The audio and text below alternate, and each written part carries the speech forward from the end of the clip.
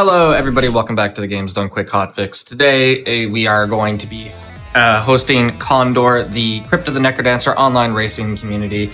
They are having their playoffs. This is day 2. We saw day 1 yesterday. Before we get into today's matches, just a quick reminder. Summer Games Done Quick will be live from Minneapolis, Minnesota, June 30th to July 6th, and on-site volunteer applications are open now through the end of tonight, April 14th. So if you want to volunteer for Summer Games Done Quick, you need to get your volunteer application in today. You can go to gamesdonequick.com to apply to be an on-site volunteer and for more information on the event. With all that said, I will hand it over to our wonderful commentators, let them introduce themselves, talk a little bit about CONDoR, and then we can get right into it. Awesome. Well, hello, everybody. It's me again, who just woke up. It's Elad. And I've been, a long-time organizer and host of CONDoR, and I'm happy to be here and, take this big old bird in for a landing for Season 15 of CONDoR. Nice. And I'm also here. I'm Tally. In the booth. I'm always happy to be here on the playoffs weekend. So excited to be giving some commentary on these exciting races. It was an amazing day yesterday. I watched the whole thing. So we had so much going on and can't wait to see what happens today. Yeah, I will say it's almost always awesome. Like, I don't know. I cannot think this is our 15th season. I cannot think of a final. It's never not awesome. Amazing, like super close races, really fun shenanigans. I mean, yesterday we had some excellent moments. A lot of those clips were captured. And if you're wondering where they are and you want to see them, maybe you missed a bit of yesterday, frankly, you should watch the whole thing. But if you want to see some of those clips, we do have a community server where all that stuff is being posted. And it's also, if you want to get involved in the Necrodancer community, that's at discord.condor.live. You can just go there and you'll go to our Discord and you'll find the CONDoR server in there. It's kind of where the community hangs out for all things Necrodancer. So it's worth checking out. But enough about that. We've got some races to do here. So first off, we've got Spoody versus Tang. Now, Spoody, we've never heard of Spoody, right? Right, Tally? No. Who is Spoody? Never heard of. Spoody is, the most winningest of all of our racers. I don't know the exact number, and I wish I did, but it's definitely at least 3 of our seasons. Spoody has won. And Spoody, of course, tons of accomplishments and accolades, longtime member of the community. And I did want to point out, now that we're looking at these little screens here, we do capture a clip from the season.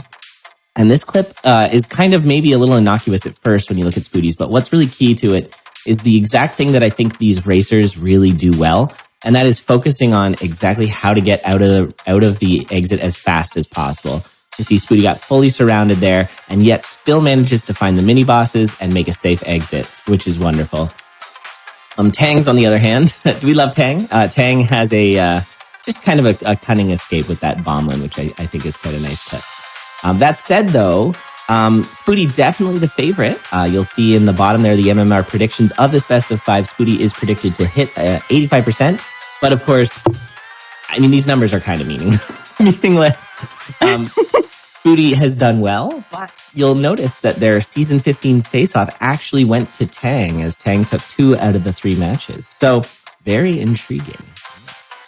All right, anything to add there, Tally, or shall we? I think I'm ready to go. I'm loving the chats we had. I forget what Spoody just had in there. We're rooting for Spoody, or I hang with Tang. That's what it was. Yeah, thanks, Spoody. Yeah, if you're new to CONDoR and you want to be part of the crew, you're obviously welcome. Please join us, hang out. One of the things that people like to do in the chat is make up cheers for the racers. So if you come up with a clever cheer or even a not so clever cheer or whatever, feel free to put it in for the racers. We always love to see it. And with that, I think we'll get things started. Thanks again to GDQ for having us. It's just such an honor to be here. Longtime lover of GDQ, been to a few myself, and if you're thinking about going for the first time or even the second or third, it's such a great time and I highly recommend it. So, because I heard that little plug earlier about SGDQ. It's a good time. All right, let's switch things over and dive in. We've got Spoody Biscuit versus Tang in our round 2 of the winners. Our last match yesterday was the other round 2 winners. So the people who are yet to drop down into losers bracket, Tough versus Goof, and Tough did win it. And Tough actually being very dominant here in these finals. So the winner of this is going to have to face Tough. But also winner of this guarantees at least top 3, I think. If I'm not mistaken. No one's corrected me, I don't think, on that one. So we'll go with it. And loser will have to face DT in the losers bracket. But with that, yeah, I think we'll let these racers know that we are ready to go. And let's get some racing. It's going to be hype. It's going to be good.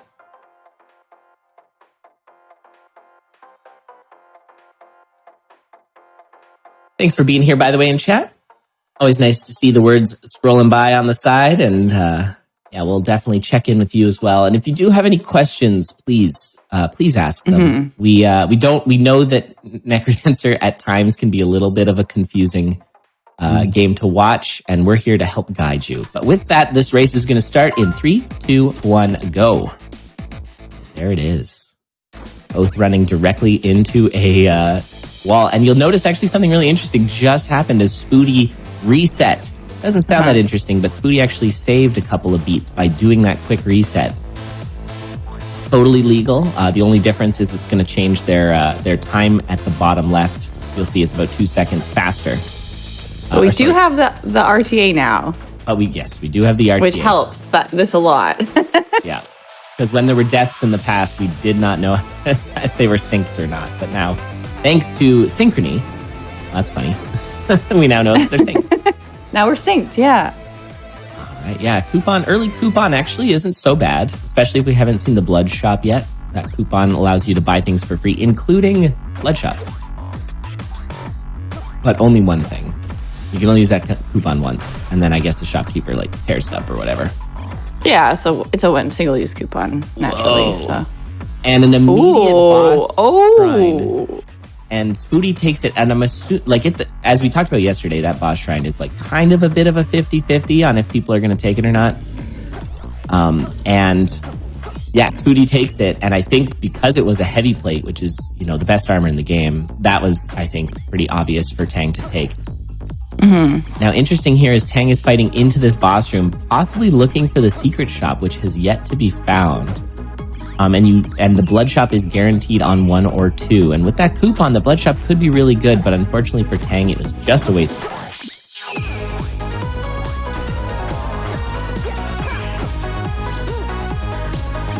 Yeah, it could be worth it in the sense that if there was something there that Spoody didn't find, then Tang could have quite the advantage, but it didn't end up paying off there. I feel like Spoody is making all the decisions for both these racers here, which is so interesting. Tang is drafting and following Spoody, and I really agree with Tang there. Now, what I don't think these racers realized is they both had a coupon, so that conjure was free. They actually could have done 2 conjures, but both only did 1. But yeah, so they added the little grayed out text, which in Synchrony too, which is so nice. So at least you can remember a little bit more that you have a coupon, but it's very hard. There's a lot of things going on. I think we talked a bit about brain RAM memory in this yesterday, that there's so much going on and just the processing. Or you were talking about the EEG we got to get on these racers' heads. Strap them up, yeah. I feel you got a little smokestack. You can see it coming out of my ears when I play this game, and my PB is nowhere near any of these characters. Yeah, we need just a little exhaust pipe we can see for each racer. Yeah. Okay, now this is crazy. So I'm thinking Spoody took a weapon in 1-3, so he's definitely going to keep that weapon and go. But it was a flail. But instead he checked black knowing that Tang was going to check black. And it was the right choice because that is the Electro Dagger, which is one of the best weapons. So we're starting off today with best armor, one of the best weapons. Do we know what this ring is? The mystery ring. No, Spoody just got it. Okay. And it's not peace. We know that because there's not an empty heart. If we do 4 damage on this dragon, okay, it's frost. Yeah. So Frost Dagger is going to be freezing enemies if you don't kill them, which with this damage, most enemies are going to just die. But it will freeze enemies. Now, it looks like Tang's going to miss it, and I think that's probably fine. I think is pretty good. I like the might is good. We've really just got the build. You wouldn't want to go out of your way too much more to find it. At this point, your build's done. You just push. Yeah, I think picking up that torch was kind of the cherry on top, and now we're good to just go. You'll notice, though, that Tang is going to have to... Okay, he ate a cookie to stop that Minotaur charge, whereas Spoody could just freeze it in its tracks. So there's going to be these little slight differences between both racers as they work their way through this speed. But yeah, that really was negligible between the two. I think they're both just in such good shape. Oh, and we get a darkness take. Whoa, okay. I don't know if you take that if you're Tang. Okay, never mind. You almost you can't play from behind enough, not against Spoody. Not against Spoody, that's a good point. And so you need that to be keeping pace, I think. I don't think you're going to be able to. Yeah, I think you're probably right, actually. Yeah. I think that's a really good point. It's just the Shrine of Darkness is going to give both racers both a map and a compass. So there's going to be a big blue arrow that I never see on the screen when I'm playing, but it's there, and it's telling you exactly how to get to the exit. This also gives you the Ring of Darkness, which shrouds your vision, but also allows you to steal from the shop. But yeah, I'm actually a little surprised. I feel like Tang had because all you need to map is Zone 3. With a torch, I would have kept the Might and had my 4 damage. But I think it's just 3 to 4 damage, kind of like Akim's saying in the chat there. Like, that's not a big threshold, and the microseconds of just having that map and knowing the dig through is more important than 1 damage, I think. Like plus 1 damage or full mapping, which I guess it just depends how good these racers are at playing without vision, and I think they are. Is good, yeah. I think it's just me being like, well, I would rather, I will be faster if I can see around me, but I don't know if that's always true for these racers, so yeah, fair enough. Some very interesting takes, though. This is pretty fascinating. Spoody is really scooting ahead here, is about to finish the second floor of Zone 4 with Tang trailing about halfway through. If you are just joining us here and have never seen this game before, it is worth mentioning. Tang is taking a lot of hits. Oh, the armadillo. Okay. It's fine. Heavy plate That's strong. just a lot. You're right. It's heavy plate's good. So yeah, this is a rhythm-based roguelike, which is pretty cool. There's been quite a few since, but I think it was the one who sort of cut the mold. But the real way to think about this game is that it's a turn-based roguelike, but the turns are locked to the music. So all enemies and player takes turns, and they are locked to music. So you just have to kind of follow that because they're not like, it's not like most rhythm games where you have to be really accurate. You do not have to be accurate. Game. You just have to be with. If anything, missing beats and standing in place is like encouraged or important to be able to do. Yes. On characters that don't instantly die or take damage like Miku. Yeah. On this character, though, specifically, yeah. Yeah, and you'll see the flyaway coin multiplier lost quite frequently, and that's racers trying to get parity with whatever enemy they are, because knowing how many beats it takes for an enemy to move is pretty crucial to how to play this game. And then. Yeah, so we just saw Spoody there stand still and just double tap both mini bosses. That was so sweaty. I love that. Oh, all right, man. First dead ringer of the day. Yeah, it looks like it's what is this? Just right side spawn, easy left side bombs.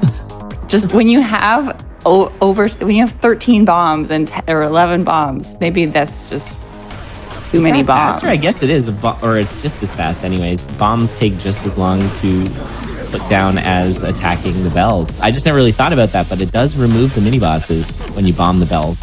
I think I guess it's just safer. Interesting. I've never seen that. I don't know how I've never seen that. That just makes a lot of sense. All right, clean dead ringer there for Tang. So Tang is going to get to the Necrodancer here, and Spoody is now trying to take the Necrodancer down. Has already gotten 4 hits. Ooh, the fireball to get out of there, because that was very high awareness for Spoody. Yes. So Spoody using blood magic to get out of the freeze. So got frozen by the Necrodancer. That's one of his little spells, is like that sideways hourglass frost spray. And if you get frozen, you can use blood magic. Anytime you take damage, it takes you out of the freeze, including blood magic. But Spoody was only at 1 heart, and the blood magic's half a heart. So optimal health to take that. But Spoody does win the first match with an 8:06 in game, which did include a 2-second reset. Very fast. Oh, that's interesting. So Spoody did lose the stream and decided to just go full push. I wondered why he was tagging the bombs on Necrodancer there, you know? Like that was, he had the time to not take that damage for sure. Yeah. But if he didn't know that, that makes a lot of sense. Yeah, that checks out. Yeah, amazing. Yeah, nothing worse than realizing, oh, if I had just tanked that and I could have won, those like extra seconds of checking the chest on Deadringer or something. Right. Yeah. Sometimes you find just a little health or something or a blast helm. Always really good to find. Something I want to point out that just put my mind on a different train track here is talking about optimizing in this game. And I think that that's something that, you know, there's like almost an art to it, which is really cool. So speedrunning is all about optimization. We all know this. Everyone here knows this. That's what Games Done Quick is all about. But optimizing in a roguelike is so different than a non-roguelike. I mean, obviously there's RNG in other games, but the fact that you're making these decisions on a percentage rather than just this is the best RNG or whatever, is I think really the key to this. And I think once you dive into that level of this racing, it's really fascinating to watch these racers make high percentage moves. And especially at the beginning of the races, I think that's the part where you really see it, because that's where they're deciding how to put their build together. And I think the intrigue of that with Spoody, you know, taking the boss shrine without anything in his build, he could have got just a bunch of garbage torches. All right, we are underway for game 2. And he also used his bomb to open it. And that first bomb is really crucial at the beginning of the game. So it was an interesting decision. That did lead to that safety with the heavy plate and all the damage, which allowed them then to change their ring because they had the damage to change the ring. So like lots of decisions all kind of, you know, cascade after that initial one. I think that's kind of what's really intriguing about this kind of racing. And Tang getting caught by a monkey, so he's going to lose half a heart. Well, we got a healthy bomb seed again. Yeah, so it's not 7 so bombs. Bad that we had to use that bomb there.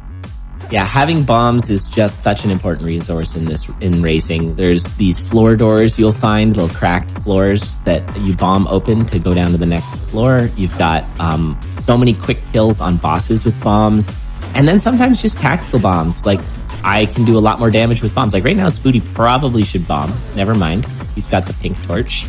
Spoody is a huge proponent of the pink torch. I'm going to long distance fireball that Minotaur as well and collect this luck charm. And that's going to protect him from bats. You get the luck charm by spawning in a leprechaun, just like in real life. You have a pile of 50 gold, wait 7 beats, and then the leprechaun pops up.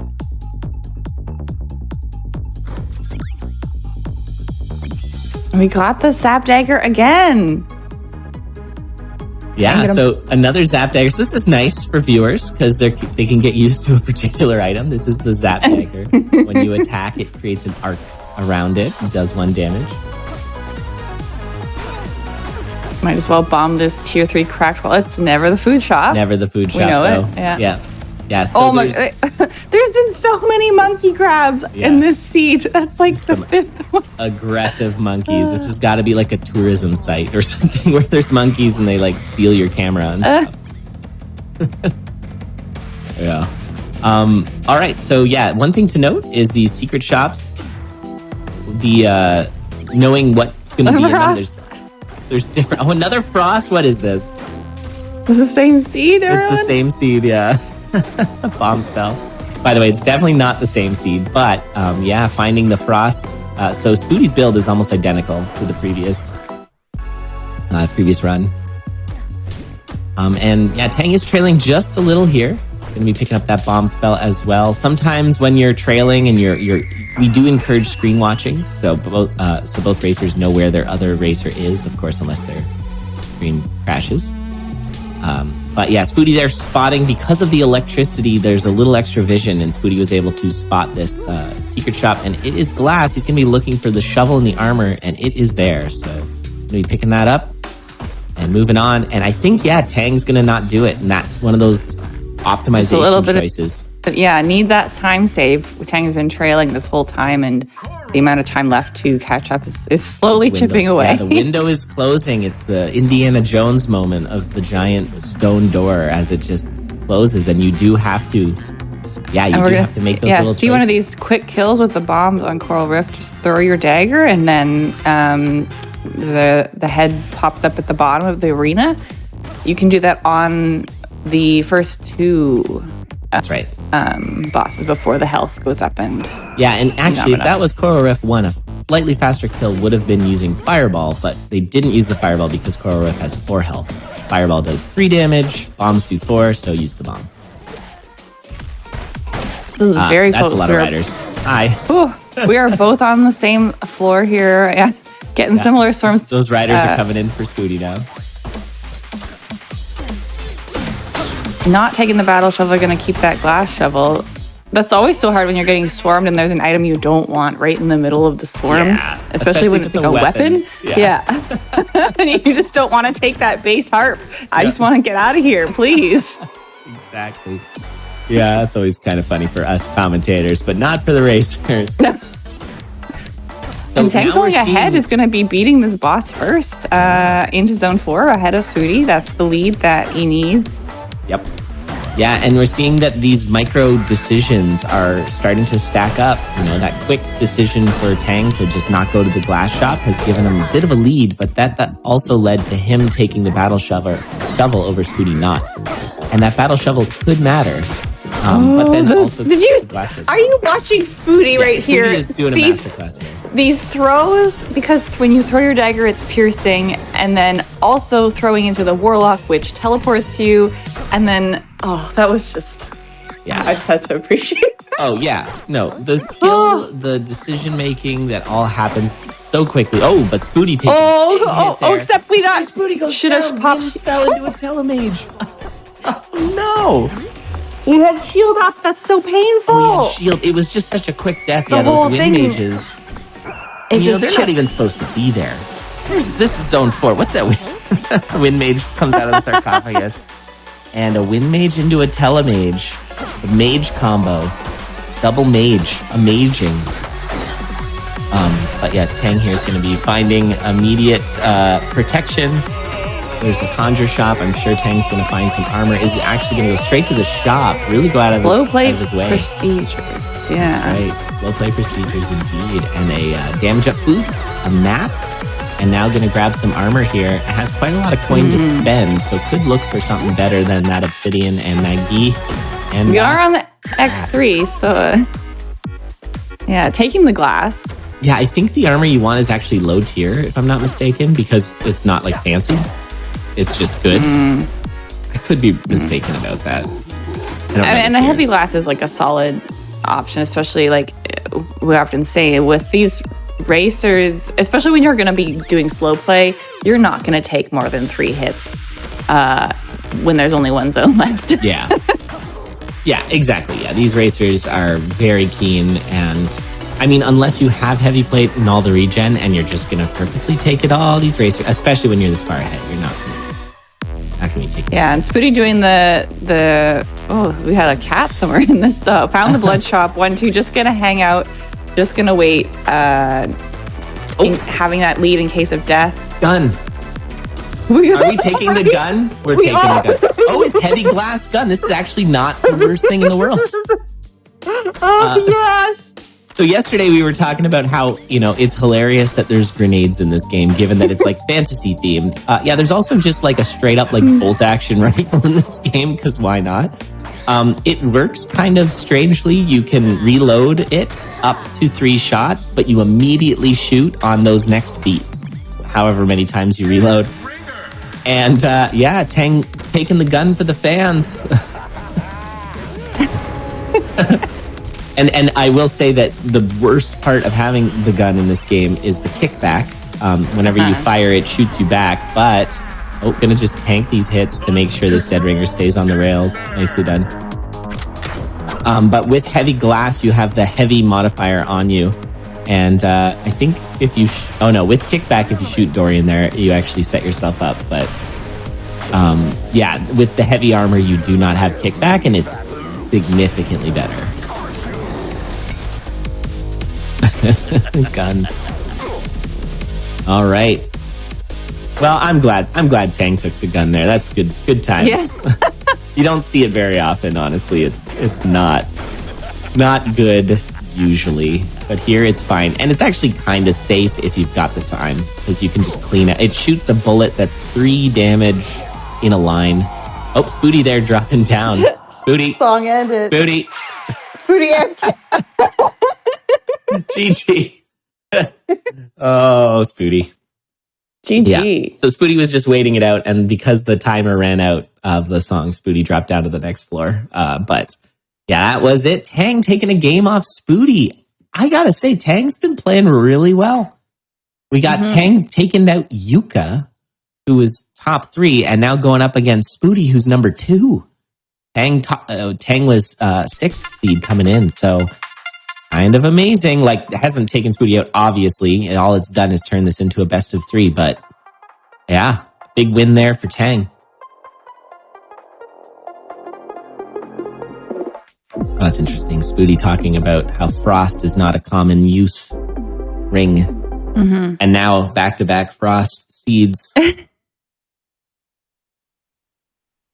Yeah, I really like Frost ring. It's really strong, and there's kind of a fun combo. If you get the Dagger Frost, Ring of Frost, it's just an infinite damage dagger, which is pretty cool. All right, race 3 of this winner finals is about to start in 3, 2, 1, go. An immediate bloodshot find. This is a nice check because we can just reset early if it sucks. Whoa. Ooh. Whoa, this Ooh, is like... and it's throwable. Oh. It is throwable. Oh. I'm deciding to just take the... Oh, and we're going Trident? Whoa, hold on. I am... Okay, my commentator brain's kind of breaking a little bit. I feel like Obsidian or Onyx Trident is an objectively wrong take, but both of those, like the fact that it's Onyx and the fact that it's a Trident, is both like very new. Those are all synced. Yeah, I feel like I'm open. I'm here for it. This is very interesting, especially the different. Like, is this like a different, like a mind gameplay almost, or like a maybe that's what you got to be practicing on these new items, because the gold cat is absolutely the take. That's just what I would expect. It's such a solid item, such a solid weapon base plus the gold. But I don't know how Onyx works, and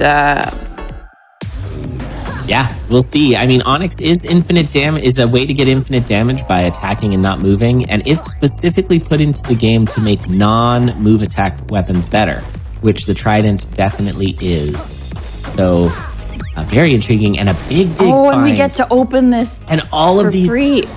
Oh, this is fascinating. So, nope, that's not how this works. Yeah, hold on. So, Tang looking for an enemy to hit to open up those crates, maybe? I think it's probably not worth it at this point. No, we want the leprechaun before he leaves. Leprechaun, yeah. Yeah. Booty is going to be able to open those as well with the gold. Is it even worth it? There's a bomb, there's cheese. I think it's 2 bombs. No, bomb.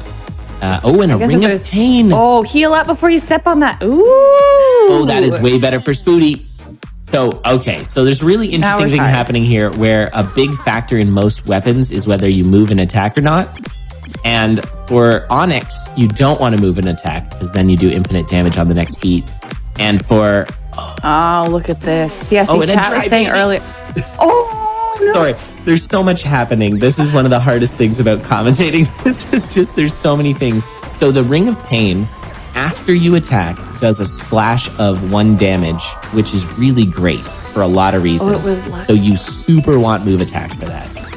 And now both racers have a move attack weapon, a blood rapier for Tang, and a gold cat. Now Spooty is going to bomb all of it, and it really might not have been worth it. So a miner's cap. Oh, this is crazy. The miner's cap is definitely better for Tang. I don't even know why Spooty did that. For the map, I guess? He took the map only. That was the only thing. And then just lost half a heart because we walked onto the, I guess, checked the mystery ring. Boots of Pain. Now, Boots of Pain is going to be a huge damage increase for Tang here. So Tang's build is really fantastic. Yeah, these are crazy different builds. Yeah, this is that butterfly effect again, where the decisions are just branching out depending on those first initial choices. And you can see just how fast Tang just maneuvered through all of that. Now, Spoody does have the lead because Tang did a little extra shopping with those barrels. But we are going to see how this goes. A nice little pain start on the on Coral Rift there. And yeah, I think you just go. Don't even check the chest. You have to go, yeah. Spoody's pushing ahead. Spoody might know that he's got maybe the worst build. Maybe. Like, I don't know that you would even... It's hard to say because they're just so different. Like, it's not necessarily bad. Like, Cat Pain with a damage up in Gold Cat, you've got a heal and a blood drum, so you're able to use that infinite damage as needed. And you can just see how much safer it is to push through crowds with this Ring of Pain, as Tang absolutely plowed through Zone 3 there. But I mean, so did Spoody. This is going to be a fast one, my friends. This is good stuff. Spoody opting not to transmute or enchant the cat. It could have turned into glass, which would have not been good here. And a potion find. And I think Tang's going to do the same. With the plus damage, you do not need to upgrade your weapons. So the orange... And the blood is nice for that healing. That is true. Extra healing. And a potion now for Tang. Spoody moving on to 4-3. Tang on 4-2. About a floor separates these two. But I think anything can happen. Both these are extremely fast builds, but also a little dangerous. Oh my god, that was briefly on the goo, but we are okay. Yeah, no goo boots. That was super dangerous. And we do have... Oh, Spoody doesn't have the potion. Did Spoody pick up the potion, or we might have lost that? Spoody lost it already. Yeah, I think just the speed with which these racers are going. I can't even pay attention to what's happening. Wow, and Tang has caught up almost. Caught up. That was an insane Zone 4. Yeah. Yeah, that was an incredibly fast Zone 4. Azuma special from both. You pull Conga off the throne and do 4 damage to him, which normally kills him, but not in Conga 4. And look, he's just we are digging through. Straight up. It is straight up. Did we peek on Spoody's side to see that? Or do you just know? I think that was a screen peek. I mean, you can look at Spoody's mini map. That's kind of the key when you're racing. You can actually look at your opponent's mini map if they've got mapping, and that is what I think Tang is doing here, because Tang is going straight through those shops to the exit. Yeah. In a way that I just wouldn't necessarily expect. Yeah, we got go. You have a potion. You need to use your health. Yep. And holy! Using it as a resource. Now we've got infinite damage with you get half a heart there. The potion is potion, but it doesn't matter. We're here, and we are. Oh my god! 6 minutes into Dead Ringer. This is so fast. Sub 6. Yeah, probably we can blood drum kill. You gotta. Yeah, absolutely. And look at how close we are. How fast they're going. We got big dig. Blood drum into the stage. This is so close. Yeah, this is going to be so fast. It's going to come down to teleports. Yeah, it is going to come down to teleports now. Oh, that was an early... Wow, that was just... Oh, it was the miners cap shenanigans there for Tang. That was Tang. So smart. Oh, that saved a beat there. Both with 2 hits, 3 hits on the Necrodancer, both sides. Yeah, 4 hits, 5 hits now for Spoody. And a missed cycle and then for Tang. So that's going to be Tang missing that cycle. And it's going to be Spoody. And that is going to be Spoody. Wow, what a race. A better Necrodancer fight was the only real difference in this race. Completely different builds. Absolutely brilliantly put together from both racers. Both getting a sub 7. Holy cow. That was awesome. Oh. That'll be on the dot fastest. That'll be on our fastest leaderboard, I think. Jeez. 6:45. Yeah, it's going to be about 1, 2, 3, 7, 8 on our fastest of the entire season. Keep in mind that we've had well over 1,000 races in this season, and that was the 8th fastest of all, which is pretty good. Absolutely wild. Yeah, what a race. That was incredible performance from both racers there. Like, just the fact that the builds were just so different, too, is another... Like, a lot of the times, if you have such a build difference, it ends up being a detriment to one race or the other, where you just can't really maintain it because somebody else has something so much better. Like we were saying with banning axes, it's just not fun if you don't find that, and somebody does. But the fact that they were both able to push with what they had, and it really just coming down to that Necrodancer lures. Yeah, that was an absolute masterclass in how to race this game. Both racers. Truly incredible. Like, honestly, work of art. Hanging it in a museum. All right, next race. Yeah. They're not wasting too much time. We're just getting right into it. Next race is going to start in 3, 2, 1, go. Wow. Yeah, if you're just joining us here, that last race was peak Necrodancer Racing. Thanks for being here. This is good stuff. Yeah, this game, rhythm-based roguelike. The racers are putting together whatever build they can on the way to the exit. And yeah, these are two of the absolute greatest racers racing here in the winners bracket. Semi-final? I don't know. Round 2 of the winners bracket. Winner of this is going to move on to the winners finals. Losers going to find themselves in the losers bracket. And we do have Spoody up 2-1 on Tang. This has been a phenomenal set between the two of them. Amazing that they're both able to just, it's like, okay, next race. I'm still like recovering from watching the last Seriously. one. Yeah, they are both machines here. Spoody's going to try and time that barrel up to get it on the spike, but did miss it. Look at that. We'll see if Tang can do it. That was just the puzzle. Yeah, but what Tang did, I think, was what he was trying. It is a little awkward to time it perfectly, but Tang's was slightly more efficient. We are going to see a wrangle of the Minotaur here. I wonder if Tang's going to see this. Yeah, I think Tang will see that as well. So you wrangle this Minotaur, and that will allow you... Okay, Tang recognizing this is a little off the rails. Meanwhile, though, look at this shop. We got ourselves a glass rapier. We're in for another fast one. A fast or dead one. Honestly, this glass rapier is high risk, high reward. The risk is that glass will break. The reward is that it does 4 or 8 damage. 8 damage on a lunge. Because it is a rapier and it does double damage when you lunge.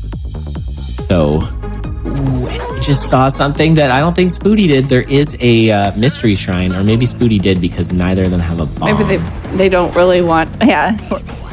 You got a glass rapier. That's really what you need. Oh, and Tang lunging on that skeleton to try and not make the timer reset on this leprechaun. Every time an enemy jumps on that 50 pile, it resets the 7-beat timer, which is really annoying. And I think Tang got impatient waiting and just decided to just not take the leprechaun. So, bit of a difference there. And Bring a peace fine for Spoody. That's nice, especially when we have the potion, so that health will be filled up once the potion is cocked. I hold the phone, Tally. Did Spoody check purple? No, we just... Oh, and Tang getting full surrounded there, and I think must have stepped on a dice trap somewhere because there was like gold electro mages and stuff in zone 2. And yeah, tragedy strikes there for Tang. And with that glass rapier getting hit and full surrounded, there's really no recovering. Oh, that must be where the bomb spell came from. That's what you're saying. You checked purple. Yeah, so I think Spoody checked purple and then Tang decided to go red, I think is what happened. Interesting. But then the bomb spell meant that we could bomb peace. And if we had checked that, we would have been able to bomb ourselves out of that situation. Yeah, that was really unfortunate. It was just a really unfortunate setup. I think taking red wasn't necessarily wrong there, and honestly, a Torch of Walls is pretty solid. But yeah, Tang's got a bit of a hole to climb out of now. Gonna do this a little more efficiently. We'll still be going to get that glass rapier. Meanwhile, Spoody is about to hop into zone 3 of 5. Tang gonna some awkwardness that there. white just coming. And Spoody getting a heal spell, not the best spell, but still a good spell. I mean, it's not the best in this current situation. I would say that the spell is easily one of the better ones, but when you are running Glass Rapier, really all your health is a resource to be used. Oh, and Tang going with the Mystery Ring, and it is Courage! Courage! Oh! And that's a ring we saw a lot of yesterday. It's very good, and honestly, that's like what we need. Yeah, it's possible. And now there is a $700 obsidian rapier there, and I wonder if Spoody's gonna farm for it or kill the shop. You can kill the shop here. I think he's farming. He broke the glass for a blood drum throw. Yeah. Cool. What a funny. That's a good way to do it. just in isolation, being like, yeah, here's one of our top racers ever. Just standing on platforms. Oh no, that was planned. Yeah. Oh, Tang! Oh, that was so rude. Oh no, that is just devastating. Honestly, the red bat doing a dash, which seemed perfectly safe, and then that red bat was waiting. Oh.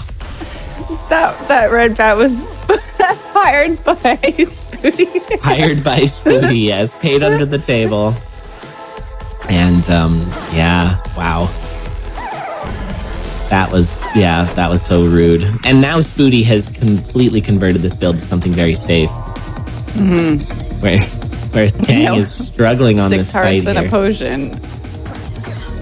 Gonna Pac-Man through all those. And a nice dash on King Konga there. So Zone 2 does have an Obsidian Rapier, but Tang, I think, is just interested in getting a weapon at this point. So is going to have a Courage Cat into Zone 3, excuse me. I think Zone 2 was the one with the Rapier, but... so missed it. No, I think there was the Rapier was in... Oh, was it in Zone 3? The shop. Yeah, we've got enough money, so I think it might be the next floor, because the shop was Although I think lower. At this point you don't get it. I mean... I think Tang I guess it just depends on your comfort level of weapons. Like maybe if you prefer cats or rapiers. Yeah. In life, I'm a dog person, but the cat over rapier is my definite. I was just trying to think about how to make that joke. Great minds think alike, Tally. Oh, and a diagonals are literally impossible moment there with the orange slime. Taking out Tang, and honestly, the wind has been out of the sails in this run for a bit for Tang, tragically. Understandably. Is still using the floaty boots here in Zone 5, which usually you'd turn those off so you can use them. Might be asking himself, why aren't these things dying? There we go. And you see there the boots get turned off. No, it's just because we want to go through this trap door. We turn them back on. Yeah. So if you use the floaty boots, you are no longer standing on the wire. You're no longer conducting electricity, which is bad. Because this zone, the electricity is there to help. It's nice that it doesn't actually buff the enemies really in any way other than those zombies. Oh my God. Can you imagine?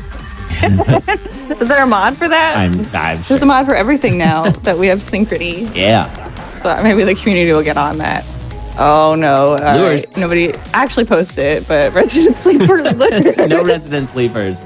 Pog champs for lures. Uh-oh. And the Wind Mage messing up the lures. So now it's the Pog champs for messed up lures.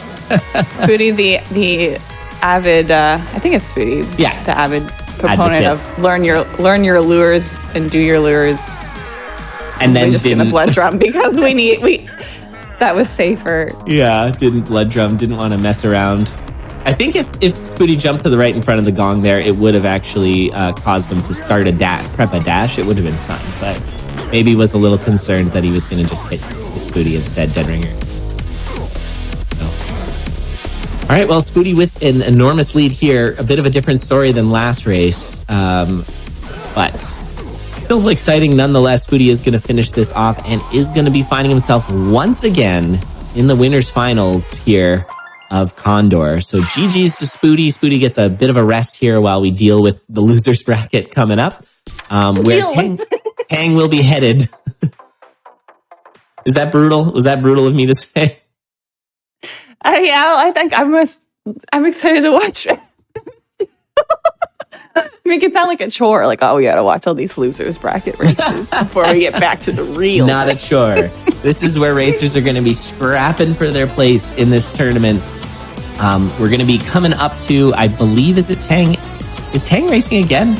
I'll have to check that. I'm not actually sure in the schedule who's next. Unfortunately, I'm just looking at the bracket here. Looks like it updated to Tang versus TU.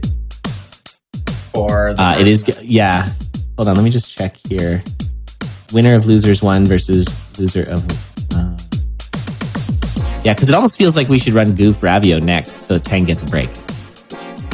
I'll let the refs Yeah, I'll defer to our reps. Because we are about to go on a break here, and that's where we're going to get everything organized. So, we'll make sure that gets all sorted here. Because, I mean, there will be a break regardless. So, we'll see how that goes. But awesome. Thank you so much for watching this first race. It was a banger, and we're going to be moving on to the losers bracket after this. We're going to take a quick break so we can get that all set up for you. And we'll be back in just a few minutes, everyone.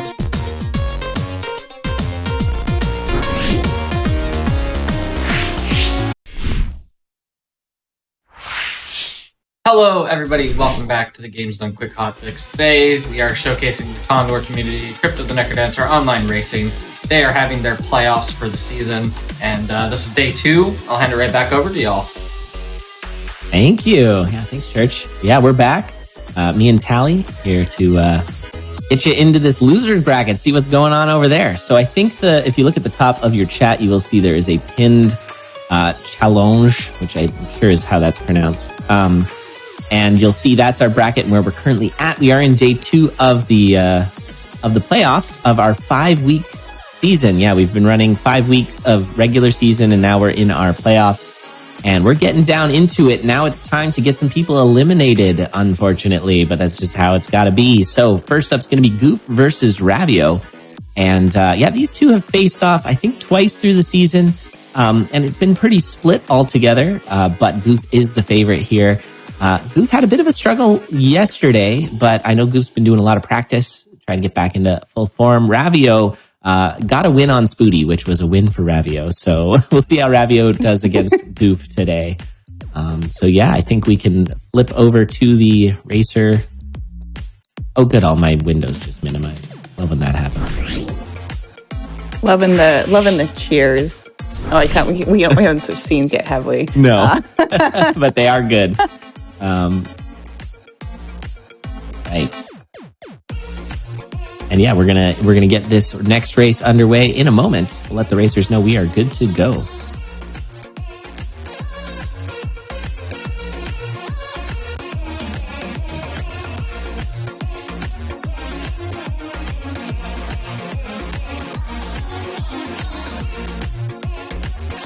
Right. We are. They're getting themselves ready. They had some nice cheers for one another, which is lovely. And with that, we're gonna get underway. All right. The racers have hit their ready button. They're gonna be going. We're going to watch this. This will be a best of 3, unlike the last race, which was a best of 5. Once you've fallen into the losers bracket, you are stuck with best of 3s until the losers finals and possibly grand finals. And there we are. We are underway. You did see, or at least I saw maybe that Ravio started a bit early. That is all taken into account with the bot. It wasn't actually an early start. It was just, we get that all accounted for. So do not worry. Mm-hmm. I just saw on the stream it was the opposite, so that's fine. It's just slight delays. Something to do with space and satellites, I'm sure.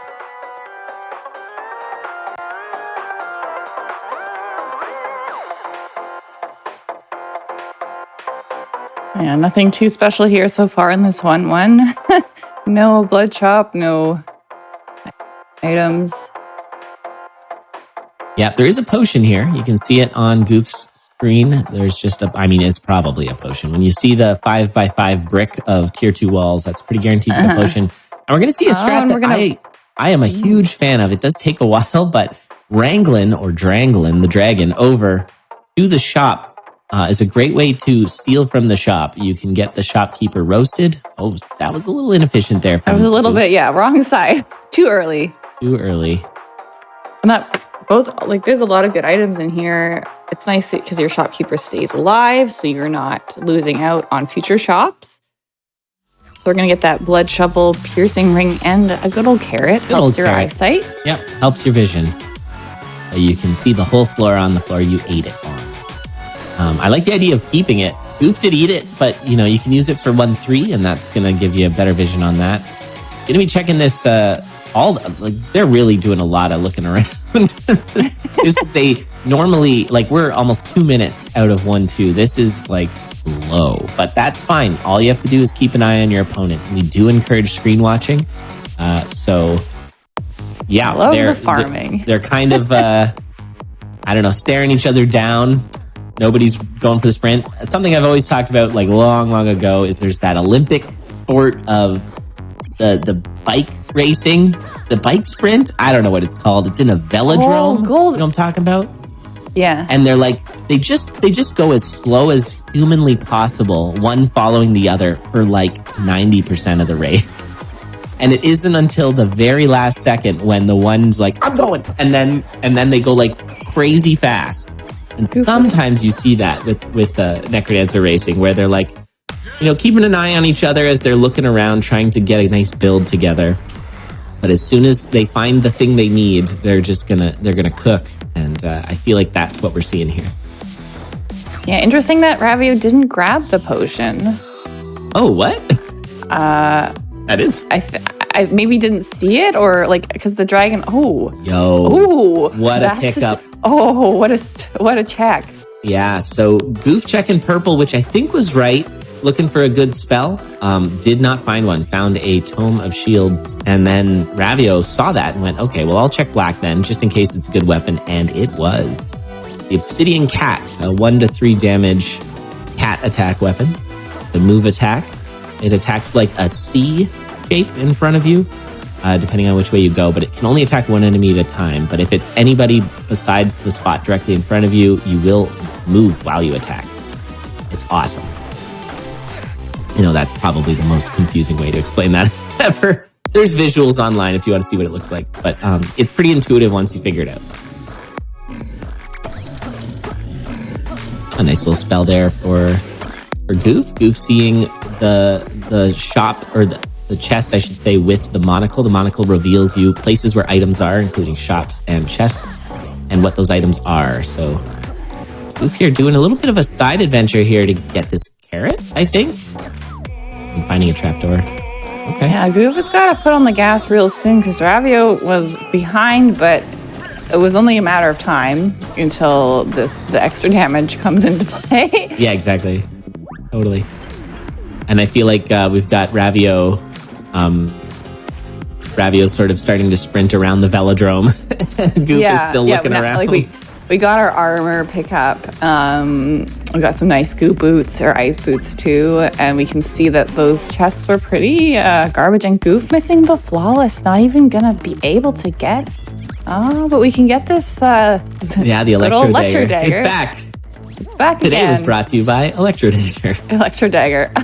Walking on that teleport trap. Goof, what are you doing? Just trying to get somewhere else. Doesn't want to be here. I didn't realize here. they'll send you to a random place. I thought they sent you to the same place. So I learned something today. It'll keep doing something random, but that randomization is seeded. So if Ravio did it, it will always be in the same sequence. Yes. That was pretty funny. And it was, I think, honestly, not the worst choice. Has armor that will protect, like, you can't. And you're be pretty far, jumped. like, just based on the layout, the exit is not anywhere near here. Goof desperately trying to open, like, wanted, I think, to bomb the floor door there. There was a secret trap door, and didn't have a bomb, and the bomb was sitting in the barrel, but could not open it. Or could not open the barrel, I should say. So, rough.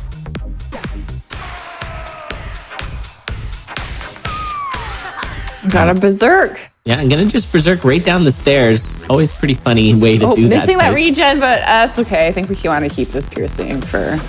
Piercing cat is really nice. But it's just kind of funny. It's like you get to see a quick peek at those chests, but you're not. But you're not getting them. True. Oh man. All right. Well, I mean, Goof is keeping this pretty close. Goof's weapon isn't. I would say they're pretty much equal. These two. So we'll see. And there's we don't have any bombs, so that doesn't matter.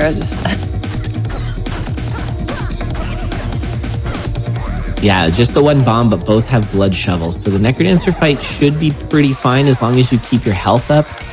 There was a courage in that mystery shrine, but we don't have time to be checking that. I like the berserk spell use. Just another new thing that I don't really know how we use it or how like all these new little items and stuff. Like where's the synergy, like Onyx take and those kinds of things. Wait, what?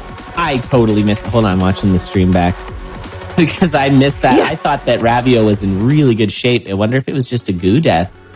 But yeah, we'll see what happens. Oh, it's a telemonkey? No, that was fine.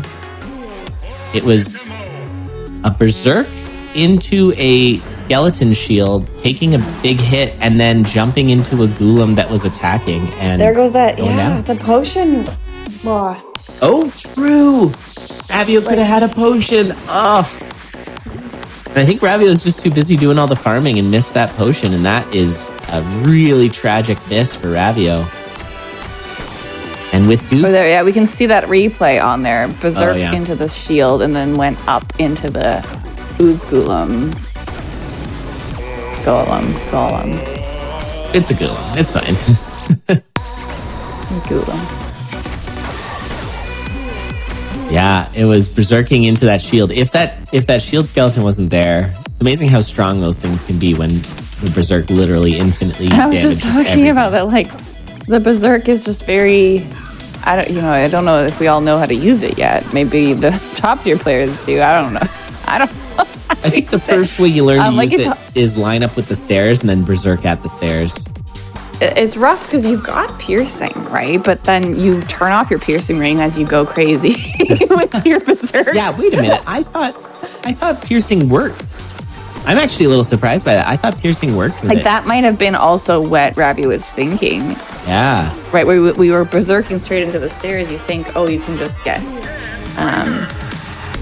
I'll just go straight ahead, but it didn't quite happen. Yeah, weird. Yeah, I think Goof is probably fine. I mean, Goof has fought so many... Oh, nope, that's not how that works. Yeah. Still not how that works. Fine. There you go. Knock him back and earth him. Welcome to Earth. Yeah, I think taking a breather is probably the decision here. And that's totally fine. Goof's in really good shape with the heavy plate and the potion. It's just Dorian that you got to watch out for. But as long as you kill the mini bosses, you're fine. Dorian's not going to take enough damage from all the skeletons.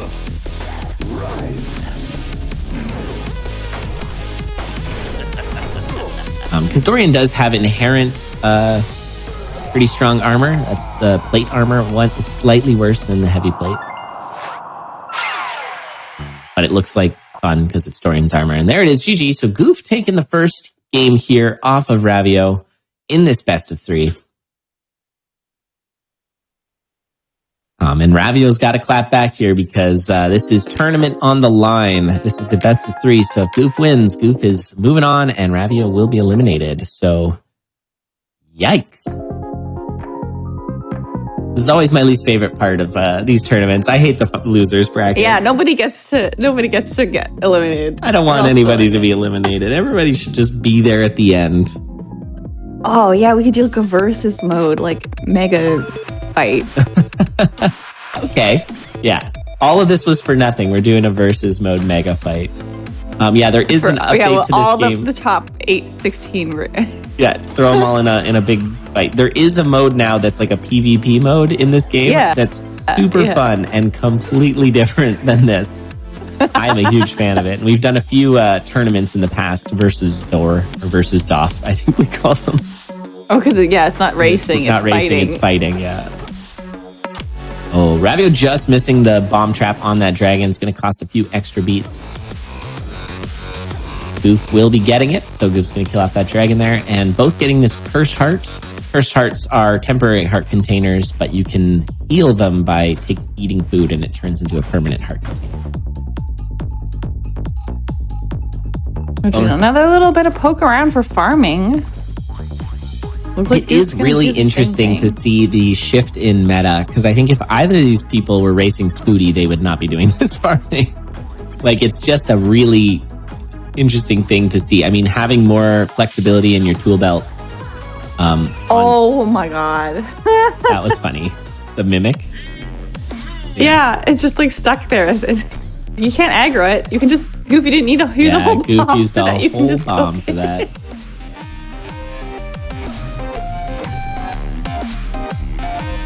versus Doff CONDoR Season 1. I mean, it's... Oh, Goof! Goof just jumped into the Minotaur. Oh, no. And that's one of those things that we saw. There was a race yesterday that was completely decided by taking that amount of Minotaur damage. So hopefully that's not the case here. But Goof is down a bit, and we're going to get a Titanium Broadsword. I don't think it's the worst. It's definitely better than a base dagger. There's a potion. Fine. Goof's not going to be able to get into it unless we have a digging enemy. Yeah, because he used that bomb to get the... Oh, man. That's just a unfortunate series of events. There is a shovel. Are we actually... Oh, okay, bye. I was like, don't fear with this metal door, because it's not going to work. Yeah. Yeah, the fear scroll's a funny one. If it's in the shop, you can actually use it to scare Freddy out of the shop. But if there's a metal door, it does not work. All right, so Goof's I was trying to figure that out in two-player mode. A metal door get Freddy out of the shop. Oh, but does he run away from just the fear target, right? Like, or would he run away from the person He was opening the door? aggroed through a fireball dragon fireball, so it didn't work. He was afraid of both of us. Just frightened, conditioned. Yeah. Yeah. And I didn't see what was in that darkness mimic. I don't think they picked it up. Why didn't? Well, it must have been checked. It must have been bad because I'm pretty sure Ravio checked it. Yeah, Goof wouldn't skip it. So was it just another map, maybe? Oh, are we gonna take damage here? Goof needs. You need your multiplier up. Oh, and that's not it. I mean, you can go. Oh, you can't even afford there we go. Oh yeah, look at Ravio there using the Pain Shrine. Gonna get an Earth spell there. That's pretty solid. If you can bomb that Pain Shrine. Oh, and then the white coming in to give us a little bit different. All right, Old Faithful. Gonna be on one heart, one cursed heart, but with a potion. Both racers on fairly low health with a potion, so it's not too bad. And yeah, Goof's gonna take the slight lead here. And honestly, I will say that Goof's build differential isn't too bad. It is only a 1 damage cat, but it's a gold cat, and so there you saw the great use of the infinite damage on the little bit of gold to kill. And it's gonna be a little slower for Ravio. But Ravio decided not to Earth Zuma here, which is a quick kill on Conga, one of the slowest songs, but you would miss your rewards here. So to do an Earth Zuma, you have to drop the beat. And Ravio doing a little peek in and getting the Courage Shovel, one of the best shovels in the game. Lets you move through the walls rather than having to dig them first. And yeah, that's fast. That saves an awful lot of beats. It's also safe because you can't take damage while doing it. Fearing the conga line. Yeah, that should have happened. Both racers did get the Ring of Regen in that last boss chest. Ring of Regen is going to be 1 heart per floor. And that's always good.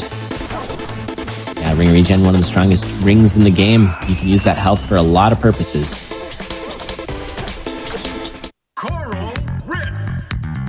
And we've got Ravio now slingshotting ahead in Zone 3. Maybe because that ring, as Goof is taking all the hits, getting pinned up against the wall. Awkward, but Goof is still alive. I'm gonna regen a lot of that health.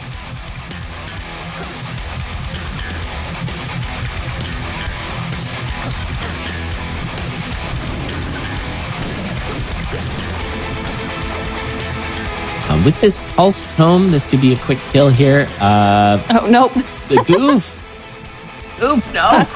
Not that quick. We're still holding on to our potion. Now this is going to be extremely slow. Having to do 1 damage to all 5 hits.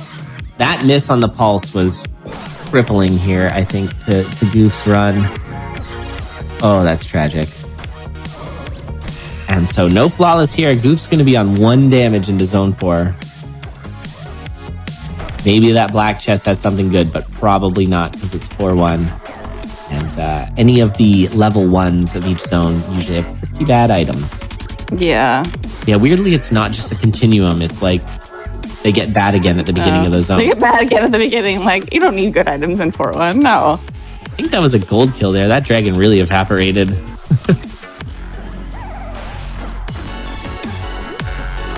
We do have a throwing charm here for Ravio. Always fun to see. Yeah.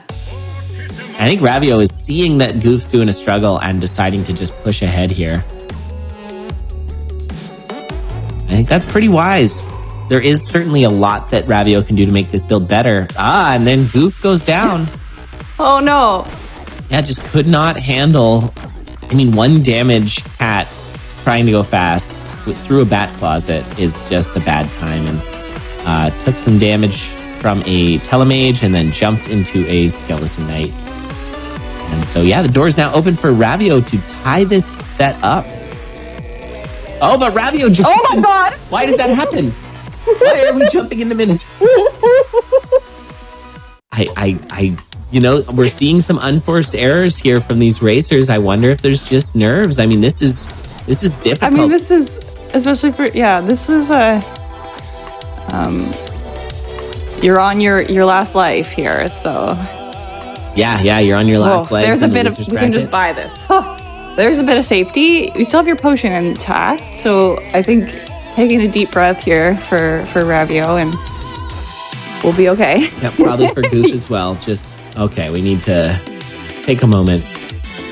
Ravio has been getting a lot of those heals from the Freddy familiar as well. Any piles above $25, you basically pay $25 to Freddy. He heals you up, which is pretty nice. Although I guess you also get the $25, so it's a bit of a raw deal for Freddy. But maybe he's just a fan of his favorite customer. His only customer, maybe? I mean, you got guess all the characters. And, they're all coming in there. I guess every characters. I feel like Monk might be his least favorite character. Or Dove. Or any of the other characters that just take an item for some reason. That forced him to put his items on deal. Yeah. on clearance. All right, pretty clean lures there for Ravio. Ravio's gonna be on to the Necrodancer. This is 2 bombs in this Necrodancer fight, so it's gonna have to be a little bit of butt puzzles. With 2 bombs, you only need to do 2 of these button puzzles, and then a couple of bombs will do it. Bombing out, you'll bomb out the loot first, a little safer. Yeah. Oh, no, we're actually just doing all the button puzzles. Okay, that's fine. Or maybe do 3. It wasn't too hard to set up that last one. And time is really not a factor at this moment. Give me that loot, says the Necrodancer. there's our next Minotaur jump. Fine, we've got heavy glass. But I didn't even notice that, yeah. Then he gives you free anime. All right, 4 hits now on the Necrodancer. Deciding to deal with that ogre just in case. That's pretty wise. Don't want to go clubbing. All right, and Ravio is going to take that. GG's. Goof deciding to restart the game. Maybe first. All right, we are tied up, so now it is neck and neck. Who is going to be moving on? Yeah, this is for all the marbles here. Winner of this is going to move on to the loser of the... No, the winner of the next match is how this works, how tournaments work. So the other losers bracket pair are going to go up against this winner, whoever it might be. And it's going to be between Goof and Ravio. Best of 1. Good luck, have fun in the chat. Best of run. Best of 1 run. Yep. All right, countdown's on. And this race is going to start in 5, 4, 3, 2, 1, go. All right, immediate trap room here. And the ride home about. And quick reset there for Ravio.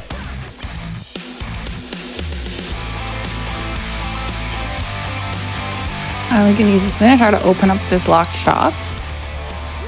Or you could use the pickaxe that you find in the red chest too. So both getting that shop open and keeping the bomb, making a safe kill here on this blood shopkeeper. Now we're going to get another Trident action. Let's see, Yeah, I think both are going to take this 2 damage Trident. It's only got 2 damage because of the sunglasses. Switching back to that shovel because we have the blood drum now. So there is an interaction. If typically when you tap that blood drum, you can instantly dig any level of wall, except for the gray outer wall that locks you in the crypt. But if you've got the pickaxe, you're going to need to use half a heart for every single dig. So I think that's why we've switched over onto this base shovel. It's going to be a lot better for both of the racers in this case. Yeah, there is usually the Necrodancer is the situation where you want to use that blood drum, but if you've got the pickaxe, it's a bad time. And we're going to get a little bit of a leprechaun milk there for Goof. Going to milk that gold right out of that leprechaun. And going to be checking all these barrels as well. And a monocle, fine. We've seen that before, but are we going to keep it? Goof's opting for the damage up. Monocle's not a bad take because you can see some really good weapons. Speaking of which, there's our sponsor for today. Yeah. The Electro Dagger. And Goof's going to grab it as well. It's a 3 damage Electro Dagger. As we mentioned yesterday, the 3 damage is an important threshold in this game. Once you hit 3 damage, most enemies just melt. Any enemy that's got 6 health dies in 2 hits. But when you've only got, or even 5 health, when you've only got a 2 damage, though, that's 3 hits for both of them, and you can't hit the shields off of Black Skeletonite. So, did we find a Ring of Might just in a crate? What a find! Monocle was is looking better by the minute, but that's hindsight. So that's the run back, though. Not that we want to die, but if you knew that, you might keep your monocle. I guess you might know the seed a bit better. Yeah, the hope would be seed retention. You can't always bank on that, especially when all these racers have been racing a lot. It can be hard. Sometimes the seeds blur together when you race so much. But yeah, having seed retention is But key. even just to know, okay, so maybe do I want to check black or red on that next run? Right. Because these are all new seeds for the racers. They have never played this seed before. Every single time our bots generates a random seed for them to input, and they start fresh. They've not practiced this at all. Yeah, this is that trying to do high percentage plays. Now the second damage threshold is 5 damage. If you can get your weapon up to 5, that's good. 4 is kind of negligible between 3 and 4, but 5 is pretty solid. You'll one-shot Minotaurs. A lot of mini-bosses go down in one shot. But both racers swapped off their Ring of Might for a Ring of Regen in that Transmute shop. And so they went down to 3 and then found a Shield of Strength, the Fist Shield, and they went up to 4. So, which I think, Goof, please be careful. Yeah, we just got to make it to these staircase, and then we're good to go. So it could have been back up to 5, and a 5 damage means you can throw on some more of the mini bosses or the bosses. We actually just witnessed a throw. We could have thrown, and Ravio didn't, taking some hits, so missing out. Goof is we're not. I don't think you want that. I think Ravio could have health. taken it because Ravio has pretty high health, but Goof being low on health probably is going to want these next couple of regens. We do have floaty boots here for Ravio, which are far superior now. Oh, we couldn't throw. Could we? Oh, because of floaties. That's why. Yep. The negative side of the floaties. The negative side, yeah. Scroll? Floaties used to be a lot worse, and now they're not too bad. Another little trapdoor there for Goof, who's going to be down to 3-3, which is where Ravio already is. Ravio's done a lot of exploring of 3-3. Luckily, there's a mini-boss there stomping away right through Freddy's shop. Rude. And yeah, not interested in any of Freddy's items. Not even going to help him put his walls back together. What a good Samaritan would do. I don't really know how brick is it like gold, each gold piece, I guess, because they gold bricks. crumble into are the bricks made out of just single gold coins, or are they specially forged? Well, clearly it's 10 gold coins somehow converting into a series of bricks, I guess. I don't know. Asking the real questions.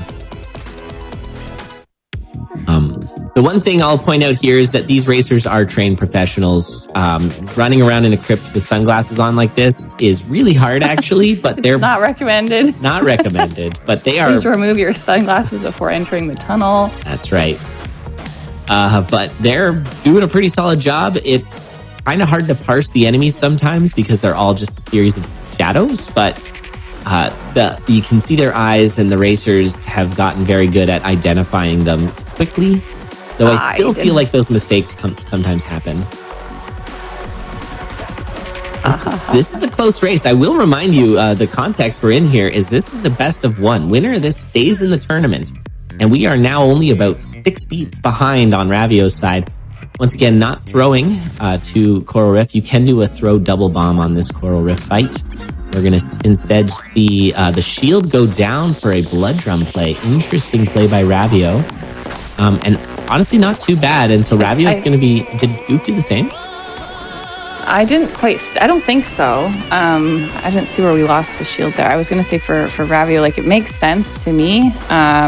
Your loot's going from 4 to 3 damage, and if it saves you a bit of time, you need that time. Yep. Yes. Yeah, Ravio's got to do whatever he can to push here. And then outright buy that heavy glass. And just trailing behind actually took a bit of a risk there to open up that wall, and it was not the way. Not it. But now both realizing which way it is, and now we're still within just a few beats of one another. And just the power of the electro dagger. Glorious. And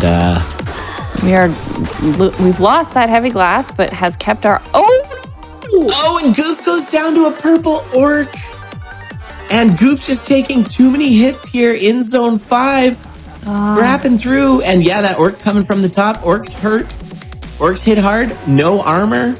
Instantly into lures. Yeah, Ravio immediately switching to lures. And that is a tragic moment here in this tournament as Goof, easily one of the best Necrodancer players, just taking an oof there on that purple orc. And now it's just up to Ravio to finish this one out. And yeah, probably going to still use the blood shovel here on the Necrodancer. It does give you 1 early hit, which is good. And the less time you spend in this fight, the better. The less likely he's going to spawn red dragons on you. So getting that first hit is pretty good, even if it costs you half a heart. And just a few more lures here, and Ravio is going to take this set in a tragic end there to Goof's tournament. We love Goof, though. Goof is a very positive member of the community and always has a lot of fun. So big shout outs to Goof. For Goof. we do oof for Goof, though, on that one. That purple had a mission, and the mission was to take Goof down. Tragic. But, you know, when you're in that much pressure right at the end, that's the kind of thing that's going to happen. And that is going to be it for this set, with Ravio taking it 2-1 and moving on to the next round of the losers bracket. After this, we're going to have Tang versus NDT.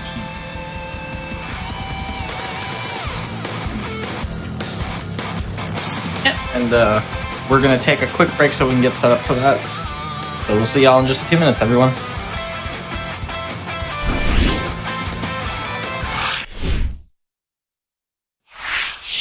Hello everybody, welcome back to the Games Done Quick Hotfix. Today we are showcasing the CONDoR community, Crypt of the Necrodancer Online Racing. This is day 2 of their playoffs. I'll hand it right back over to y'all.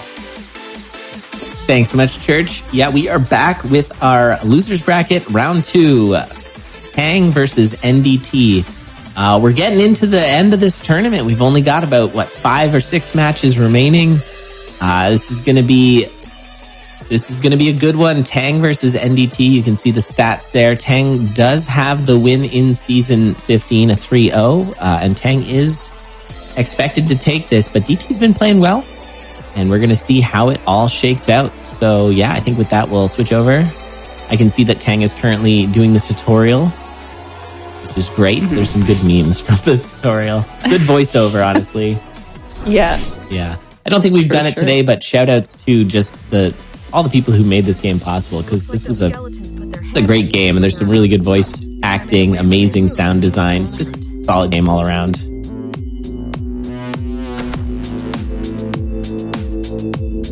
right. I think we're good to get things going. Racers are going to ready up. Maybe once Tang finishes the tutorial there. Okay. We got NDT doing a bit of a 732 flex on that. Sometimes racers will leave their last race or their last practice run up if it's a good one, and just to flex a little. Yeah, it's just warming up, Just warming up, no big deal. No big deal, yeah. Casual 7-minute run. But yeah, this is best of 3 winner. This is going to move on and I think race immediately against Ravio Linguini after a break. So yeah, we're getting into the part of the tournament where there's no way we can't let them have, or where we can't have them just race again. But here we go. Race number 1 between Tang and NDT in an immediate red bat closet with a secret chest. Usually these secret chests have something pretty good in it. And what we do have is the pink fire torch, the infernal torch, which got a massive buff in Synchrony. Now when you do the fireball from the torch, it's pink. It used to just be fire colors. That's right. That's a huge improvement. Wrangling this Minotaur down into the exit room. You might wonder, why didn't we just kill it earlier? Probably just double checking that there wasn't that locked shop down there so we would be able to get in. Yep. Nothing worse than killing a Minotaur and then walking a beat and then seeing the correct wall. Yes. Yeah, there's always those little moments where it's like, why didn't you do that the most efficient? When clearly these racers are going to do everything the most efficient. But yeah, it's those little optimization checks. And we will see the crack wall here in the boss room on 1-2. And nice little glass shrine take from DT. Early glass shrine is really good because you get that damage up. Even if you've got I know we had the infernal torch, but getting that 4 damage on your dagger, even if you know you're going to change it out after the boss, is a solid. And then we got to dig into this room. I know we just changed this too. So like always a good play, I think, to take that Zonlin glass shrine. And you can see how much extra time it's taking Tang, having realized that they should have taken the glass shop earlier. And so they're down a bomb actually because they bombed into it and immediately broke their shovel by digging a spiked wall. Those spiked walls, another new addition to the game. And that's a costly mistake. It's going to require a heart or 2 hearts. Sorry, half a heart or a heart to get through into the potion room. And Tang is now waiting for this dragon and taking a monkey down with him. We got a monster shop. Have we seen one of these yet? That's just a bunch of garbage. Not even worth the time to fight that possessed Freddy. Yeah, Freaky Freddy over there. He sings kind of out of tune a little bit. You can hear him, and if you kill him, you get all his shop items for free. Something got to him.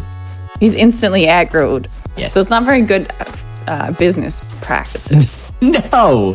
Walk into a shop and the shopkeeper just runs at you. Like attacks you. Yeah. You're like, I was going to buy this. All right, Glass Cat, though, for both racers. They found that in 1-3. This Glass Cat is a move attack weapon with 4 damage. So it's going to be pretty solid for going fast. But because it's glass, if you take a hit, it breaks. And speaking of which, I missed it, but Tang took a hit. Was that you, Eli? Was that me? Did I do that? It looks like it was. I'm going to blame it on you. Don't worry. Yeah, you can blame me. That's fine. What? No, hold on. I'm watching the replay. My thing is really delayed. Just jumped into a Banshee. So yeah, costly mistake there potentially for Tang. Tang's going to need to find a new weapon pretty quick because this is giving a huge opportunity to DT. Nicely shielded into the exit stairs. And you can see this glass torch is giving a lot more vision. If anyone can recall, if you're watching at home and you're like watching them go through zone 3 and be like, where do you go? What do you do? When you have a nice torch like this, it actually really makes it a lot more obvious. This is a very unobvious zone to map compared to all the other ones. And some very nice safe kills there for DT. Make sure take down all the enemies and not break the weapon. Unfortunately for Tang, doesn't have that torch, doesn't have really any weapons, and this garbage. So I'm gonna take the ring of peace and hope maybe that in this transmog shop in 3-3 on the next floor, there's gonna be a good weapon. Just gonna transmog our torch a bit. so that it won't break. Oh yeah, that's when cool. we inevitably get hit. And this not that I'm cursing anyone. Sketchy. I think Tang's going to be looking for an earth kill. There it is on the dragon. Yeah, because without the damage, that's like 12 beats to kill a dragon. Because you have to attack it and then move away and then attack it. And there's so many riders here. This is just so exactly many enemies why in this. Don't want to have base damage. But we're going to transmog. Oh, these are not good. Do you keep that trident? I guess. I think wanted to check again. It could have been a rapier. It's level 3, so potential for good items. Are we really gonna just tap that shrine and then not even use the weapon? What is the weapon? Yeah, we didn't even check it. Maybe there was some confusion by seeing. We're getting the holster. Let's see. Yeah, we don't know what it is, but I guess that's actually a pretty good call. That's just your backup for your last, because I guess DT heard me cursing. Oh no! You cursed incorrectly. You cursed Tang instead. No, so Tang goes down. So yeah, not that we're playing favorites. That here, was a rough. Yeah, I think Tang jumped directly into a explosion from a statue, and that was it. Yeah, needed to attack the statue, but was going to take a hit from the harpies. So Tang going down early. It's not over yet. Anytime you have glass, things can go really sideways. That holstered mystery weapon, though. It's a cutlass. Yes, chat did notice that it was checked. So. Oh, okay, very good. I think there's just way too much going on for my brain, but these racers are able to hold it all in their heads. Yeah, I've been requested to explain the lore why killing Freddy makes Monster Freddy disappear, but not vice versa.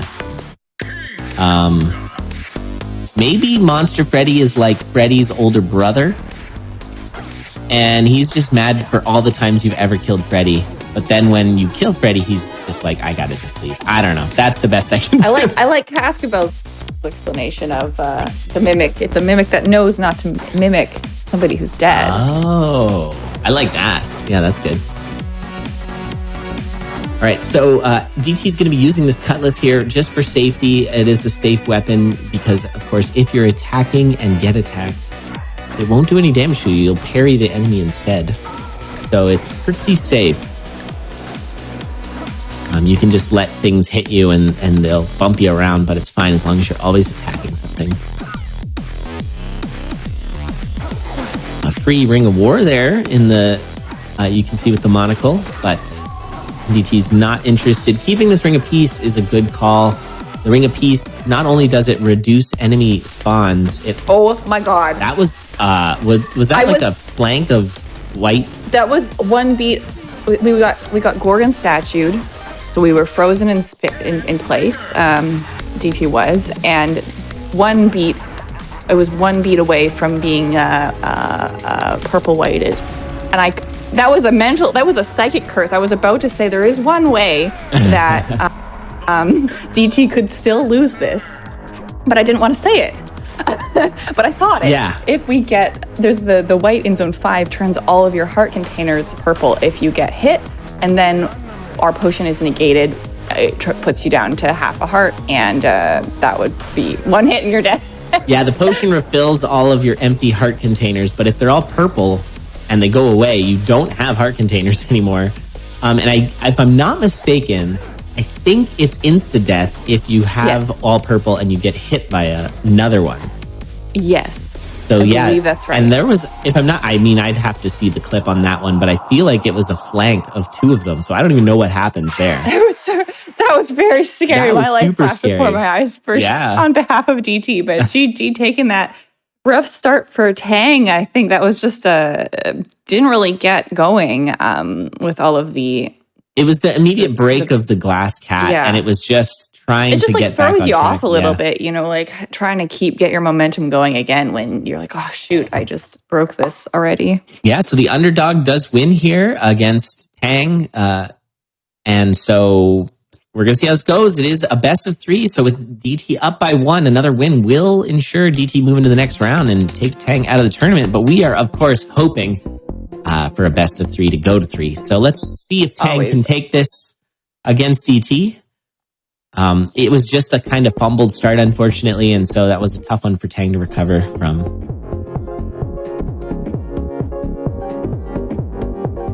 DT making a comment about how all of the playoff matches that DT's been in have started off with good glass weapons, which is honestly, if I'm racing, I am not happy to see that. I don't want to have to struggle and use the mental capacity to not break the glass. We are going here. Early blood shop. Gonna do a quick peek just to see what's over there, and a safe-ish throw from both. Yeah, no, definitely safe. So both are going to be picking up the golden rapier and the ham, or healing with the ham, taking the blood drum, excuse me. So yeah, we're basically at the exact same spot. Slight lead here from DT, I think, because it was just he was a little more efficient in starting the fight. But one zigged while the other zagged, and Tang is going to see a base broadsword. Not so much. Going to keep moving on. That's pretty bad. Not as sharp as you're used to. Uh-oh. Dang. Watch out for the monkeys. Most dangerous enemy in Zone 1 is the monkey, because it will grab you and then you can't move and enemies can just wail on you. And they're often in the same room as the mini-bosses, and then the mini-bosses hit you for a lot. And 1-3's got a Shriner, but without... about it. Yeah, without any... Oh, that's interesting. So DT did just say in chat how every run starts with a good glass weapon in this tournament, and there it is. Yeah, I wonder what Tang's gonna do. Gonna get the Why are we not taking that ring? Just didn't have the chance to pop on there. Whoops, that was weird. There it is. Okay, grabbing the ring, grabbing the fist shield here. Oh, the other ring. I was looking at Tang's screen. I'm like, well, just give him a moment. He's in the middle of fighting some dragons. Oh, this is such a strange start. There's so many things happening here. This build for DT is really safe until it's not. There's a lot of ways in which it can go sideways. We've got the strength shield, which actually Tang is going to miss. Never mind. Tang noticed. Very much. Just a little commentator blessing. There's a bit of a screech as they U-turn, pick up the strength shield. It's honestly probably not a big deal and may not have been worth that time, but you never know. If you break your glass, you do want to have that like +1 damage. But I think if you break your glass, you've probably also broken your shield at some point. Things are going poorly, so. And a shield tome pickup for Tang, and Tang's actually going to take that over the blood drum. And I actually like that. As long as you are proactive with it, use those shields so that you don't break your glass. This could be a golden opportunity for Tang. Which now DT is more relying on just playing perfectly and not breaking it. Whereas with the shield, you can take lots of hits as long as you're shielding. And now the racers are just sprinting. This is that moment where they've hit the gas. They're just going. Hit the bike of gas in the velodrome. But the map could be a difference here. Zone 3 is weird. We'll see how weird 3-2 is. It is Ooh, also and there's weird. a nice little armor. Oh, a glass shop. Yeah, that's really solid. And both can easily dig into that. You can see Tang is going to get it. Are we? Oh, yeah, we're taking a jaw? Okay, That's we're going so full jaw. Speaking of just playing perfectly, DT only plans to take one hit. That's right. Tang going to swap to the cat. The other really good weapon was in there, the glass cat. They also have the glass boots, which protects you from all floor hazards. But like all glass, it will break if you get hit.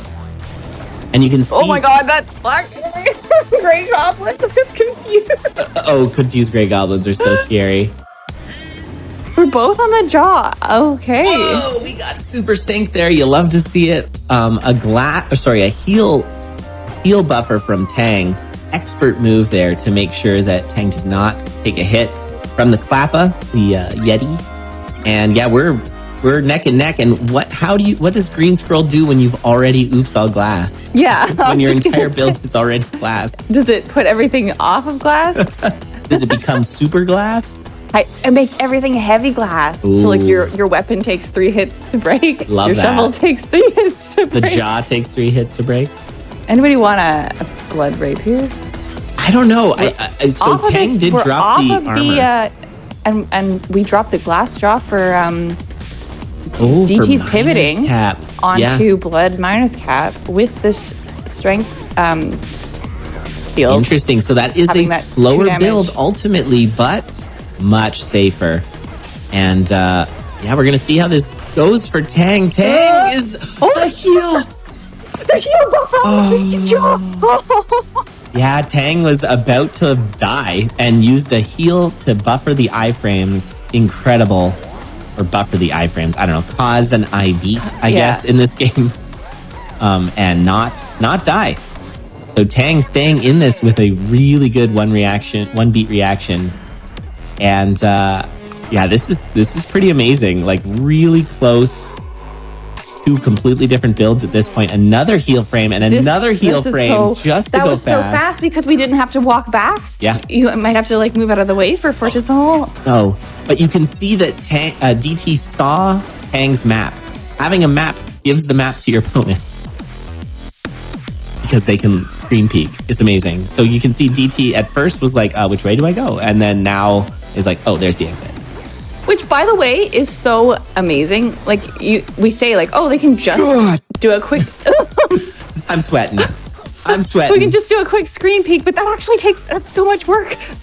Yeah, you've got to look on, depending on how big your opponent's screen is on yours. I always keep it kind of small. These plays from Tang.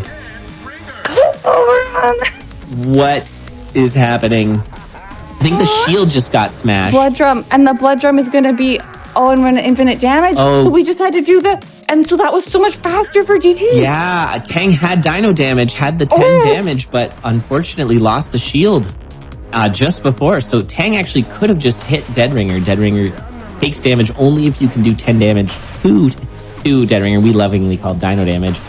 But gonna do heal buffers all the way through here. And with the quick start, it's actually, we're tied. Each have one hit now.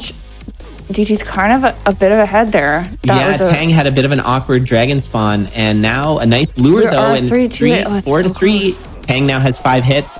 Teleports. Yeah, these teleports are not good, and I think it's going to be DT's going to take this.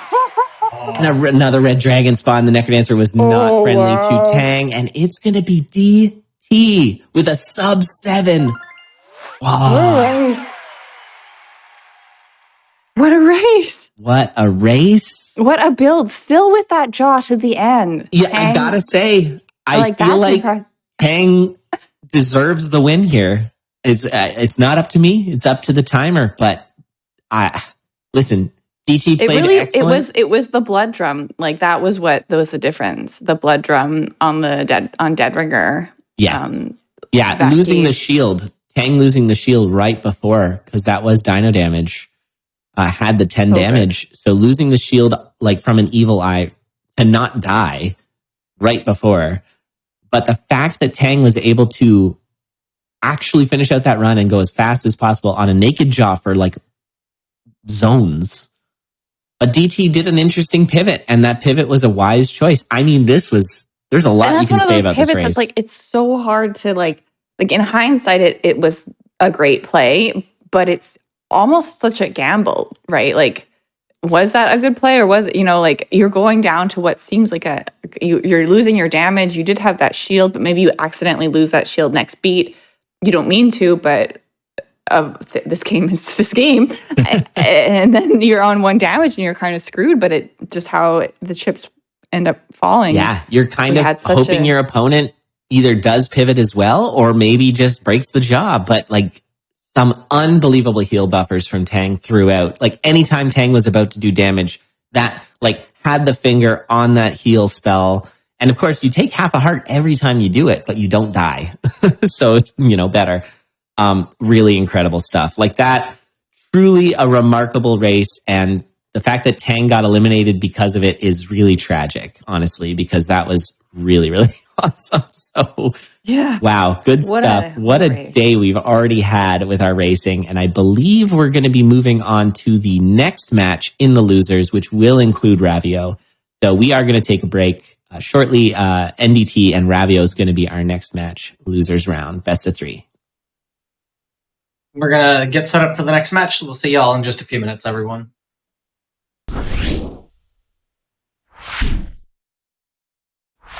Hello, everybody, and welcome back to the Games Done Quick Hotfix. Today we are showcasing the CONDoR community, Crypt of the Necrodancer Online Racing. They have their season playoffs today. This is day 2. I'll hand it right back over to you. All right, thanks much, Church. Yeah, welcome back, everybody, from the break. We are in the end game now. We've only got 4 or maybe 5 matches left, but I have some crazy news that I just noticed on the break. If you click on that link at the top there, the challenge link for season 15, you will see our top 4 racers. And the craziest part of this is our 1 and 2 seeds are in the winners finals. But our next 2 racers are 7th and 8th seed. And that just shows just how much this league is really, really tight and close at the top, where our top 4 is seeds 1, 2, 7, and 8. So cool to see a couple of, I guess, underdogs, NDT and Ravio Linguini, in this. And we are going to see them and their matchup now. This is still a best of 3 because it is in the losers bracket. And so we're going to see who wins that. And I think we can probably switch over and get things started. All right. I know I said that really weirdly. I was just laughing at the chant in the seed entry as usual. Oh, I didn't see it. Do I have the wrong ones up? Oh, I think I do. Oh, that's awkward. I'll get them fixed. It's fine.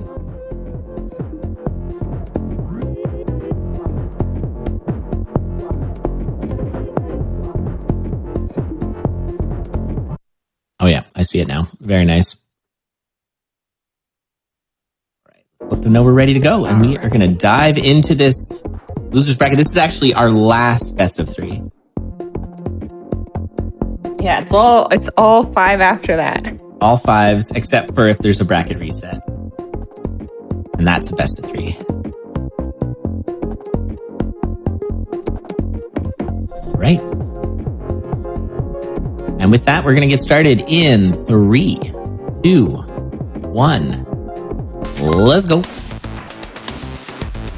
All right, NDT versus Ravio. Bloodshop instantly. Let's see. Oh, with another Gold Cat. I feel like we've been seeing a lot of the same weapons. Now, it's not a super safe start, but with the cheese in the shop, we're going to be back to almost full health with the Blood Drum and the Gold Cat. Both racers can be pretty much equivalent coming out of it.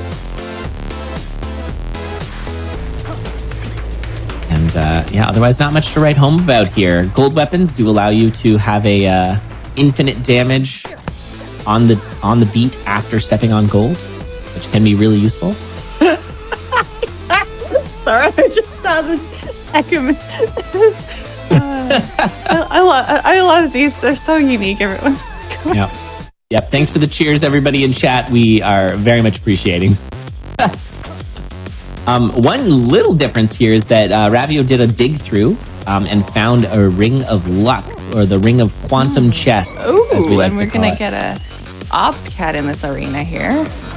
And Obsidian Cat, going to be a 1 to 3 damage cat, depending on the coin multiplier. That number you can see at the bottom. You can also see the cat sort of light up in the HUD as the damage increases.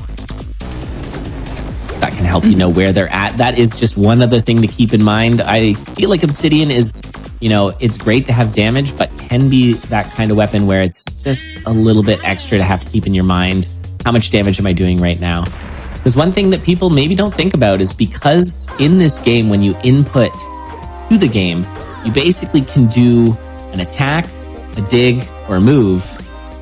You probably want to know which one you're going to do the beat after. You kind of have to plan a few beats ahead. And so if you're only doing 2 damage, or say you're doing 3 damage, and you kill an enemy but you don't expect to, and so you're expecting to hit it again but it's already dead, you're likely going to be jumping into possibly an enemy hitting you.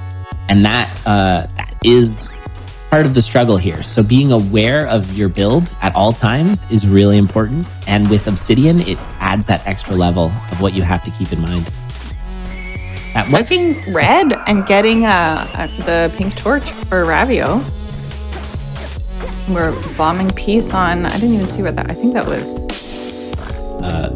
The piece was on 2-2, I think. And it was actually a free piece. Okay. There's a bomb trap behind it, but because of the tall sprite of the shrine, you can't actually tell until after it's bombed. Oh no!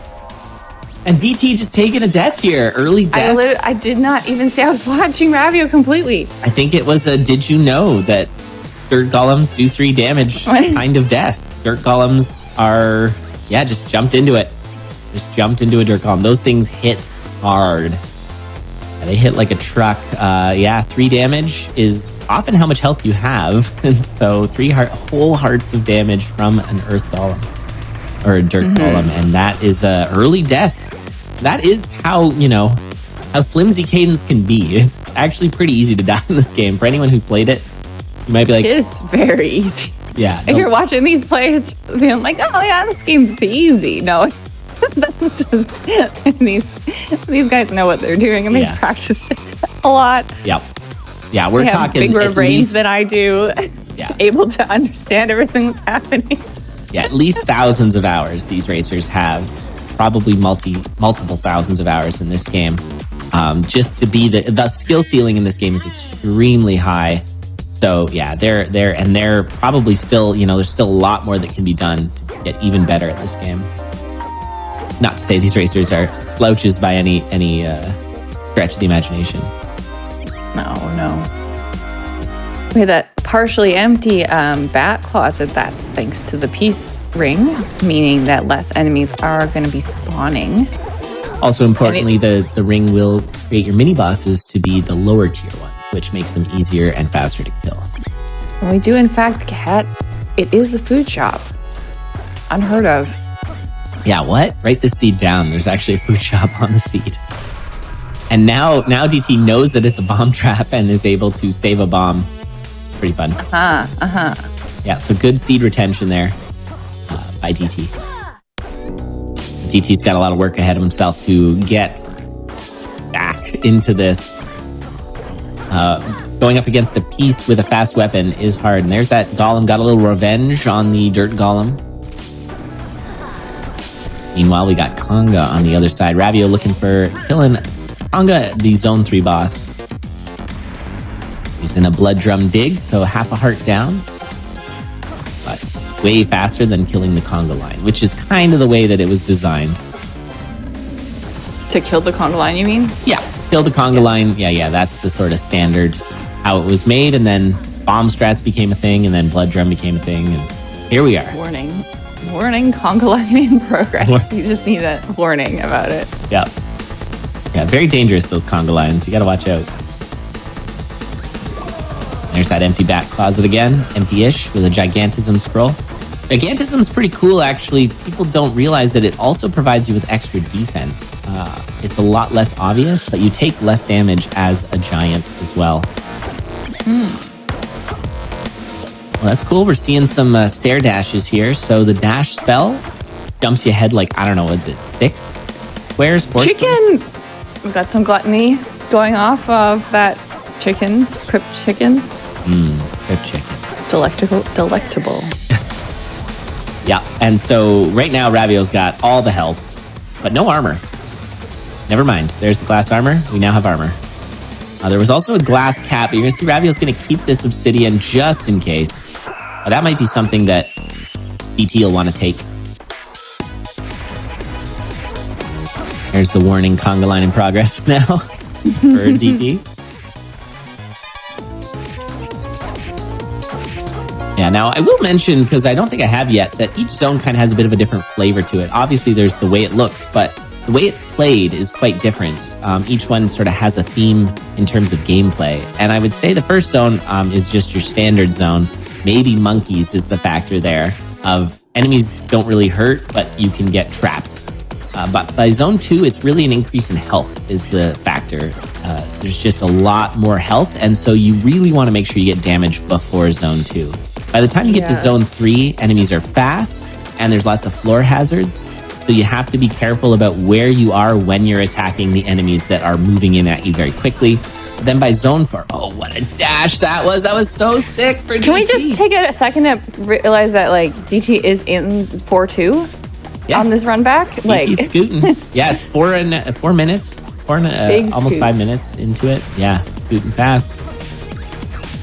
Then zone 4 is all technical. So you have enemies, you get confused, enemies get parry on you, and there's also the goo, you have to avoid that floor hazard. Zone 5 is just electricity, that's all. Just yeah, I think so. Zone 1's more like chocolate. Zone 2 is like mint? I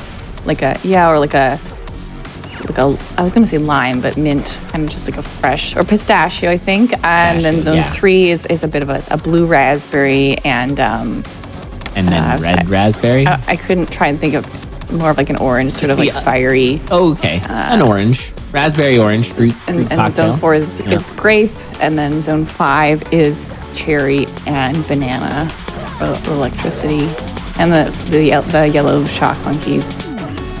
Thank you for that. I'm so glad. That's what I've been working on the whole time you were actually explaining. Ever since you said flavor. Oh yeah, that's good. Yeah, starting out with the chocolate zone is bold. Yeah. You're gonna ruin your appetite. But yeah, already on to 5-3 here now, getting into Dead Ringer. Ravio does have just a pretty solid lead at this point. I mean, obviously, deaths will do that. An easy way to tell that there was a death is if you look at the speedrun timers, and the time is different. Lemon is okay. I'll concede to lemon for zone 5. Wow. What like does that, you're not going to fight for banana? Well, when I think about electricity, I think that electricity tastes like lemon more than... Oh, sure. And you can banana. Use a lemon as like a battery, right? Isn't that a thing? You can plug a low... I know you can do that with a potato. I'm not sure about lemon. I think so. Chat will know. Or chat can just take sides. That's fine too. Yeah, potato. Maybe it's just the potato zone then. Just for the electricity purpose. In any case, we've got 3 more hits remaining on the Necrodancer here for Ravio. Using that dash spell a little bit. There it is. Love it. Just don't overdo it. Yeah. And with a little bit of the stage left in the way, Ravio is going to take game number 1. Not blisteringly fast, but that's usually what you get when there's a death. You'll find that the racer will slow down just a little bit to make sure that they don't also die. That picture of the Necrodancer, it looks like he's holding like an invisible 2x4 in his right hand. See that? Yeah. That's just what magic is. Maybe that's what he hits you with when he does the Necro Punch. I don't know. All right. So Ravio taking game 1. Winner this is going to be in the top 3 and up against the loser of the next match. The loser of the winners finals. Sorry, I'm distracted again. This in chat. That's I gotta say, pink lemonade. Yeah, that's zone 5. Oh, that's true. That's right. That's canon now. Yeah, I'm gonna think more of it because I'm not happy with zone 2. So, pistachio. Catch me on my next commentary. Where I'll have come back and I'll have worked through this. Yeah, it's worth pointing out that Tally is one of our main hosts. Tally will run some of our CONDoR events as well, and it's super appreciated. So yeah, we have a few hosts so that we can make sure we run more CONDoR events. But yeah, and it's always great when Tally hosts. Always great. All right, 3, 2, 1, go, and we are off for our next race here. You got DT opening that skeleton closet and just noping out of there. That was a big yellow skelly.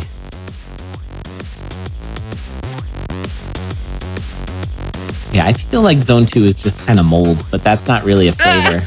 I don't really want ice cream. My ice cream. Mushrooms everywhere, and it's green and brown, but and it looks like DT is trying to farm the sacrifice shrine, has 3 kills already. But where are you going to get number 5? Oh, white spawning. It's the white. Wow. Now, what do you take? Yeah. I don't know. Glass spear for the damage. That white spawn was really lucky because that can happen sometimes. You have to get 5 kills next to the sacrifice shrine for it to give you stuff, unless you kill the mini boss next to it, which is maybe what Ravio is going to be doing here. Because that when you kill the mini boss, it gives you all glass weapons. It's going to be a bit. Oh, okay. We that's impressive. And there's that glass rapier. So we're going to be seeing that picked up. Meanwhile, DT's going to be using the fireball from the dragon to scare Freddy and then get this shot for free.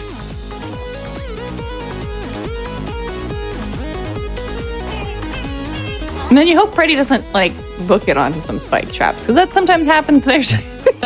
He's so scared. He just doesn't have the sense to not jump on spike traps. And DT utilizing the periodic spike traps, I guess. You can use those if it's up, it's safe. We had a rhyme for it in a previous one, but I don't remember what it was. A sort of red sky at night kind of thing, but I don't know. I've lost it at this point. By the way, we have a rocket build here. When you have a rapier plus ring of courage, we call that the rocket because it's pretty obvious. You just rocket ahead. It can be really scary, especially without any torch. This is a dangerous build, but it is easily one of the fastest. And so the way the courage ring works, in case anyone doesn't know, is that as long as you've killed an enemy, you are safe on that next beat and it will dash you forward. So always be killing and you'll be safe. You can be chilling. There we go. That's right. If it's pokey, it's okie dokie. That's the trap. That's how you know. That was it. You have to jump when it looks like it's gonna hurt you. Yeah. If it's flat, don't step on that. Yeah, that's it, winner. Good job. Nice. All right. We got a nice deep shield blues spell with the pickup. courage. That's gonna be good with our glass. Torch and boots. Walls. Ooh. And a shovel. Just getting all the auxiliary items that you could need. Probably not the boots you actually want, even though they are a nice little damage up. We're looking for some kind of floor hazard protection. Oh, and that was an interesting pivot there. So Ravio decides to go for safety here. Maybe that's being up a game, wants to just see that if their opponent who is going for not safety here, NDT going for a glass to go fast, but maybe taking the safe option just to guarantee if your opponent dies that you will take the win. So yeah, or to be able to do a bit more of that, like taking chip damage is not the end of the world. Yeah, but with only leather and no regen. There's not as much enemies that give you chip damage, but... Yeah.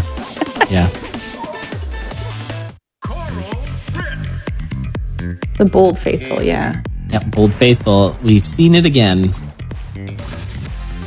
All right, and a push broom. A pivot for DT2, taking the off the glass. Yeah, so both racers pivoting off glass here. I feel like that was DT pivoting off glass because Ravio did. So yeah, these decisions will push your opponents to make other decisions as well. It's all factored in. And this is called the push broom because I think it's obvious. It looks like a big old broom. So the courage broadsword. And watch out for that ogre. Luckily, courage, you can tank a giant club to the face. Normally that hurts pretty bad. And I actually really like the push broom. Having courage, it's actually really good to have normally snaggy weapons because wait, what just happened? Ravio accidentally purged onto some boots of pain. Is that what I just saw? Because Ravio got really low on health and only just got a potion. Yeah, I'm not sure. Any sort of dagger courage, especially high damage dagger courage, we call the Pac-Man. So we'll be Pac-Manning, waka-wakaing all the way through.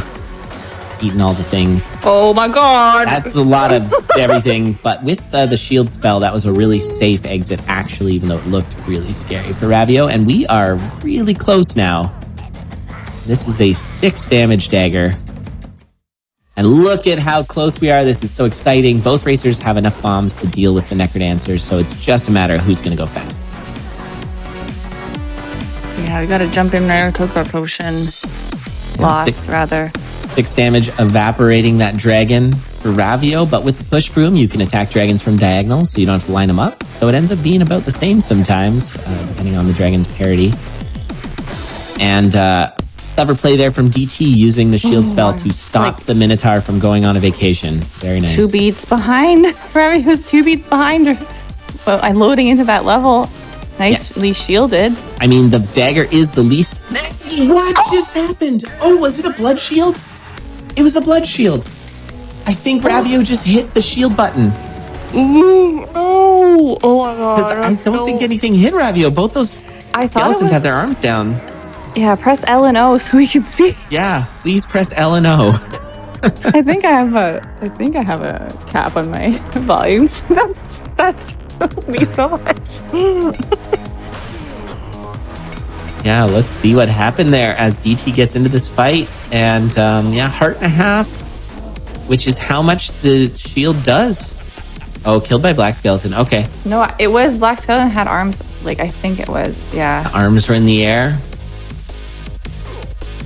There was just a lot happening. Yeah, just needed to attack that. But because of the way those skeleton cars, the clown cars, popped out all the skeletons, it was hard to tell where they were. And there was tall sprites. Well, DT takes it. That's what we wanted, because now we got a game 3. What a fun race that was. A lot of fun courage shenanigans. The pivot off glass. Very cool.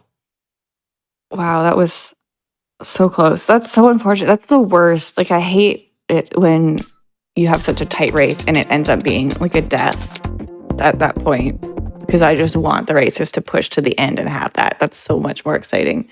I mean, that death happened because of the push, which is cool. Like, when you think of it that way. It's true, but it's just, I don't know. I feel just like, it just feels worse. Like, oh man, if there wasn't that death, then maybe there could have been like a pulling up from behind, or Yeah. Always the way. Good times, though. All right, here we go. 3, 2, 1, go. Ravio and NDT. Best of 1 here. Winner moves on into the top 3 of this tournament. Loser gets 4th place. And watches the rest of the finals relaxing. Yeah, that was a funny comment at the beginning of this. Loser doesn't have to play anymore. Yeah. The good news is, you lose, you get to just chill. You're done. You're free. Yeah. All right, we got a little trident here. Maybe we... Oh, yeah, trident's the take for sure. Wrangle this Minotaur for the cracked wall. Probably the blood shop. But could be transmog. Nope. Yep, blood shop. Take a look. Ooh, boots of pain. Love those. Now, they don't synergize very nicely with the trident, unless you throw the trident. And then there's some bold plays. You could take that harp, though. Harp boots of pain's pretty solid, and I think Ravio's going to take it. Easy to keep a weapon that's like, oh, this is titanium, I want to keep it. But activating the boots of pain can be really nice. Those boots of pain do a 3 damage lunge attack. They're almost like a weapon. And there was a trident throw for DT. So we'll see. Maybe DT's feeling good about all these throws. It's a bit of an awkward dragon position. Oh, and never mind. Now we've got a harp for both racers. They're going to be picking up that obsidian harp for sure. And look at that. Pretty much beat for beat, going down to 1-3 with identical builds, including the luck charm. Yeah, the nice thing about this is that the harp's downside is that it's one range. But with the boots of pain, you don't have to worry about that one range. And the way that the mechanics of getting hit in this game works is if an enemy is 2 steps away from you with its, ready to attack, and you jump into it, that's how you take the damage. And we are like doing the same thing. It's like we're mirroring the streams.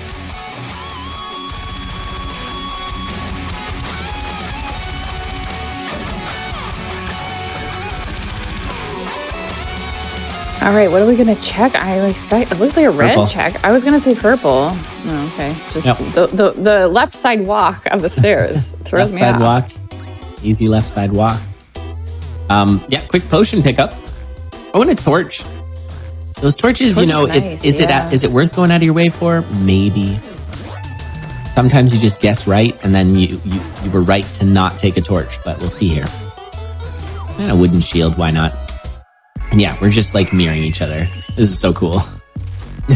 This game 3, and they're just doing the exact same. We're getting a little peek on a secret shop there through that wall mimic. So ET is going to probably check this. Could be it's glass. You take the shovel for sure. I think you keep your chainmail. Chainmail is actually pretty good. When you don't have the glass weapon. Finally, we have a glass weaponless seed. Yeah, seriously. Oh, there's still time. That's you right. never know with these racers. But yeah, the Torch of Foresight is going to lead DT over to this trapdoor and also grab a few extra bombs. Again, I don't know how worth it for the time. Now we're doing even a little bit of a check here, but that Miner's Cap find is pretty huge, actually. Miner's Cap is big in this. going to be able to dig through with the torch. So mapping, I think mapping's going to be a bit of a struggle here for Ravio. Ravio's just got to guess correctly. Whereas DT has a torch and a miner's cap, so a lot less costly checking. Oh, Goblin. Is it not down? Like, I'm surprised we didn't blood drum through the shop there. Same. That seemed just like, oh, okay. Oh my God, this is dangerous. This is fine. Okay. Everything's fine. Just the, yeah. I mean, Chancellor would be proud approaching that blue dragon face first. Oh yeah. You know, typically you want to be approaching the blue dragon from top or bottom, just so you don't get blasted in by that the cold. cone. Yeah. You can see just how much more farming DT is doing here. DT's build is substantial compared to Ravio, who's just pushing. So Ravio did find a magic cheese next to a floor door and was able to move on to the boss really quick. So that Zone 3 went a lot better for Ravio in terms of speed, but the build differential could matter here. We'll see if DT can slingshot past Ravio in Zone 4.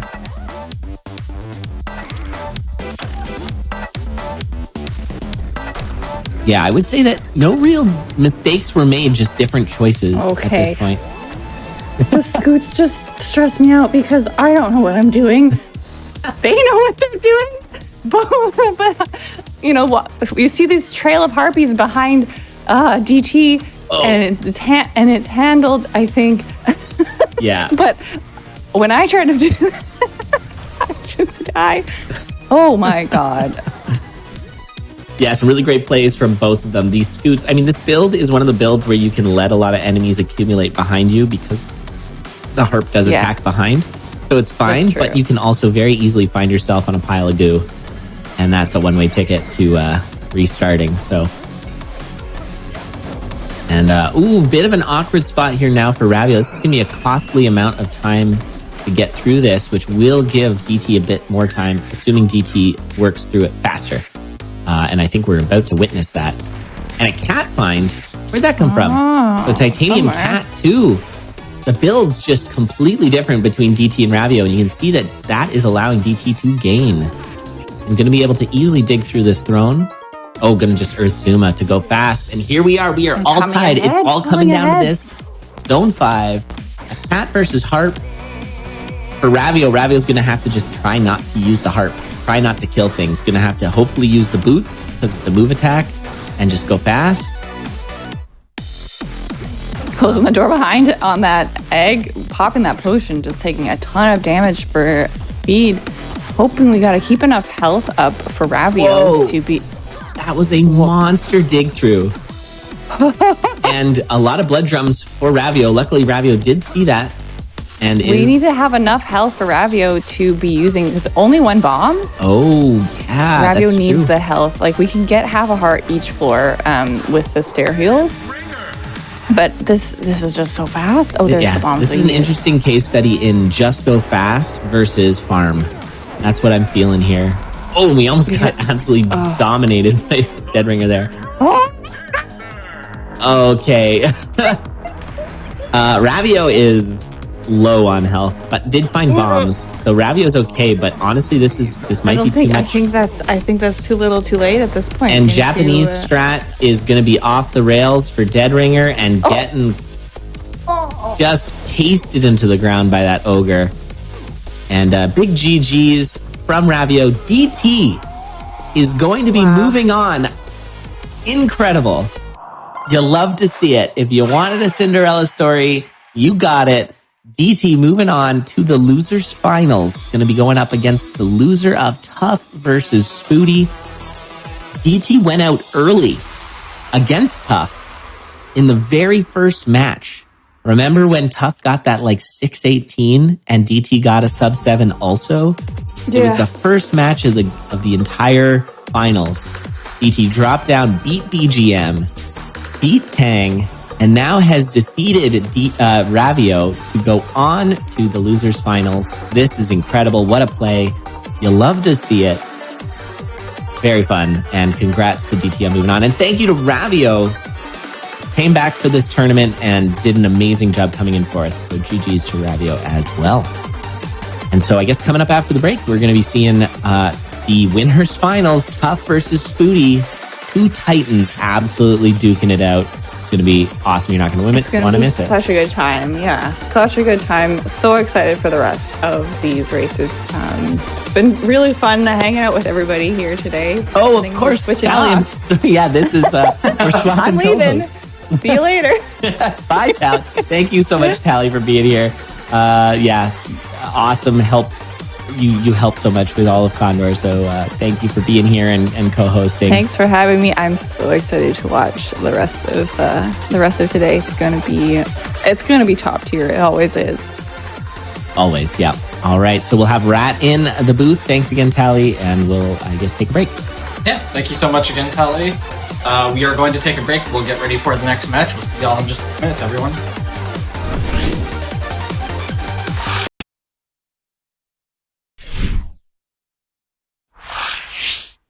Hello, everybody, and welcome back to the Games Done Quick Hotfix. Today we are showcasing CONDoR, Crypt of the Necrodancer Online Racing. This is their playoffs, and this is day 2 of it. We have a new commentator here, so I'll let everybody introduce or reintroduce themselves. All right, well, I am Elad. Sorry. It's stepping all over you. But yeah, I'm Elad again. But yeah, you probably know me. But here's Rat. Rat's here. Everybody. Yeah, back again for another finals. Hey everyone, I'm Rat. Been playing this game since the beginning. So get some OG commentary. Yeah, maybe not known, but there was an ancient rivalry between me and Rat way long ago in one of the first ever Necrodancer racing matches, which was not run by CONDoR. That was pre-CONDoR days, where Rat came out of nowhere and took the tournament, snatched it from my rightful hands. Yeah, that was a great time. Early access racing. Only went to zone 3. Really good times. Hey, everybody. And yeah, Rat, very talented racer. Did a ton of score racing, or score running, I suppose. Really paved the road for a lot of that. And very important to notice that Rat was one of the original CONDoR staff. Helped create CONDoR with myself and Cancel. Cancel, for sure. Yeah, so it's so awesome to have Rat here again. Rat always has co-commentated the finals with me, so it's good to keep that tradition alive. Yeah, it's been a bit of tradition. Yeah, it's been so much fun going back and doing it again. So I love seeing the keyboards in chat. It's one of my favorite community memes. Keyboards in chat for Rat. That's right. So yeah, with that, if you're new to CONDoR, you're not super familiar with it, we are a racing league for Crypt of the Necrodancer. We've been running for, as we were just saying, too long. Over 10 years almost. It's the longest running bird-themed racing league here on Twitch. Yeah, I love that stuff. And we're proud of it. So thanks for being here. If you do like what you're seeing, or you're like, this seems like a fun community, which it super is, you can go to our Discord and hang out there and get to know everybody.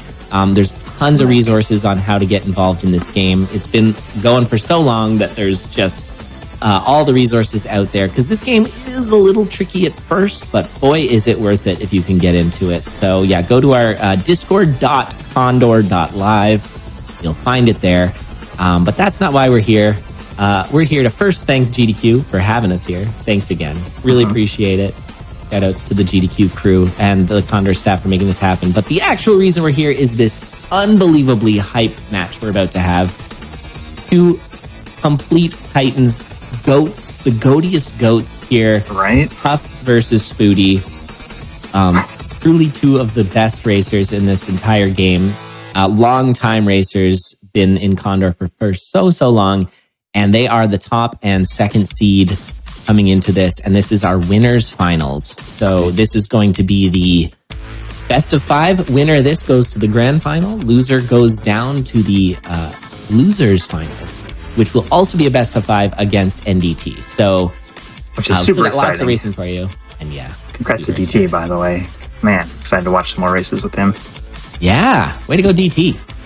So with that, we'll just, I think we're just going to dive into it. Both racers' season 15 stats are actually extremely close, which is cool. Yeah, 39 wins, 12 losses for Spoody, 37 wins, 14 losses for Tough. So both racers are just, this is equal caliber racing, and the caliber is top caliber. Right. So, yeah. In case I haven't expressed it enough already, I'm very excited for this race. Yeah, Spoody's like the rhythm legend, and in this community, the legend, and like Tough, I think, has entered the most events of everyone. Yeah, Tough. Every single CONDoR event that Tough could be in for the past, 5+ years, Tough has been in. So yeah, absolute veteran. Yeah, like the veteran, like the grizzled general, just like been in the Crypt for so long. Yeah, exactly. Yeah, this is going to be really great. So I'm happy you're here to enjoy this moment with all of us. I think it's going to be really wonderful. So let's do it. So countdown is on. Spoody versus Tough. We had 51 racers, maybe 52 in this tournament, and now we're down to 3. Our top 2 here, Tough versus Spoody, and they are underway. Oh, Best yeah. of 5 of our winners finals. And an immediate trapdoor, but a quick peek from Spoody is going to allow for shield pickup. That's Okay, yeah, huge it's just the deal. early black chest, never great, but Except the one time it's really good. But yeah, what, usually it's like a glass dagger or something. Yeah, I mean that can be handy. Even a titanium dagger is really great. All right, so I think we're going to be using this blood shrine. Oh man.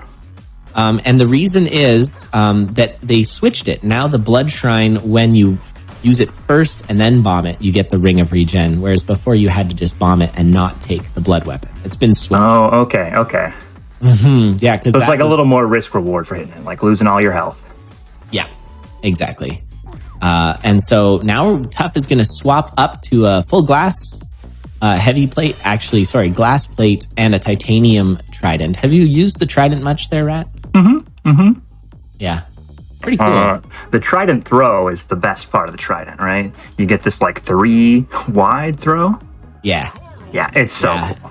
And with the addition of the throwing charm where it will boomerang back to you, you can do some amazing work. And we're going to see the throw here because it is Coral Riff. With a throw and a bomb, it's an easy kill on Coral Riff. And they're going to move on. Now an orange check, a purple check for Tough is going to... Is this just Trident Seed? Yeah. Are we living under the sea here? What's going on? Got some Poseidon action. Got some crabs. Okay. Not Sebastian. Wow, so I thought the song was. eating crabs under the sea. So I think we're going to see a glass pickup here as, we see, like we did in the previous race, the mini boss being killed on the sacrifice shrine. And both racers now have heavy glass and glass rapier. So what more do you need? It's wild. I mean, heavy glass is so much nicer, so you can just take a couple hits, but it's like the pressure of having to maintain this glass build to take no hits, and then you also have to go super fast. You're up against the best players or the best racers. Yeah, totally. It's and too actually, much. that was a funny little leapfrog there where Spoody was ahead and then Spoody just went the wrong way and it looked like the right way. It was like a 3-tile dig through that just ended in a dead end. It was a weird level generation for sure. And that gave Tough now the lead. So you can see as these two are just jockeying for position, keeping it really close. But of course, first one into the boss chests means you're going to check. And I don't know if Spoody might go red here. No, if he sees the purple, okay. Yeah, it feels like was- the build is done. Like you'd take a spell. A torch might be nice. A little bit of vision in Zone 3 can go a long way. And Sure. torch in Zone 5 also gives you pretty easy mapping. Yeah, easy checks to the boss room. Yeah. But you can see Spoody is actually following in Tough's footsteps here and keeping an eye. And now Spoody's going to slingshot ahead with a Courage Shovel. You know, one of my favorite mechanics of this game is the invincibility frames that you get when you land on the stairs. There's like this mad push towards the stairs when everything's closing in. It's like this.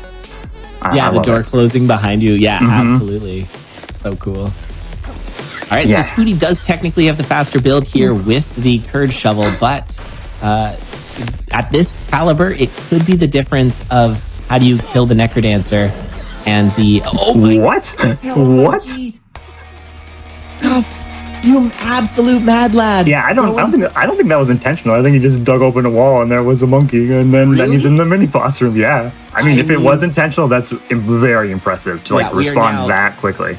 We are absolutely beat for beat And this is a huge find for Tough, because Tough is now going to have the ability to dig through walls really easily, whereas Spoody already had that, so that's now washed out. Yeah, but they're both on the glass vest, right? They are taking hits. The minimal protection, and Tough is surrounded and has nothing. Okay, okay. Still alive. How did Tough survive? Oh my god! I was like, "You're dead. You're dead." There's no for way sure. You're gonna get through this with one hit. Incredible plays by Tough to be ahead, and Spoody did play it a little safer to make sure that he stayed alive. But now is a full boss behind. Now it's an easy boss because it's straight up the middle kill on Deep Blues, and Tough, these pushes. Yeah, Tough is literally one hit away from this run pretty much ending, and is just... Oh, and speaking of which, Spoody losing his glass. He's down to just a glass shard, 2 damage shard. Oh no. Now popped his potion. Okay. It's not the end of the world for Spoody, but it's not great. He's still got 2 floors to fight through with just a 2 damage dagger. Right. I mean, at least he has the sunglasses for the extra damage. So it's not going to take as long, but it's no glass rapier. And some serious Wait, what's happening here? Oh no, I'm mixed up. Sorry, I forgot that Tough is on the next floor. I thought Tough was going the wrong way. No, Tough is definitely going the right way. And on to Dead Ringer. And 2 bombs and a blood shovel is all Tough needs. And in fact, going to do Japanese strats with a double bomb here just to really guarantee it. But you can see Spoody's not too far behind, and now your weapon does not matter. These 2 last bosses, you do not need a weapon. That was an intentional design decision to make it the case that you can scrap your way through Zone 5 so that you're here. And Spoody is not going to use the bombs, instead just going to take a few hits. But Tough has already got 3 hits on the Necrodancer. This is looking like Tough. And nice lures. What's up? Look at the in-game time. Oh, is this sub 6? So close. What the heck? A 602? Are you insane? A wild time. What? That ends up being a 6:15 bot time. That's going to be... Where's that going to be on the leaderboard? Oh, it's the fastest run. That's it. Is that really the fastest run we've had? Literally the fastest run of the entire season? That's wild. That's crazy. I am speechless. Made me feel some old school vibes seeing the glass, the glass rapier run, you know? It was just a bunch of tridents to start, but then right. Going. They were swimming. They were like trying to not get caught, get eaten by the land dwellers, and then glass rapier. I think it didn't even come in until Zone 2, right? Right. I think it was Zone 2. So that's like kind of crazy to have a relatively slow Zone 1 and still almost get a sub 6. I played this game for 2,500 hours and I cannot get a sub 7. They're just like, oh yeah, we're going to casually race a sub 6. Let's do this. Right, and it's not even with like the best weapons that you can get either. It's just like... Yeah. The RNG was fine, but it wasn't amazing. Wow, okay. Well, we've got a +1 damage ring here with a gold broadsword. So a 2 damage broadsword, that's pretty good actually. I know people don't like the broadsword because it does snag you a little bit, but there's a lot of ways to work around the snag with the broadsword. And I think that, these racers obviously know how to do that, but there's a lot of ways where you can avoid enemies. You do not have to snag.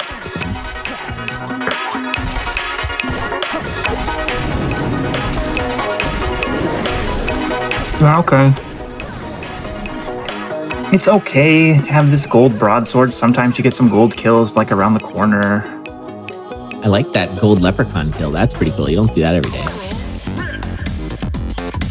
Getting the 1 shot on the leprechaun, saving by 3 beats doing so. Gonna be a slow coral riff, and is it gonna be my favorite good racers, bad weapons? It's like my ultimate. Looking like it. I think you take a glass weapon, like a bad even if it is a whip. Yeah, glass whip. And so Spoody's not going to take it. Tough is going to check purple here, and it's a ring you probably don't want because he'd go down to 1 damage. That's so great. That's crazy. Crap in the boss chests. You love to see it. So both these racers are going to show how to go fast without good items. Yeah, best racers, terrible weapons. Oh, scratch that. Oh, we got a shop. A pretty good shop, and Spoody does find the bombs to be able to rob the shop here. So we're going to get a obsidian rapier. Yeah. Oops. Okay. Oops, blood drum there. And yeah, Tough is definitely going to go there too. As a reminder, these racers are allowed to screen watch. So no racer is going to... all these racers will make sure that they're keeping a close watch on their opponents so that they do not fall behind build-wise. This unfortunately does make it a little harder for Tough because Spoody is ahead. And they have such a fast build that it can be hard to catch up sometimes, but those tiny little decisions can add up. There's still 3 more zones to get through. It's also wild, like, doing screen watching while playing, like, as the game ramps up in difficulty and, like, you die from one mistake, and then you have to, like, keep another eye on someone else and their mapping, and, like, I don't know. It's just so much. That's my favorite part. That's my favorite part of racing. Like, when I do the racing, I like to participate in the seasons, and my favorite part is being able to watch my opponents. Nice little dash there from Spoody. Which is, you can, like, Tough's catching up. You can judge them while you're ahead. You're like, yeah. Just drafting is really fun because you get to be like, all right, here's a good. I can see that was a choice that made it hard, I see. I'm gonna do something different, and that's a really fun part of racing this game. And I think I have like a slight advantage from how many hours I've spent watching people play this game. That I'm pretty quick at watching, so that helps. We've got a really interesting Shriner. Yeah, that's a fun Shriner. And I think Tough is trying to figure out what is this ring, and is just going to take the Ring of War instead. And a Ring of War plus a rapier is a really strong combo. Okay, okay, but Tough has now taken so much damage that he's down to half a heart. This is sketchy, but rides the push monster down the stairs, which is not recommended. That sounds very unsafe. You ride at the Crypt. Push monsters. Spoody accidentally getting put onto a trident, a 1 damage trident, so a little bit slow. But yeah, Tough is behind with half a heart. That's a really bad spot to be in. Right. You've got to push. Is there any build advantage? I guess the shield spell? I would say the ring. Right the here with war. the knockback. Oh, yeah, sure. We might have a food shop here, but this might be too high level to stop for food shop. I think what might have been Tough, or maybe Goop, who said that they check maybe 1 food shop a season. A season? They're at the level where they just can't afford the time. We are going to find some cheese in that food trend. This is awkward. Yeah, that's too many. For Tough. Too many Blade Masters. Nice little dash, though. Yeah, that blood drum was really a clever way of getting out of there. Yeah, I did not see that. Yeah, digging that open. Oh, and another food just sort of thanks to a bomblin. That's really nice. And so now Tough is back on good health. Getting through the zone pretty well. Goo, okay. Awkward goo moment. Yeah, I'm just kind of like staring at Tough because he's been at half a heart. He's dug his way out of there, I guess. Eaten his way out of the half heart. Picked up all those. Way out. Right, picked up all the Crypt chicken cheese. Yep, and Spoody is now just trying to keep ahead of Tough. Tough getting onto the same floor. These floors are short. Tough has full mapping. Spoody does not. But I don't know if that's going to matter with the torch. Yeah, Spoody I don't know should be if that's able to going to map matter. this. And then in terms of the boss fight, the big difference here is that the bombs for Spoody is 2, and Tough has no bombs. So with the health, Tough will be able to dig the stage, I think. Maybe not. But yeah, this is Spoody's game to lose at this point. Yeah, it's 2.5 hearts to do 5 digs. Yeah, so just enough health. Briefly saw a Kevin there, a little thief. Spoody doing blood shenanigans, and just gonna blood drum the Dead Ringer to not have to worry about all those riders in the way of the gong. And you got Tough on Dead Ringer now. Tough is... Wait, what are we doing here? Where's Dead Ringer? There he is. This is not enough, though. We're going to see butt puzzles now for Tough, and that's just so slow. So it's really going to be hard for Tough to come back from here. But Spoody's on 1 heart. No armor. There's a lot of enemies that can do 1 heart of damage. A little bit scary for Spoody, but Spoody is a trained professional on a closed circuit here. And Tough is going with the Necrobomb strat, trying to get the Necrodancer to bomb out the loot. That's just going to take too long. Here it is, but by that point, it's already over. GG's. Spoody. GG's. A 7-13, just casually, no worries. 7-13.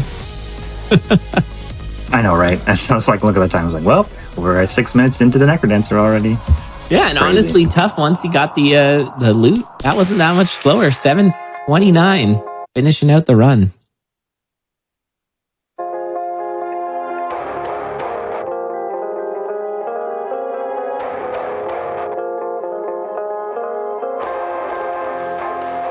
Yeah, the builds kind of turned around once they hit that secret shop or the locked shop in Zone 2 and they got that Obsidian Rapier. Yeah, it started as a bad, bad weapons, but that turned around with the lock shop for sure. All right, and it is game 3 here. Now it's just a best of 3 between these best of CONDoR racers. Expect great things from them. There is a floor door here, and you've got extra bombs. Do you use it? Interesting. Looks like no, we're going to be peeking around, but there really isn't much. Oh, interesting. So you think they're saving the bomb, trying to hope to find, like a blood shop or... Yeah, you just don't want to miss an early blood shop if your opponent gets it. So they took the time, but it certainly would have been faster. I think with 4 bombs, it's reasonable to actually bomb through. Now another lock shop here. Ooh, it's a fun one. And those throwing charms are going to allow for a quick kill. Yeah, the Boots of Pain are such a fun item to use, too. Just like the stepping forward, doing 3 damage and knocking things back. It's just like fun to play with. Oh, yeah. Yeah, it's my favorite item for sure. Oh, interesting. So in 1-3, we've got ourselves a boss arena. Okay. And it's got a shield spell. Pretty solid. Be careful not to let that leprechaun get away. And yeah, we're going to see the same pickup from Tough here. Though Tough, because of dropping the beat, will not be getting the leprechaun yet. You only get 1 shot at that leprechaun, so you don't want to miss it. So it's possible to leave a 50 gold pile on the ground and then walk away, and then it'll spawn and you'll never see a leprechaun again. Ever again. Yeah, you got to do your little ritual summon, count to 7, do the thing. Dance around a pile of gold. That is weird if you think about it.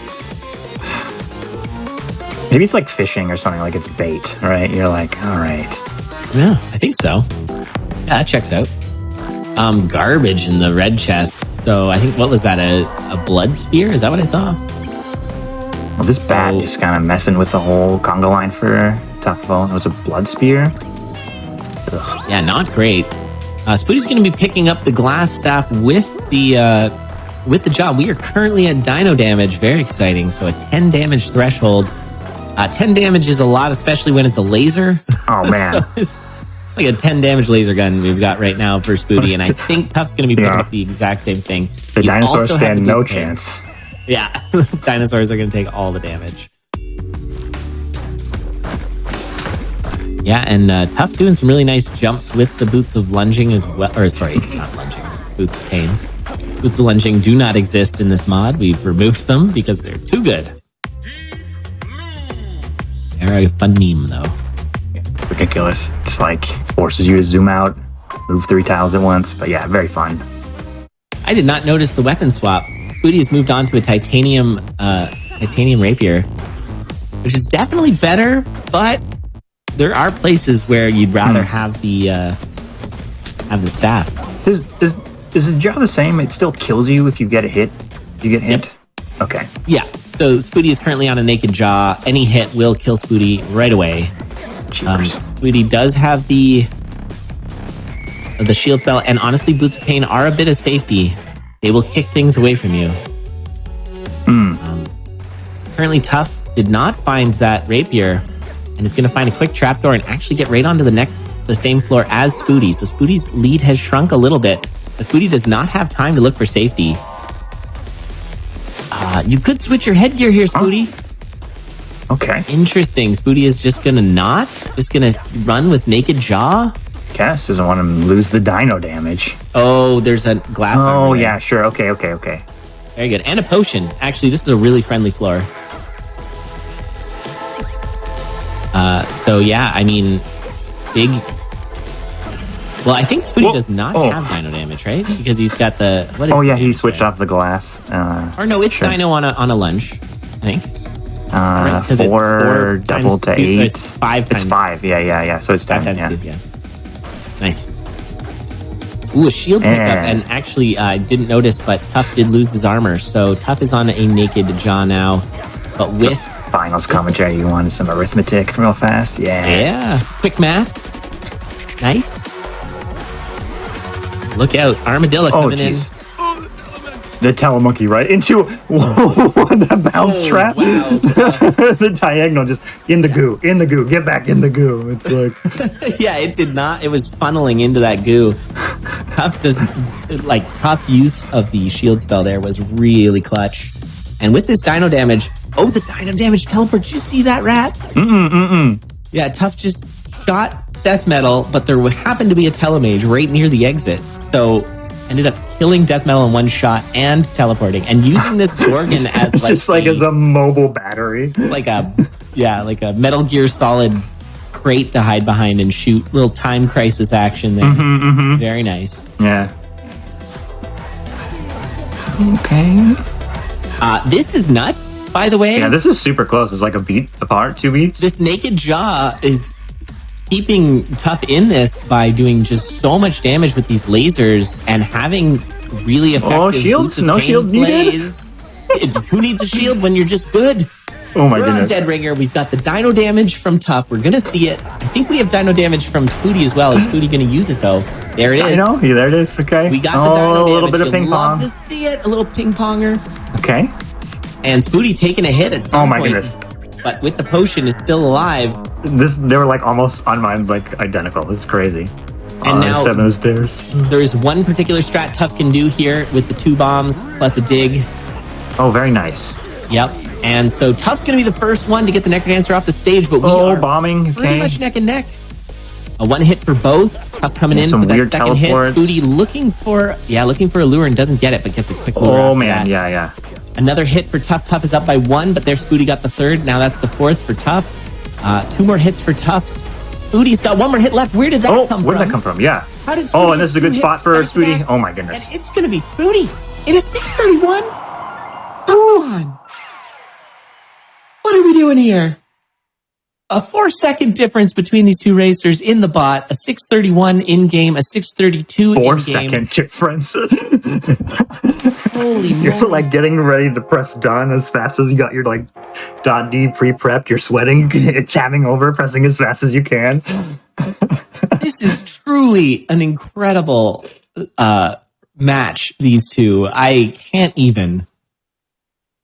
And so Spooty says in the racer chat, this is Necrodancer Racing, baby. Yeah. Yeah, right. This is exactly what we get every finals, and Dude. I love it so much. This is tippy top racing between these 2. The confidence to be at like glass jaw, instant death mode, and just like go through it, right? It's crazy. Oh yeah. The naked jaws on both sides for a huge amount of that. It's just, this is so good. And Spooty's up 2-1. I think probably our refs are going to do a quick peek to double check that, but when it's this close, we often do a quick little review. But things have gotten a lot easier to review, and usually our in-game time is pretty accurate now. With the RTA. It's Spooty, yeah. Cheapers. Yeah, take a moment there, Spooty. Tuff immediately put a dot ready in the box. Tuff is ready to go. He's just ready. Tuff wants revenge. Spooty is like, hold up. Ice the kicker. That's a thing, right? Tuff just like in his grizzled like millions of races, just like, I've seen this before. I've jawed hundreds of times. I'm ready to go. Oh man. Just amazing. Yeah, it's wild. Like I'm, playing some new characters, and like there's a swarm of enemies. My brain like explodes, like, and I can't figure out what to do. And then these guys are just like, "Oh, sure, I know how to get around this." Right? Yeah. Like, just I mean, so funny. I'm reading now. Tuff and Spooty both saying, completely forgot they had a potion. It's just like knowing your build. I mean, they just picked it up on the way. right. And Tuff said that he should have shielded a lot more, and Spooty said, me too. Speaking of potion, let's get started here with an immediate potion. Oh yeah, just taking the damage. Oh, and a crate room. So we're going to see a lot of items to get started. There's the blood shop too. So Tuff finding both the blood shop and the crate room. And pause from Spooty. Okay. Why are we saying hold on? Oh, stream froze. Yeah, that's fair. We can do a redo. Yeah. Yeah, we want this to be as fair as possible. So that's fine.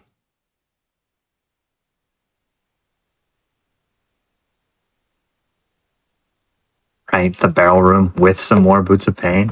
Oh man. All right, so I think we're going to get a pause and a reseed on that one.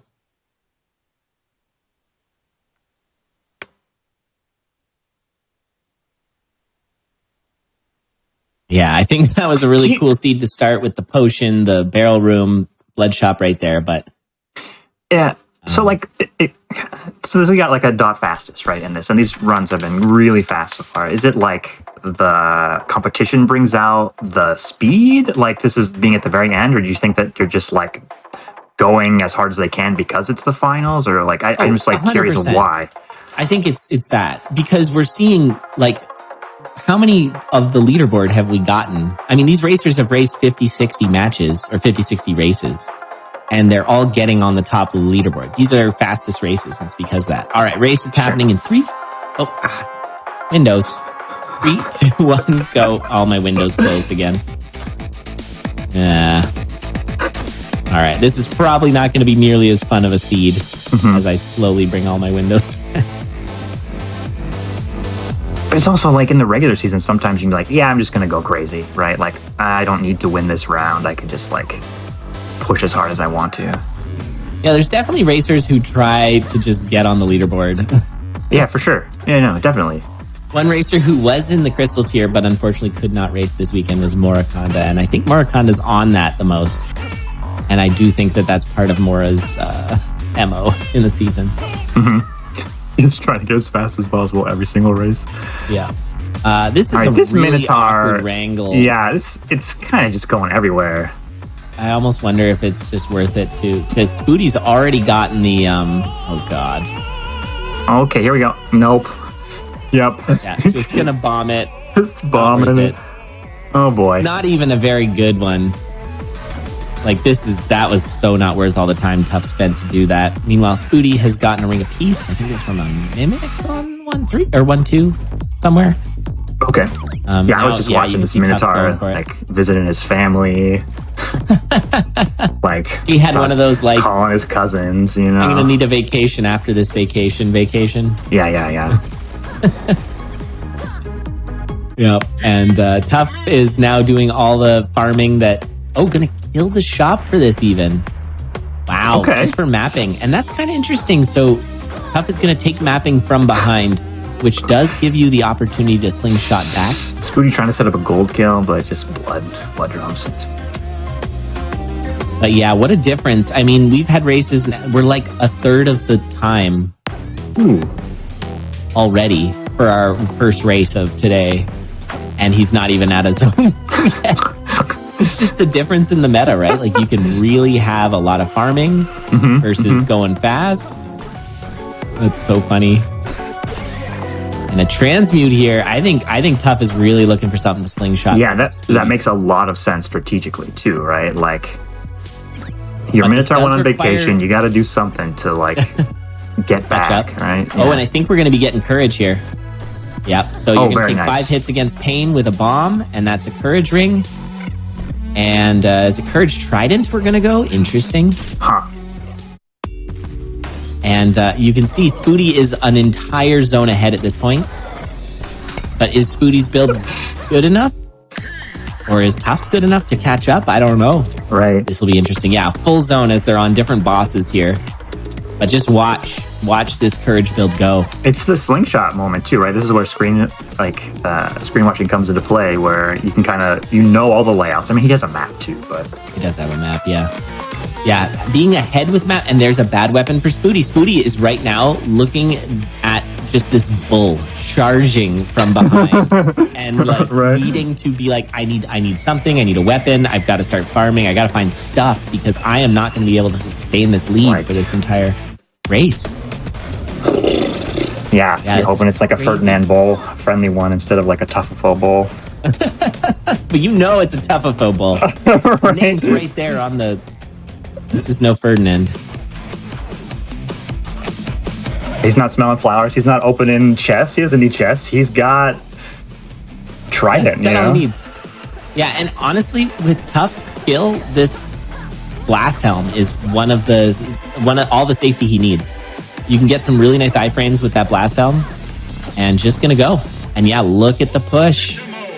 Already now breathing down Spoody's neck, and Spoody is forced to take a glass trident.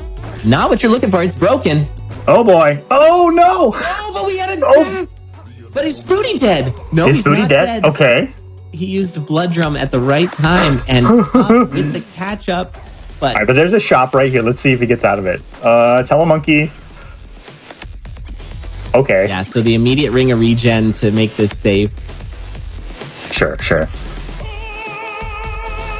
Oh boy. Was crazy. Unfortunate too, because I mean, at this point, Spoody, the chance of, not to totally curse, but the chance of him going down is extremely low. Right, he goes to the shop, he gets a ring of regen. Like, he's gonna heal hard every floor. Yeah. He gets a 2 damage weapon. It's like, all right. You do not mess around here. This is the finals. Watch the wall pig. That could have been it there. I was dead. I was playing and I died.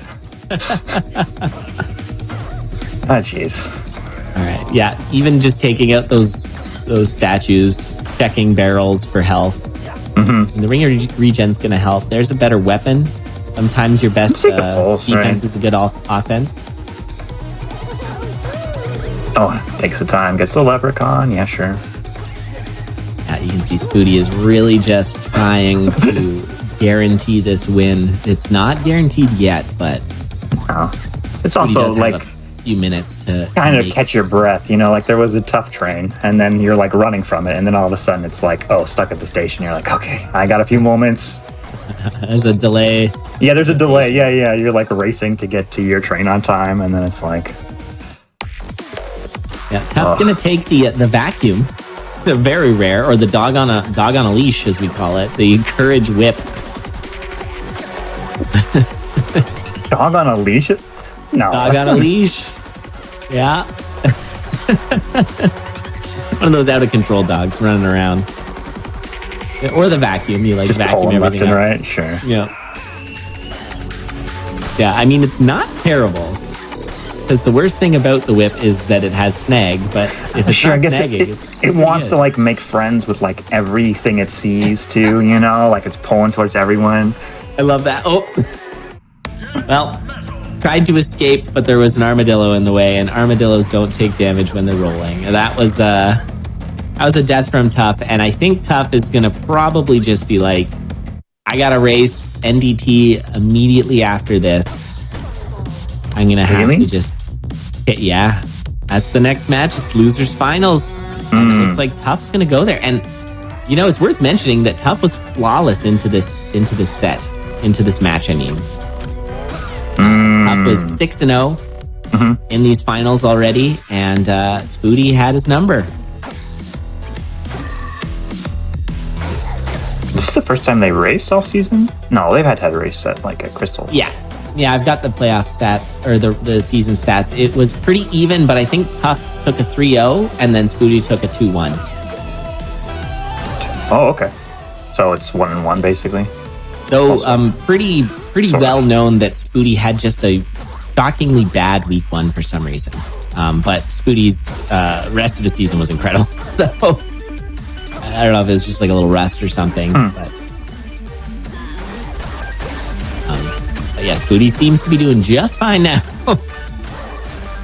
This little distance Yeah, I balls. guess he's stabilized in the finals, you know. Yeah, there's two ways that this run can go off the rails here, and it's a wacky dead ringer, which he is going to avoid with lures, though you've got to hit that. Yeah, you got to hit the rider. Riders will ruin your lures.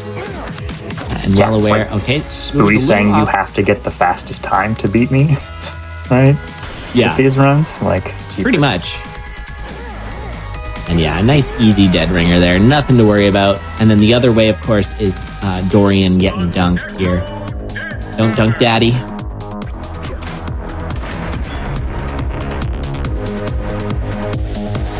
Yeah, they're in the pool. Just nice pool games. Some Marco Polo. Yeah, who put daddy in the dunk tank? All right. Nice little pulse there to make sure that Minotaur is not a problem. You can see Dorian's down right. That's the way you want daddy. Down right there. Say daddy because he is literally Cadence's dad. I'm not being weird. Just I'm sorry, yeah, I wasn't even thinking about that out of context. Dorian is Cadence's dad, although Spooty is playing as Pootsie right now, and I don't know who Pootsie's dad is. All right. Well, that's gonna be it for this absolutely banger of a winners finals, and we may have a rematch if Tough can take down DT in our next match. We will see. No matter what, we've got some incredible races coming up after this break.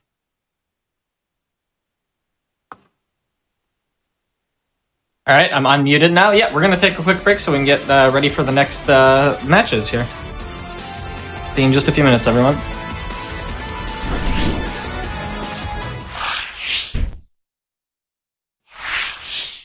Hello, everybody. Welcome back to the Game Zone Quick Hotfix. Today we are showcasing CONDoR, the CONDoR community, Crypt of the Necrodancer Online Racing. This is their seasonal playoffs. This is day 2. We had some great races yesterday, great races today as well. I'll hand it right back over to you. Y'all can take it away. Alrighty. Thank you so much, Church. Yeah, we are back, and only a couple matches left for us to determine, and these matches are for us to determine top 3. Now, interestingly, there's a lot happening here. We had Tough versus NT was our versus DT was our very first match of these finals, where Tough did pretty solid 3-0 on NDT. But since that, DT has been throwing down upset after upset after upset, taking down BGM, Tang, and Ravio Linguini. So beating Tang and Ravio is pretty impressive, Huge. And BGM. And BGM, sure. All of them. Oh man, I'm sorry, so insulting. We shall No, see. it's cool. Yeah, if DT can throw down a upset, this is the only best of 5 in the losers bracket because it's the finals of the losers bracket. So we are doing a best of 5, so we're in it for at least 3 races, hopefully 5. It's going to be awesome. There's not really much more to say about these 2 racers. We're going to see lots of them coming up. They did not face each other apparently in season 15. So the first time facing each other was this first round of the playoffs. And we're going to just see how it goes. I'm so excited. That last set has me so stoked. It's been just incredible stuff. So yeah, let's do this. Let the racers know we're ready to go. And as we transition over, I just want to again say, what an honor it is to be here. It's been such a fun tournament, and we appreciate y'all, especially those of you who are, we appreciate the Necrodancer community. Thank you for being here. You're awesome. We'll see you again. Anybody who's seen us for the first time, thanks for being here and checking it out. We know this game is a little bit niche and at times a little hard to know what's going on. So if you have questions, throw them in the chat. If you want to get more involved, come to our discord.condor.live. That's where you'll find the community. Or just condor.live will get you there. So it's a little easier to remember. But with that, our racers are ready to go. We got, is that DT flexing on a 644? Yes, it is. Yeah, it was. So, you know what? That is definitely a time that can be tough. So we shall see how this goes. DT looking in proper form. Tough did just suffer a loss to Spooty, though Tough is one of the greats. We shall see in 3, 2, 1, go. Here we are. All right. Losers Finals, Game 1. Yeah. Digging their way through the chocolate zone. Yep, that's canon now. Yeah, I mean, Yeah, who needs a shovel when you can use a spoon? Spoon it into your mouth. eating the walls as she's going through, Pac-Manning their way through the levels.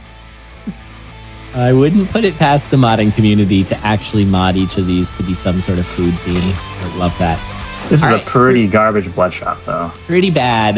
Yeah, when it's 3 weapons, you're only able to keep 1, and they're all bad. The Golden Harp is probably the best one, but it might not even be... Well, it's not worth your bomb, but with a battle shovel, Tom was able to save... Tom was able to save a bomb, but then ended up using it anyways to make for a safe kill on the Bloodshot Keep.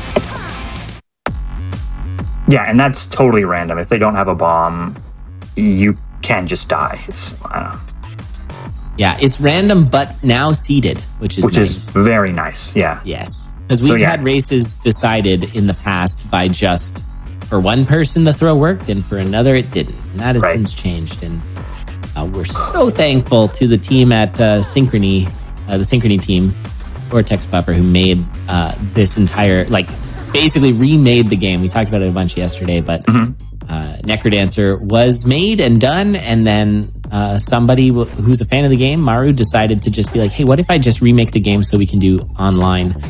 And then made the game way better. And then Brace Yourself was like, hey, you want to make this official? And here we are. It's crazy. He redid the whole architecture of the game. It's rewrote the whole shebang. It's awesome. It's cool. It's way more moddable too. It's this event-driven architecture. It's really neat. So very cool. I just noticed that the skeletons do the wave at the foot of the stage there. I guess they go across. Yeah, I thought you were just talking about the basic skeleton animation at first. No. Yeah, they follow Fortissimo as he goes back and forth. I had never noticed that before. Fun little detail. Wow. Okay, so in 2-2, pretty solid shop here. We're gonna rock a blood cat, 1 damage cat. Yeah, the skill of these. I just love Tufafo fighting that red dragon horizontally, just narrowly dodging fireballs and all these bad moves. It's really impressive. Yeah, and normally you learn the game, you're like, oh, okay, let's not fight this dragon from the side, and then you're the best player is nah, I can figure it out. A bit of a dangerous chest there, a glass jaw, and that pickup would have led this to be a 2 damage cat, but as we saw in the previous set, glass jaw is a little bit dangerous. 1 damage from it, and you are dead. You can see DT using a lot of blood drums just to clear through these high health enemies. Remember what we said is the flavor of besides pistachio, it's also high health enemies. And now Tough is running through. Did they get Squega suited? I think they got it from a shop, actually. Tough killed the shopkeeper, I think. Tough not check the boss chest? Because that's a titanium rapier, which is dramatically better than what Tough is currently running with. So huge find for DT. Tough's gonna miss that. And Tough now with gonna take on that dragon horizontally like before. Very cool. And the blood drum is useful. But I just noticed Tough has a holster and the Old Faithful in the back. Yeah. So a 2 damage sword is pretty good, but I feel like Blood Drum, Blood Cat is actually probably the just stronger combo here. Blood Cat is strong. Just because you can do that infinite damage and get your heals up. Yeah, just casually walking around at half a heart. No problem. Well, I just mean the infinite damage from the Blood Drum. But it does I see what you're saying. To use it. Not the and then you'll get your health back because of the blood. Yeah, not using the infinite damage. I feel like that's probably still too risky for even this caliber of racers.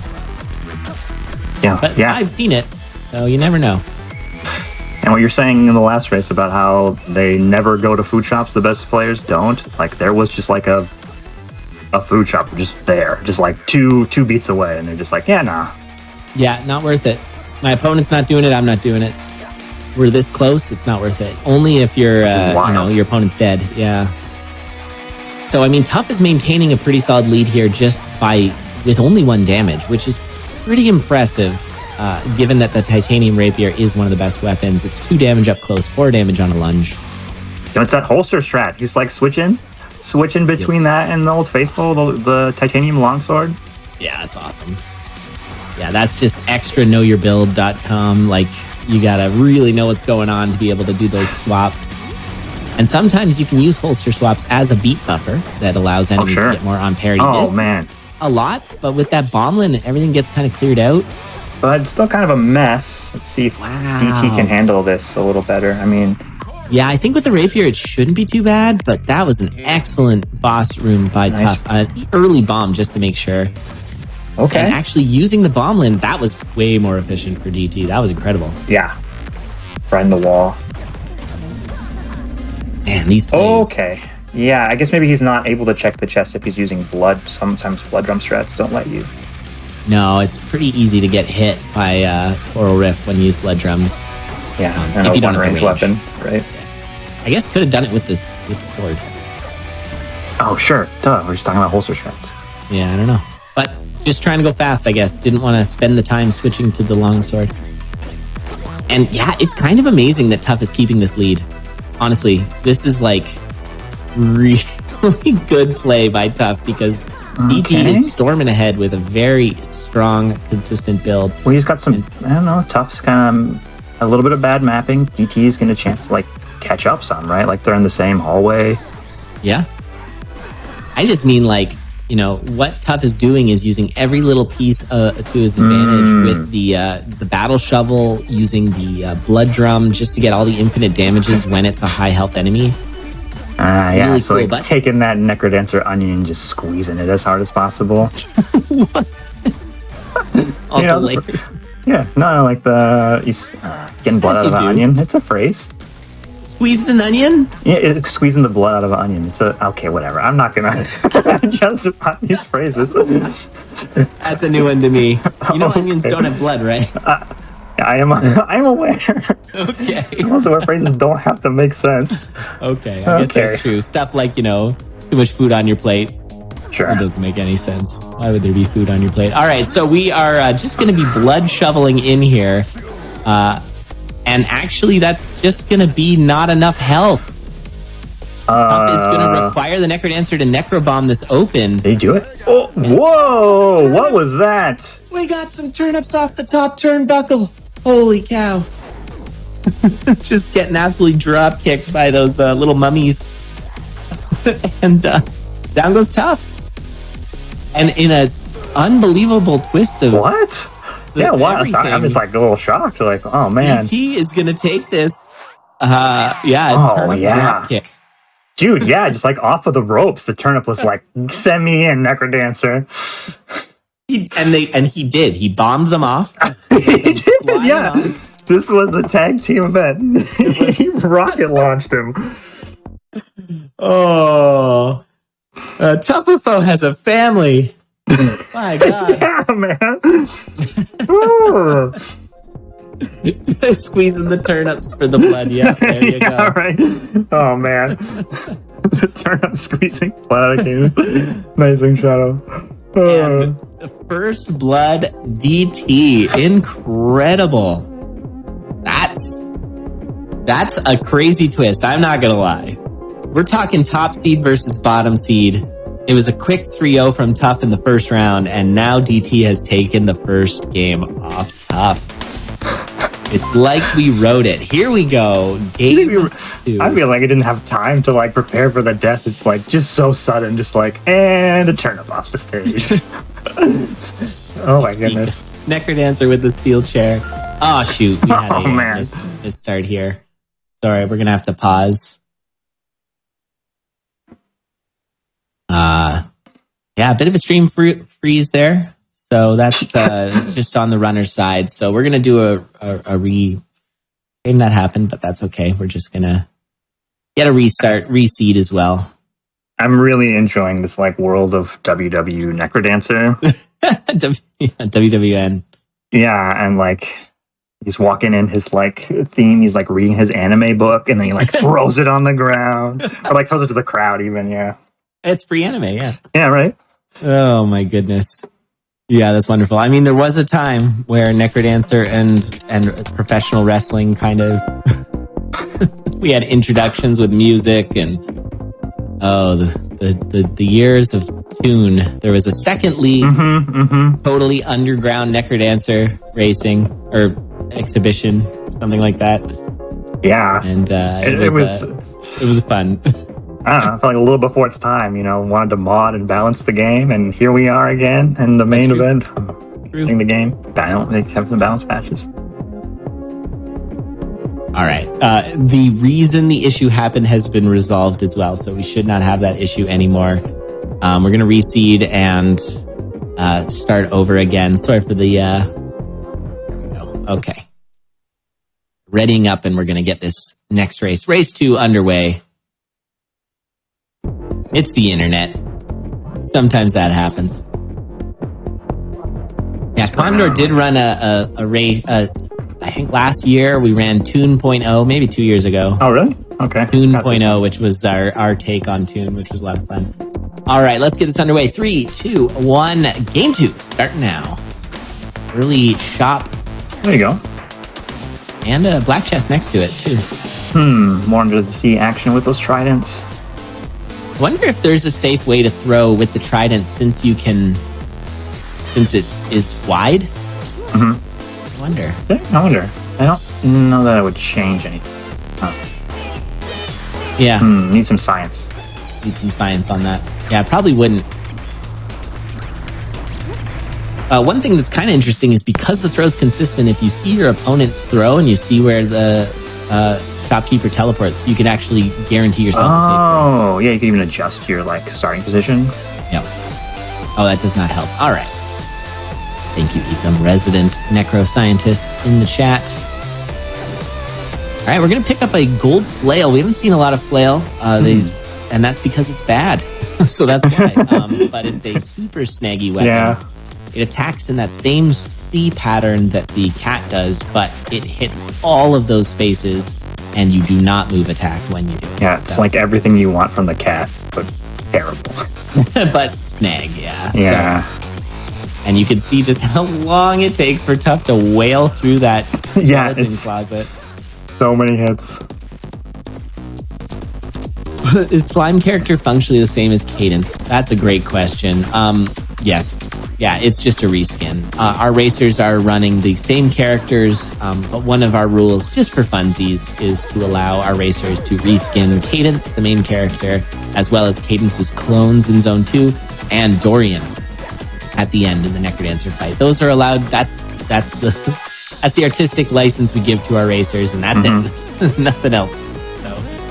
So we got a conjure shop here, and conjuring weapon was just an onyx. Another onyx flail, yeah. So we're stuck on flails, and DT goes back for the shovel. So we got that battle shovel again. That's something we saw in last race with Tough being able to get all the infinite damage despite having a pretty garbage weapon. I like the non-combo of Onyx Flail, where it's like you want to stand still to get infinite damage, but then the flail knocks them back. So it's just like, That is true, because it's kind of built for snaggy weapons, but the fact that it knocks them back is bad. Yeah, I didn't think about that. Interesting. And this is a pretty sad shop here. 2-1, no surprise, but yeah, not much in there. Just gonna grab a torch and try harder next time. Freddy, of course, the name of the shopkeeper, Freddy Merchantry. That is actually the name of it. name. Yep. As he's such a good singer. He's in the sweet voice of Danny B. Just sing all the songs. Oh, strange Vocaloid machine. And now we've got another strange Vocaloid machine in the game. Oh, yeah? Yeah, me too. Oh, sure, yeah. So both racers taking a high damage, high risk item, the glass trident. So this is 4 damage, but if you take damage, it breaks and turns into a 1 damage glass shard. So Gotta be careful.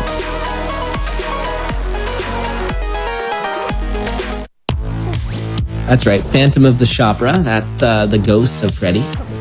Also a great name. Lots of fun names if you watch the End credits. end credits. Yeah. Builds are pretty similar. I mean, same kind of weapon, but yes, DT has that frost ring, which is like maybe a free boss kill. Oh, it's also one layer of safety for this glass, which can be really nice. Sure. Give you a little more confidence. A Berserk spell pickup, and we could see DT wanted to grab that titanium trident, but did not have money for it, so he's going to just keep moving. Ooh, nice layout, just right through the shop to the exit. And that's the kind of thing that DT's going to be watching for. Zone 3 can be annoying to map, so DT, who is behind, is going to be using that information to go a little faster.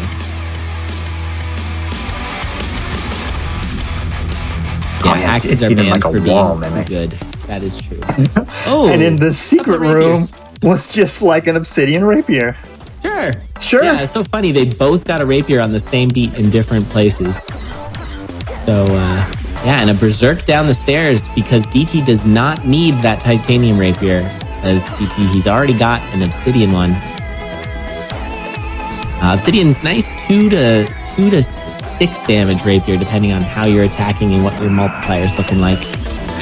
DT gonna clear out that back closet and kill those Blade Masters with the fireball just to try and get through this quickly.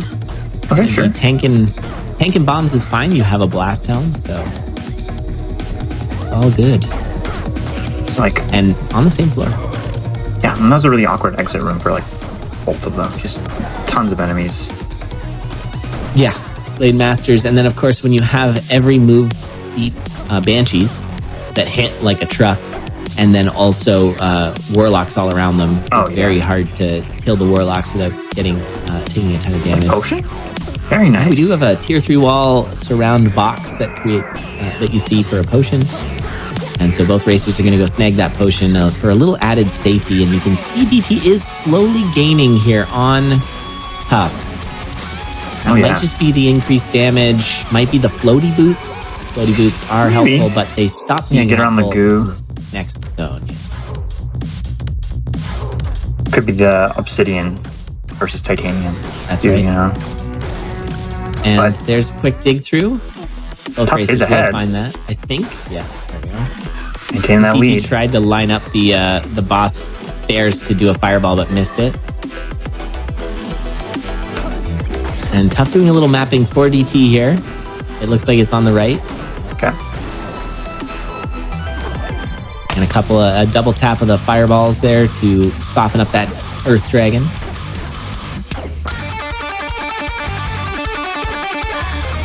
And DT is keeping it close, but Tough does have like the slightest of comfortable leads here. Yeah, sort of, but then you're surrounded by the deviled egg diagonals. Diagonal deviled egg. I cannot believe what I'm seeing right now. Does Whoa. this mean we're going to see DT up 2-0 on Tough with Bo? I don't know. Jeepers, how are we going to finish? That's good. Good follow-up, Ryan. Thank you. I had to try something.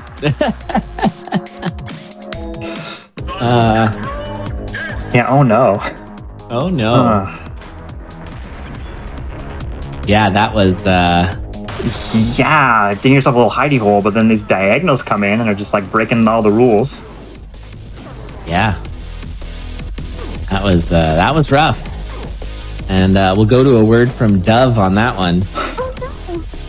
There we go. Didn't have it on quick play, but there's everyone's favorite character, Dove, having a struggle on that one, and that is gonna be DT going 2-up on Tough. Very nice.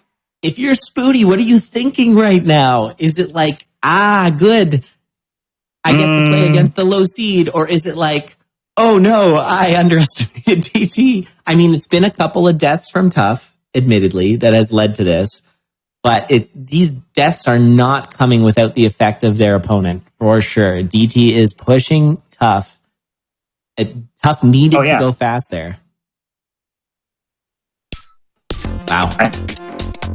Yeah, these have been 2 come from behind wins here, right? Like pressure into a death. So it's interesting seeing like a slight difference like in their strategies and their approaches to these runs. Yeah, it's really interesting. They're definitely not mirroring as much as we've seen earlier with some other racers, which is pretty cool. It's cool to see it get this close. Funny situation. Tough thought it was over. Tough thought he was out, and then realized. And so he's got one more life left. The best of 5. He said, "Sag is over. It's time for the reverse sweep." And with that, we are going to start game 3 here. NDT 1 game away from moving to the finals to face off against Spoody. Yeah, Tough on his last life. No continues. No continues. No Konami codes. Nothing.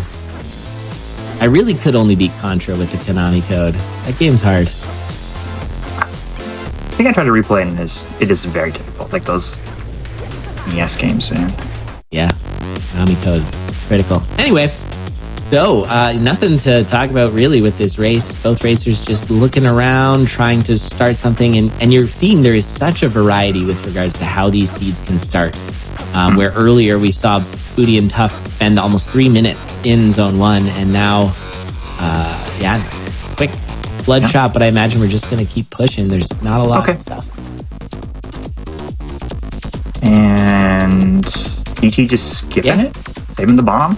I don't mind that, but this layout's kind of awkward. So DT is going to be going low percent into the boss, which can be fine. So bad. It's fine, right? You're just saying I need to get a flawless kill and get this boss chest for like a weapon or something. Problem is, it's death metal. The hardest of all. To do with dagger bomb strats. This is dagger bomb. There is a strategy. Tough does not have the bomb, so is gonna have to do it just dagger strat, which can be really hard, but it looks like Tough's fine. No. DT takes a hit. That hit is massive. Let's see what's in that black chest. It's a hit. Okay. All right. Okay. It's fine. I mean, it's still, I would rather have the whip than a base dagger, but that could have been a lot worse for DT. Oh, and there's an urn on this next floor. Can we open it? There's some walls, the mighty spike chest. wall. Yeah. I don't know if you do want to open it. Oh man, what if they open it and it's a blunderbuss or something? Yeah, it could be. Yeah, I don't know if that urn is worth going for. He's got a bomb. He's getting snagged by the whip. Snagging on the whip. And I think DT's like, screw it, I'm going low percent. No, he's doing it too. But how are you going to get that out of there? Oh, he had 2 bombs. 2 bombs. The bomb. Yeah, not going to the blood shop. The blood shop. That's a pretty great. No, it's still pretty good. I mean, okay, yeah, but. Yeah, and with the bomb spell, now DT can get a specialty dagger from this. So if you take the shrine and bomb it, you're going to get an orange scroll. That's very good. Specialty dagger phasing. And is Tough going to take peace and keep the whip? Nope. He wants the dagger phasing too. Amazing. Oh, what a start to this race. Just ridiculous shenanigans there with that urn. I mean, now DT's a little bit ahead. I'm not going to lie. I don't know if the urn was worth it. It was good. But like that was a lot of time, and had a racer not taken that time, they would still have the peace shrine. They'd still have the dagger phasing. Yeah. I mean, it was hilarious. Spell, I guess. Yeah, it was great. Okay. I was so worried. I'm like not thinking about how phasing works, and you can just hit things through walls. Yeah. So phasing is a special type of attack where basically every time you attack, you're guaranteed to do damage pretty much. No matter what, if the mole's in the ground, you can still hit it. You can attack electric orbs in the air. It just kind of hits everything. That's wild. And if you, for some reason, find yourself in the walls, you can attack from within the walls too, which is cool. Nice heal buffer there by Tough. Was that a heal buffer? I think he just tanked the dragon hit because he has heavy plate now. Oh, is that what happened? Yeah, I think it was just a tank. Okay, that's fine too. Heavy plate's good. Yeah, he's got his back pocket chicken and now a floor ham. It's like back pocket chicken and some floor ham. Yum. Yeah, and with this dagger, the other thing is that even though normally when you throw it just aggro's Coral Rift here, because it's phasing damage, you actually do the phasing damage, which allows that to be a 1-cycle throw bomb rather than 2 bombs required. Pretty cool. That's great. It does matter. Tough avoiding the bomb by Yeah. hiding in that secret shop. Going into the shop, yeah. Cool. Liked that a lot. Yeah, the phasing damage also hits the skeleton on the ride, so kills the rider in one shot. Goes straight to the skeleton rather than demounting, or whatever the term is, taking him off the horse. Yeah, I don't know. Knocking him out of the saddle. Yep. Okay, Tough still ahead. Yeah, Tough taking lots of hits, but it's fine. With heavy Yeah. plate and... Whoa, Tough Telemonkey. taking telemonkeys, that's dangerous. Is it They though? are I mean, seated now. So telemonkeys are if DT was paying close attention, DT could do the same thing. I feel like if there's a build to big Telemonkeys, it's the biggest armor and a healing spell, right? Yeah. What you do want though is goo boots. That's the big danger there with those telemonkeys, and no goo boots on this run. Ooh, okay, it's still Getting fine. a bit of a surround. It's fine, but it is all that backing off is taking up a lot of time. Right. I think DT was better served just pushing through that. Yeah. Tough just on floor ahead, just like, Yeah. Okay, I need my 3-0 comeback starting now. Yep. Yeah, Tough needs this win badly. I just gotta keep an eye on that chicken though. He's got it ready. He's ready to snack whenever, you know? Oh, a nice job with the if it's pokey, it's okie. Whatever her saying was. If it's flat, don't step on that. All right, now's a good time to eat your chicken. The immortal words of Tally's commentary. Chicken, chicken, chicken, chicken, chicken, chicken, chicken, chicken, chicken. Truly. Chicken. Oh my God, half-hour chicken. Oh, Eat chicken, eat chicken. The chicken was good. eat chicken, it's fine. I mean, occasionally you might get an enemy that's going to do enough damage to do a full heart on the heavy plate, and it's a bad time. Now, phasing also hits Dead Ringer. It does the dino damage. And Cheating, this- cheat this some lead- dino damage. This lead is substantial, right? Oh, that's what it is. If it's pokey, okie dokie. Yeah, I like that a lot. Nice internal rhyme as well. All right. Well, Necrodancer Phase 2, you can see that Tough just sped ahead here on this seed, and really for how I think just tanking a lot more damage. I think that was really what caused it. Tough just like face planted a Dark Minotaur in the Necrodancer fight, just like because he could, I guess. Yeah. Yeah, the value of having hearts and armor is you can use it as a resource to go fast. And there we see it again. The builds were the same, but yeah, Tough just goes fast. Very nicely And done. GG. Yeah, so Yeah. Tough taking that win over DT. GG's. We'll see. The reverse sweep has started. But DT just needs the one win here. It was Tough strat all along, just to get on the ropes, take the punches, tire him out. Yeah. Instill Hope, Crush Dreams, I believe is the name of that one. There's actually a name for this strategy. Yeah, Instill Hope, Crush Dreams. That's where you let your opponent get 2 up and then you come back for the reverse sweep. It's a bold move. All right, we are going. Another immediate blood shop. Is it a good one? That last one was so bad, and this one is not special. And it was a safe throw. Yep, safe throw, but Tough's going to use the bomb anyways, which does speed it up anyways. Hey, that's a sweaty moment when you're throwing your dagger at a blood shopkeeper and it's like a tournament race, you know? It's just like, Oh, sure. where's this teleport? Must Honestly, react. for me, it's doing the blood shopkeeper kill on 1-2 because each floor the BPM speeds up. And Oh, sure, yeah. it can be hard to react. If you do a bunch of single beat reacts against that blood shopkeeper and you do like one too many and then all of a sudden you're like, your brain can't keep up. At least Right. my old brain. Yeah, sometimes that just gets you killed. Yeah, you just like happen to fat finger or something. You're just like, oh, well. Because it one-shots you, so. Yep. Now it's a quick restart, so it's not a huge deal, but Oh, this is a pretty bad shop. Not a lot going on in there. Just the circlet of telepathy. That allows Tough to see enemies, but it's also going to cause those whites to spawn in more often. So it's kind of a bit of a mixed bag. Increases your aggro or mapping? I don't know if it increases your aggro. What it does do is make it feel weird when things don't aggro when they should. Right. You see them. That's the thing that I've found with it. Okay. All right, nice gold kill there from Tough.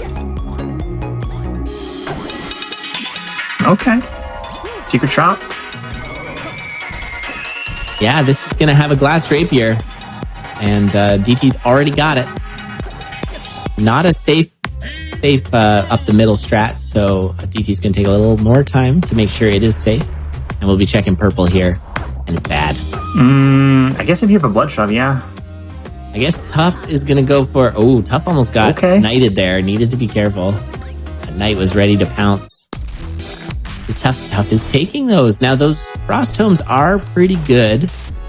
Oh, I see. DT. Look at that circlet coming into effect. The red dragon was like right there. Nice. For Tough foe. Oh, man. And Tough is catching up here. Yeah, you can see Tough can see where the boss is. It looks like DT's going to wait out this dragon. Get the kill first before dropping down the stairs. Oh, okay. Oh, never mind. Sees a shrine. It's a great shrine. Oh, man. Blood Rapier is tempting, but it's just not going to be able to keep you up. Gonna go for the map instead of the miner's cap.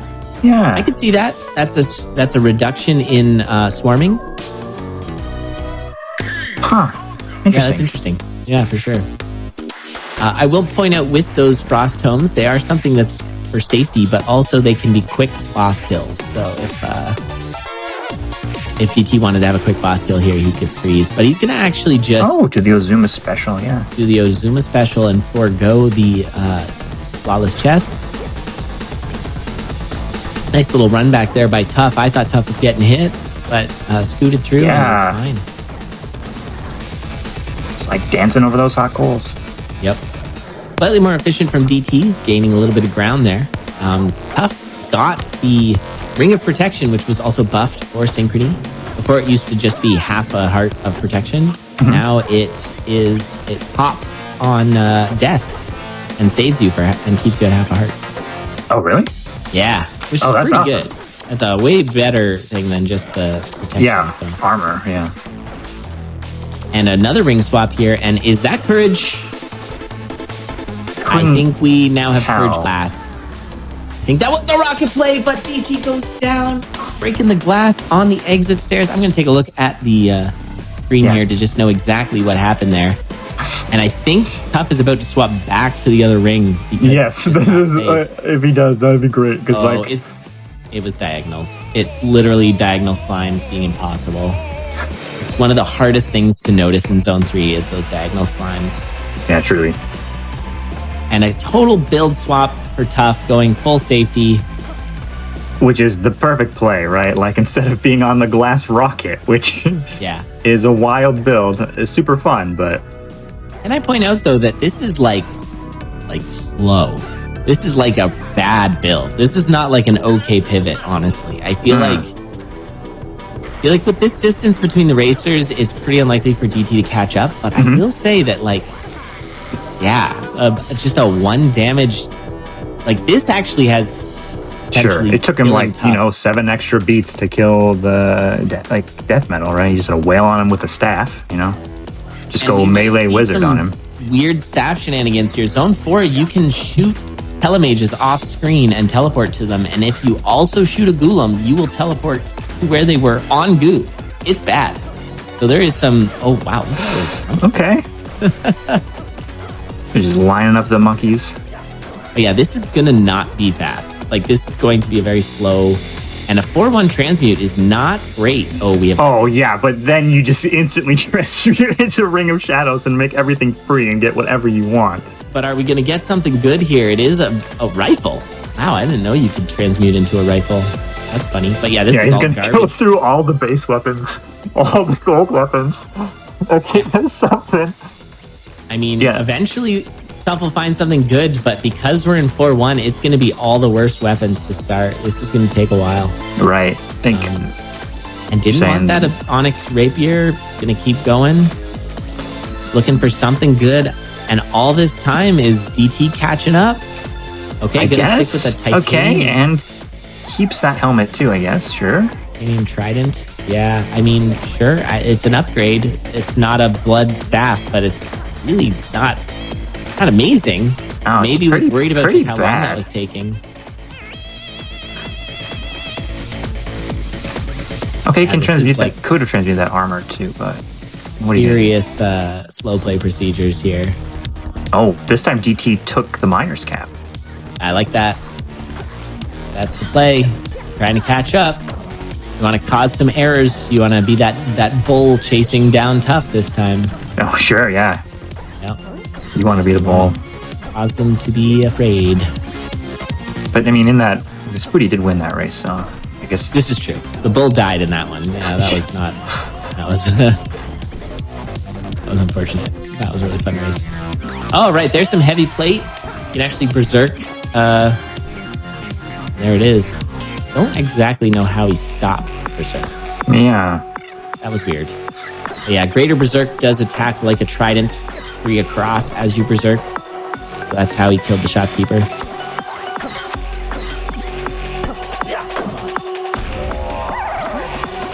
But yeah, we've got DT in zone 3, Tough in zone 4, but Tough is late zone 4. Gonna be grabbing this Ring of Peace and some mapping. Pretty good safety from all this, grabbing the Ring of Shrine of Darkness and swapping the Ring of Shadows for a Ring of Peace. Oof. But yeah, Tough is doing exactly what Tough should be doing. Playing slow, making sure this is a win. But don't play too slow. Right. DT is doing what he should be doing, which is playing like a madman. Yeah. Yeah. Foot on the gas. Go fast. I'm gonna grab a shield spell though. That's really nice. But zone 4 is long, and with the monkey's paw, you will not be taking any YOLO monkeys. Those pillar monkeys sitting there.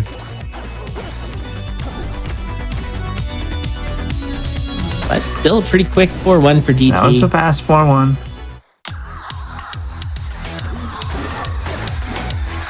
Just have to come back with a late death.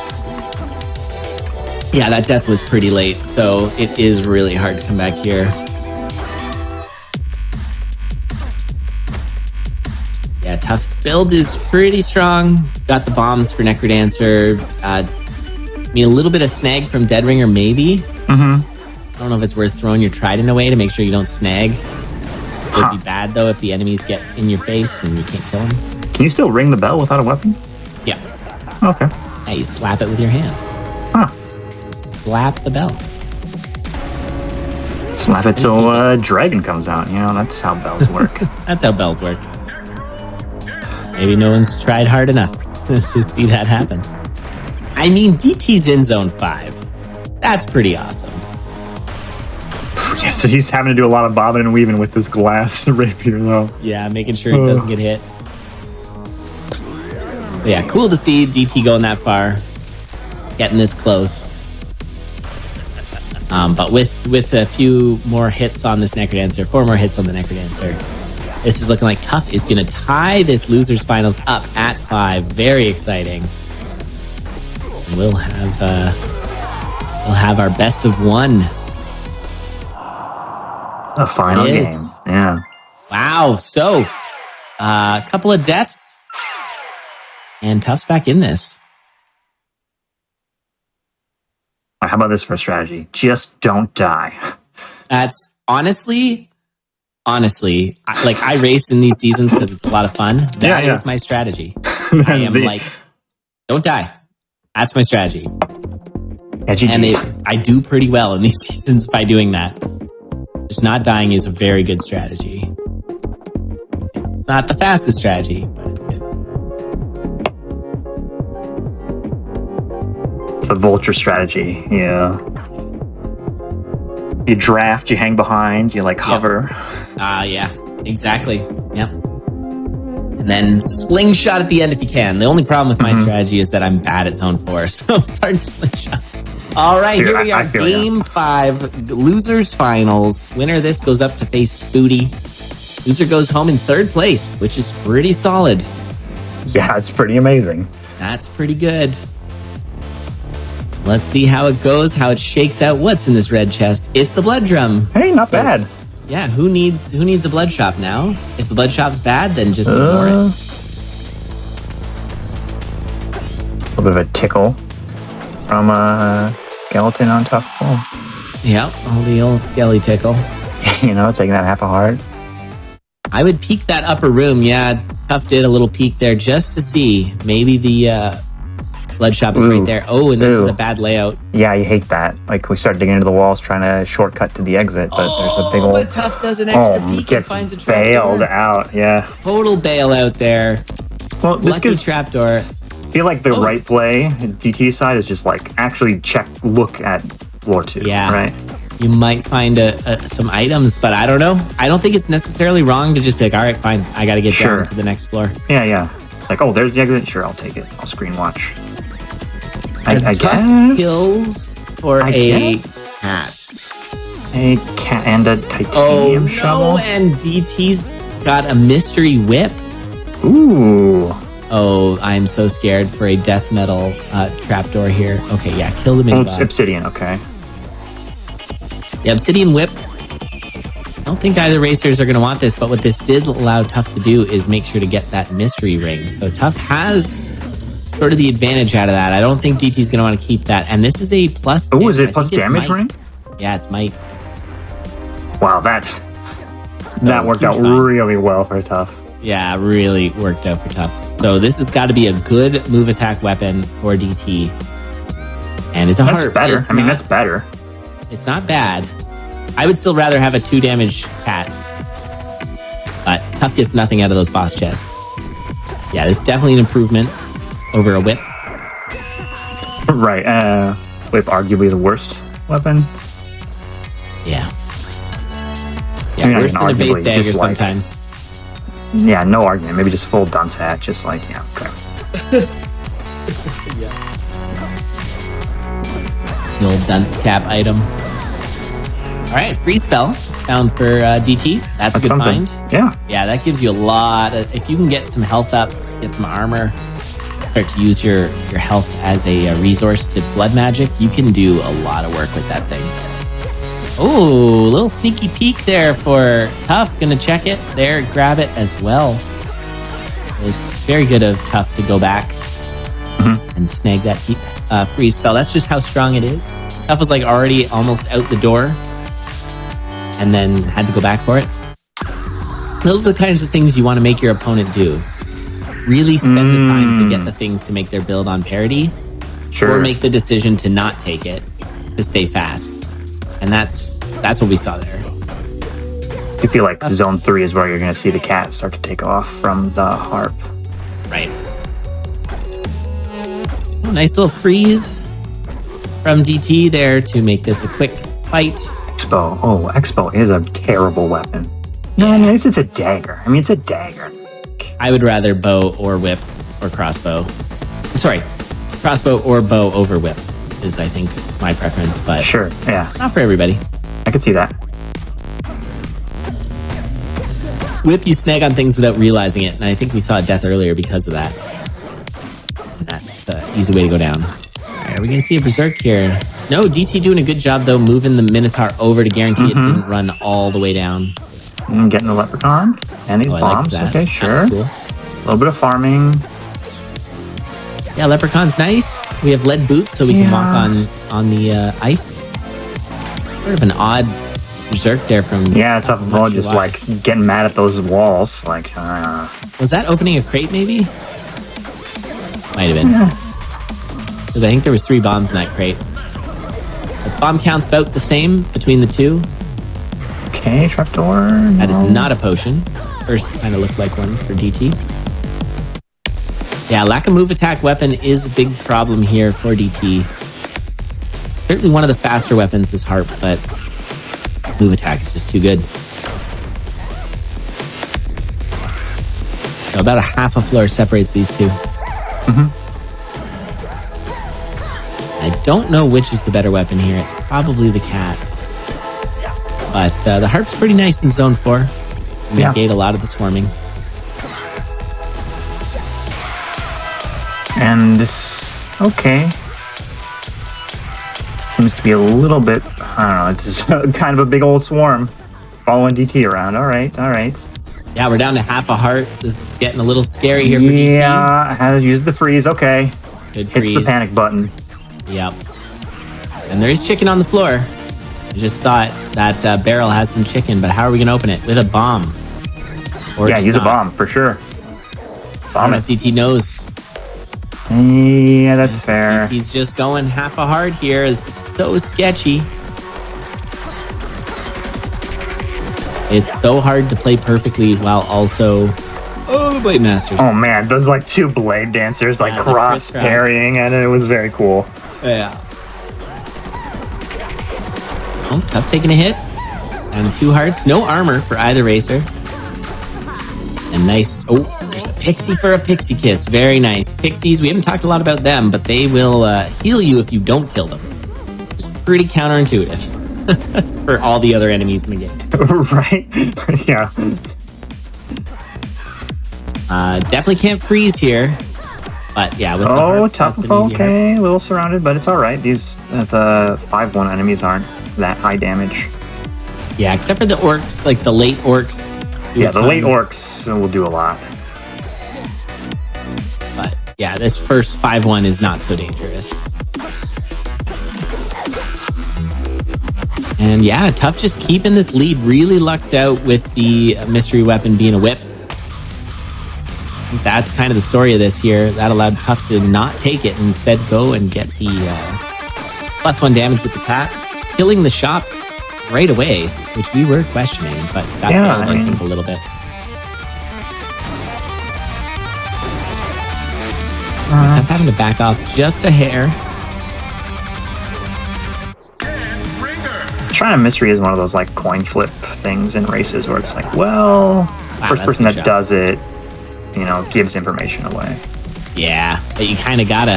Yeah, you have to. I mean, like, what are you gonna do? All right, Japanese strat here. It's off the rails, but it gets fixed by a skeleton getting in the way for Tough. So Tough's going to be on to the Necrodancer here, looking to close this set out, finish off the reverse sweep, and go up against Spoody. Win the right to fight Spoody in the grand final. Mm-hmm.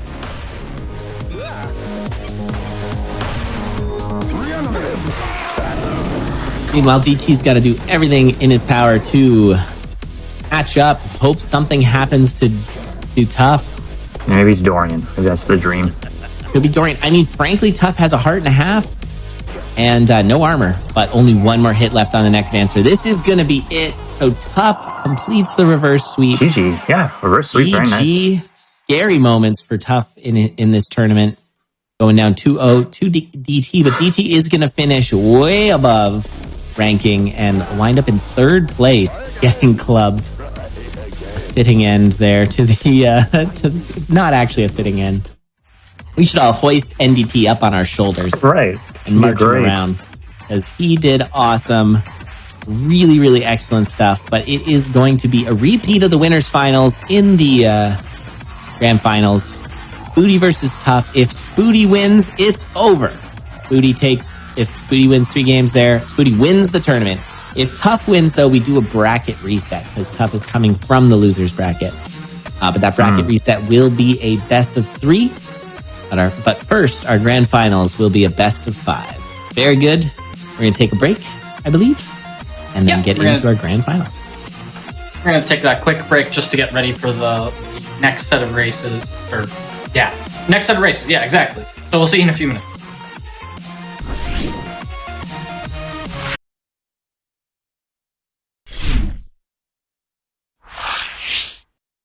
Hello, everybody. Welcome back to the Games on Quick Hotfix. Today we are showcasing the CONDoR community, Crypt of the Necrodancer Online Racing. This is their seasonal playoffs. We are in day 2, and this is actually the grand finals. I'll hand it right back over to y'all. I'm excited. I am also excited. Here we go.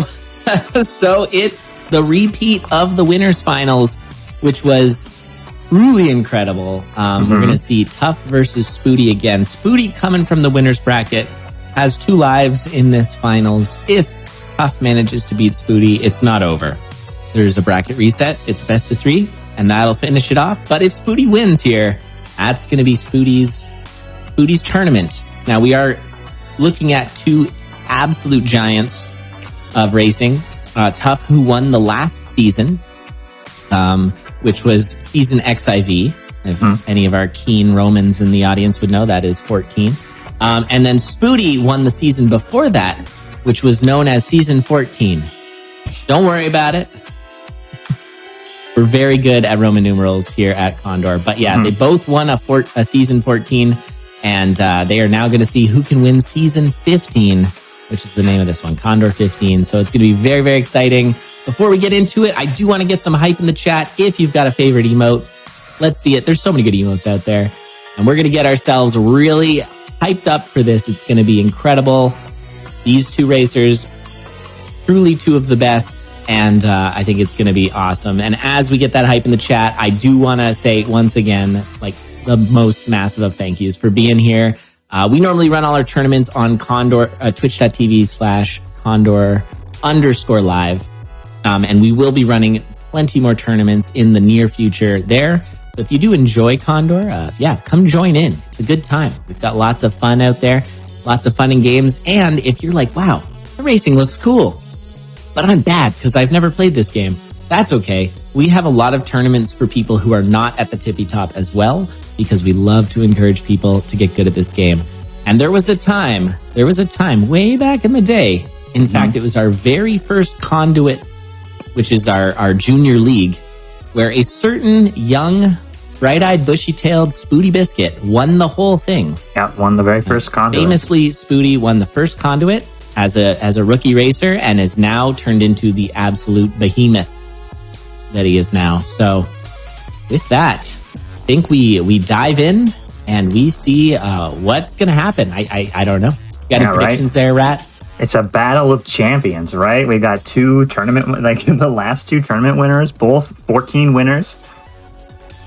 Yep. Like going head to head. Yeah. Season 14 winners. It's awesome. Right? Spoody stepping off his throne. Also Tuffa stepping off his throne to do this like epic battle, you know? Staring at each other from opposite peeps on their thrones. Right? Yeah. They step down, cross their little drawbridges, and stare each other down, ready to dance. And that's what we're going to see. Right, to enter the crypt. Very cool. So yeah, a slime and a pootsie. That's their 2 things there. I'm trying to build an epic narrative, and we have a cute slime and a cute pootsie, you know? Yeah, good times. All right, so let's swap over and get going. Yeah. Yeah, and if you do want to just hang out on the sidelines and just sort of enjoy the shows, you can also come to our Discord channel where all that stuff will be provided. And of course, we are open to, the reason CONDoR is what it is because of our community. We take a lot of feedback very seriously to try and make everything better. So if you want to come in and be like, oh, you know what, could have been cooler, do this instead. We would, we're very open. We love to just improve. So feel free. We'd love to see you over in the Discord channel, discord.condor.live. All right, and with that, we are ready to go. Grand finals. Huge news. This is going to be it. We'll see who is our champion. Be great. Right, the racers are going to be readying up in a moment. I can't even imagine how they're feeling. Frankly, if you go back to the very first Necrodancer tournament, was it not? No, I think it was you and DJC in the finals. I don't think I was in the finals. I think I got 4. I don't remember if it was DJC or the very first CONDoR. Yeah, no, the very first. Yeah, no, DJC won the first CONDoR, but the very first tournament where we were both in it. Yeah, and you won it. I forget. It might have been Slackaholicus too. I don't remember if that was like. It was Slack. Slack was great. All right, well, that's ancient history. This is making new history. In 3, 2, 1, go. We are going to have our grand finals. Just getting started. Spoody Biscuit versus Tuffa. Spooty on your left, Tough on your right. Gonna be good stuff. Oh yeah, and immediately finding that titanium broadsword. It's nice to find a 2 damage weapon. Make the one easier. You know, you can go the whole game with it, but it's not like the best. Yeah, it's not really your end game weapon, but definitely a good find here. Another good find, Ring of Peace. Yeah, just digging through some walls, finding peace rings. Like, nice yeah, not start. bad. Who left that there? Who put that in the chest? Dove, someone hopeful. You know, they're just like, oh. I always just assumed everything was kind of crafted by the Necrodancer, but why would he do that? I don't know. Okay, so Spooty's going to be grabbing the Luck Charm and checking this Blood Shop. And it's kind of bad. But for lore purpose, I think it's definitely Pantslaughter. He just like ships all of his rings of pieces everywhere else. Get it out of here. Yeah, that could be. This. So weird weapon swaps going on. Spooty swapping to a titanium flail, only to quickly swap to a glass trident. Finds a shovel of strength. Yeah, everything is crazy. What a crate! I mean, cheapers. That's a good crate. Yeah. Who put Plus that 1 shovel of damage strength in on there? that shovel. So good. So yeah, Tough sticking with this titanium broadsword this whole time. I feel like that glass trident is good enough. Take you the whole way. It's glass. You just gotta be careful. And did Tough just went. Tough said, "I don't need this chest. This is a King Konga song. Games. This is the slowest song in the game. Even misses That's right. a beat. Like, let's not do that." Wow, and Spooty checks purple, and it's bad. So Spooty did waste a bunch of time there. So that was a much more efficient play. That was a risk, but or play. And these. Yeah, absolutely is a Oh, risk. but we got glass broke. Wait, no, sorry, there was glass armor. It's fine. Everything's fine. Okay, some glass was broken. Some glass was broken, but not the critical glass. So Spooty is still using this this glass trident, but Yeah, the glass kind of makes up for the snag of the trident, right? Like, Spooty just kind of killing everything, you know? yeah, it's same as having like a high damage warhammer, where it's like Oh, you're gonna sure, snag on yeah, you get everything, this but kind you're of also huge gonna AoE. pummel everything into the ground. Yeah, then you're trying to hit lots of things just to clear it all out of there. Another awkward wind there from Spooty, but it's fine. And Spooty is still trailing here with a 5 damage trident against Tough's 3 damage broadsword. That extra damage coming from the Shovel of Strength.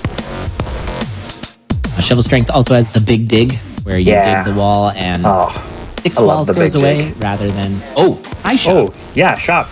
Let's get rid of this shop, huh? All right, that shopkeeper is dead. Yeah. He should have known better than to offer such amazing items. We now have the rocket build. Both racers are going to find it. And it's time to go fast. This is it. You got your build. We're going to go. The +1 damage really makes this a nice combo, too. That's a really good point, Elad. Getting up to the 3 damage threshold, which you've mentioned before, we've talked about before. It's really important in this game. Yep. And with courage, as we say, always be killing. If you're killing an enemy, you're not dying. So keep on killing enemies. You're protected with the courage. And it also, on a lunge, gives you 5 damage, which is the second threshold. Less important, but still a good one. So yeah, make sure you've got your 3 damage up close, 5 damage at a distance, and you can see just how fast these racers are scooting through zone. Keep your eyes peeled. This is going to be fast. Like, this is just a really fast seed. Your eyes peeled. That has got to be one of the grossest figures of speech. Yeah, that idea. Do not peel your eyes. That's even worse than blood coming out of an onion. Onion? Ah. Oh, man. Yep, Spooty doing a nice little back off there to guarantee, the earth to kill the sarcophagus. Very nice. Very nice. Yeah, sarcophagi do not get knocked back. So if you earth a sarcophagus, it just dies. Look at this zipping everywhere. Just killing this, killing the next guy. Oh, it's so good. Yeah, this is top tier play here. Both these racers, I mean, only the best racers can play like this. This is absolute masterclass in how to do rockets. And they're all very well practiced with this because it's so good. I would be dead 5 different ways already trying to do this. That's pretty awesome. Yeah, they're going to the Tough moon. is maintaining this lead. It's kind of nuts. Like, Spooty's playing so well, but Tough is just staying ahead. Oh, Spooty having to back off massively with that blue dragon. Okay. But Tough's at a heart. Yeah. That's scary. That is very scary, yes. Yeah. This is super scary. This is the floor that Tough's got to make it through. Once you get to the next floor, it's way safer. Oh, use that earth. That was great. That was a good earth. That was a good courage. Holy cow. Okay, gets on to Dead Ringer. Just white knuckling this whole... Yeah, I know. It's like one wrong move, Tough's dead. You know? Like my fingerprints like embedded into my desk. Okay, no, easy strat. Whoa. Yeah, did Spooty just not have the damage? Maybe thought it was a 2-shot and it wasn't. I don't know. Spooty had a shot there for sure. There's that And we're pressure going to see too. butt puzzles now to keep the health. And Spooty getting stomped on by an Earth Dragon. Yikes. All right. So, unless things go really bad, first win to Tough. We'll see. You know, I love the Earth Dragon kills. It's like... They hit hard. They do hit really hard, but they're just really like, I don't know. Oops. Tough did that kind of backwards. Seems to be just wanting to do full butt puzzles. It's actually not great to do. Having the stage more intact actually makes the Necrodancer fight a little bit easier. Oof. But these are... Yeah, it's also that the enemies ramp up over time in the fight. Like, we get yellow skeletons, and now we're going to get shortly, like, some black skeletons. Yeah, and then those mini bosses spawn in, and if you see a red dragon, it's scary, but no, that's going to be that. So Tough taking the first game of these finals. Yeah, Eyeballing that bracket reset. That could have been, like, near sub 6 if it was just pure push at the end. Oh yeah, look at that, 625, no big deal. 625, yeah, right? Like, that was with safe play at the end. And that was a rocket in zone 3. So they got there fast. Yeah, and butt puzzles, and still easy sub 7. Like, yeah, that could have been sub 6. Yeah, we need the more CONDoR strats, just like push, push, push. Yep, exactly. Or Sanga. Sanga also famous for that. All right, let's get going. Oh, game game 2. All right. Already underway. Going to be doing some fun shenanigans on these speed up traps to make zone 1 really fast. So a new addition to Synchrony is that the speed up traps stack. They So you'll stack? actually see, yeah. Oh, the that's beat rate amazing. now. Look at the beat bar on Spooty's side. Oh, my goodness. Yeah, I mean, they're speed up. Another speed up. This is almost like double time at this point. This is crazy. So Tough is going super fast now. This is a really good way to get through zone 1 and That's sort of farm amazing. and check around. Yeah, that was great. And now 1-2 being significantly slower than 1-1 because of it. If you bomb a tempo trap, It just feels like it'll such a stay step that way. down. Yeah. That's such a cool combination. Yeah, bombing tempo traps, keeping the... And stacking, it was 3 that Tough... I didn't see if Spooty also got the 3, but... Uh-oh. What do we have here? A miner's cap. Time to dig some Time to go walls, time to go fast fast. Yep. Yeah, go down trapdoors. Who cares about fighting that mini boss arena? You just go. It's so funny. The meta has shifted so much. That would have been like, don't even think about it, trapdoor before. But now there is a little bit of thinking about it. And actually, Tough's got a good opportunity. Oh, yeah, Tough. Farming a bit. Fine. And gonna actually do the food shop. We did it, everybody. Hey, we made See it. the food shop. So gonna be up at 5 hearts, maybe? Maybe saving that gluttony charm for something really good. Yeah, what's in this barrel? Oh, just a bomb. Don't eat those. Don't eat the bombs. Gotta take a lesson from Dodongos on that. Oh, geez, yeah. Spooty gonna throw the dagger. This is a potential walk of shame. Keep an eye peeled on Spooty here. If that's armor, no, it's a weapon, so Spooty will take it. You'll walk of shame if you throw and get armor and have to go get your dagger back. Yeah, kind of the opposite of normal walk shape. Not getting lucky, just getting nothing. Yep. Spooty hopping onto a spike trap there. It really only did a heart of damage. It wasn't too big a deal. And actually, that kind of puts both at relative parity with their weapons. It's a 3 damage, Sure, 2 range. weapon. Yeah. So they're pretty even. There is a berserk spell. I didn't see where Tough got that, but the berserk spell is pretty good. Just summoned it from his feelings. Just like powered it up. Oh, that's true. Now that's immersion. Your emotions can affect the items you have. Sweet. All right. So, yeah, both. Oh, and this is fun. Look at this. Watch Tough. Does that work? Nope. Oh, double. Nope. I thought it was gonna. I assumed Tough knew what he I was like, doing. this seems like the wrong lane, but okay. And it there's gonna be a lot. was. There's gonna be a lot of queens showing up soon. Yeah. Here come the What's queens. happening here? This is Oh, not jeez. fair. And just chasing the king around the chessboard. This is That like, was not by the book, that fight, and that was a pretty costly amount of time. yeah, cheapers. Chess on hard mode. Just give all your opponents queens. Yep. All Yeah, queens. speed chess there, where all the pawns just speed run across the board to become queens.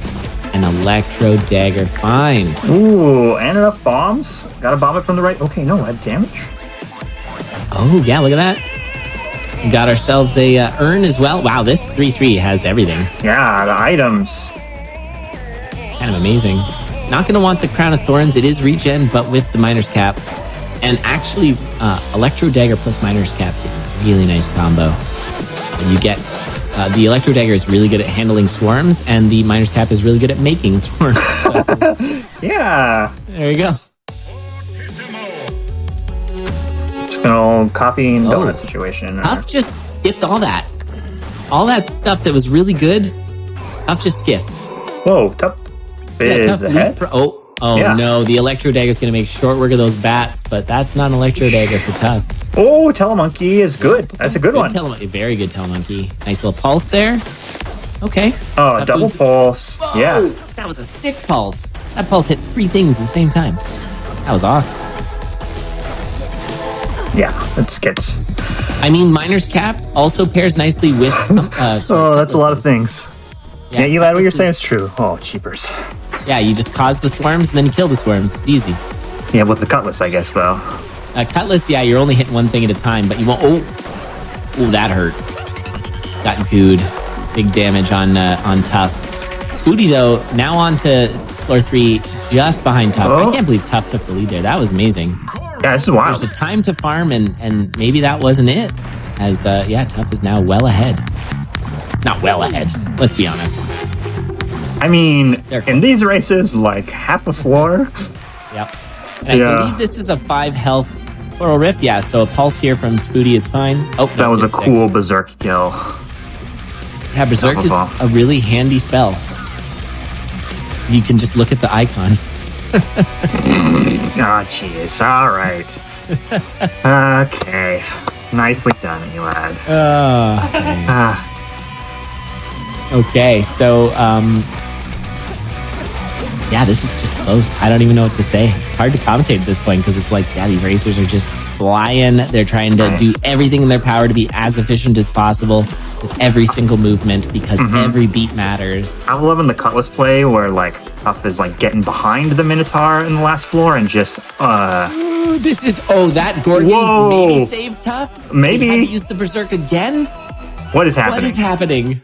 Okay, that and was a Spoody's costly ahead. time, but now it's beat for beat. Okay. Yes. I love this. Tough This is just so close. going through random that's walls, definitely opening the left. exit room. Yeah. Oh, Cutlass and power. interesting. Tough had to kill the Gorgon and not get frozen, and Oh my goodness. Tough's gonna be first down. I don't know Dead Ringer's name in Welsh, but it looked something close to Wormy Man. Don't know. Kind of catch it every time it comes by. This is Okay, gonna easy be... scoots. Oh no, it was an easy. Hold on, wait for it. Left side. And we're on to the Necrodancer. We got enough bombs on both sides. This is just going to come down to it. There is a Berserk spell for the quick hit for Tough. So Spoody is going to be a little bit behind here. Spoody also has half a heart. So Tough has a real shot here to take Oh this. yeah, one hit. One hit already. And that Ready to really bad spawn freeze. for Spoody and where that Necrodancer is. This is going to take a Oh, while. nice teleports. For Yeah, Tough. already 4 hits for Tough. Only not even 2 yet for Spoody. There's the last hit for Tough. This is just gone all Tough. with Tough these bribing that teleports. Necrodancer for these teleports, man. Just- Yeah, seriously. I mean, close for sure. Spoody was not far behind. Casual 7-11 here in timing. Very nice. Snacking his Grab way through yourself a that game. Slurpee there, Tough. That's Yeah. another win. Man, I recently learned that 7-Elevens in Japan are amazing. Oh, having just been to Japan over the past holidays, can confirm. They're great. Lots of good food. Yeah, that's wild. I'm just like, I mean, I go there for garbage food. I get some like Doritos and some Sour Patch Kids or something, man. Oh, you get some like curry and some. Oh, it's good. All right. So now we're talking like, Tough has taken 2 wins off of Spoody in the previous sets. Tough only got 1, and Spoody's got no wins yet. Setting up for the reverse sweep, maybe? Oh, yeah. Question mark. Let's get into it in 3, 2, 1, go. All right. 2. That was a great race, dude. That Cutlass, that play was really good. Like, normally I'd expect the Electro Dagger to be the winner, too. Good point. Yeah, that's kind of a surprising... Like, if we had a big sheet with all the weapons that each opponent takes, and then who wins...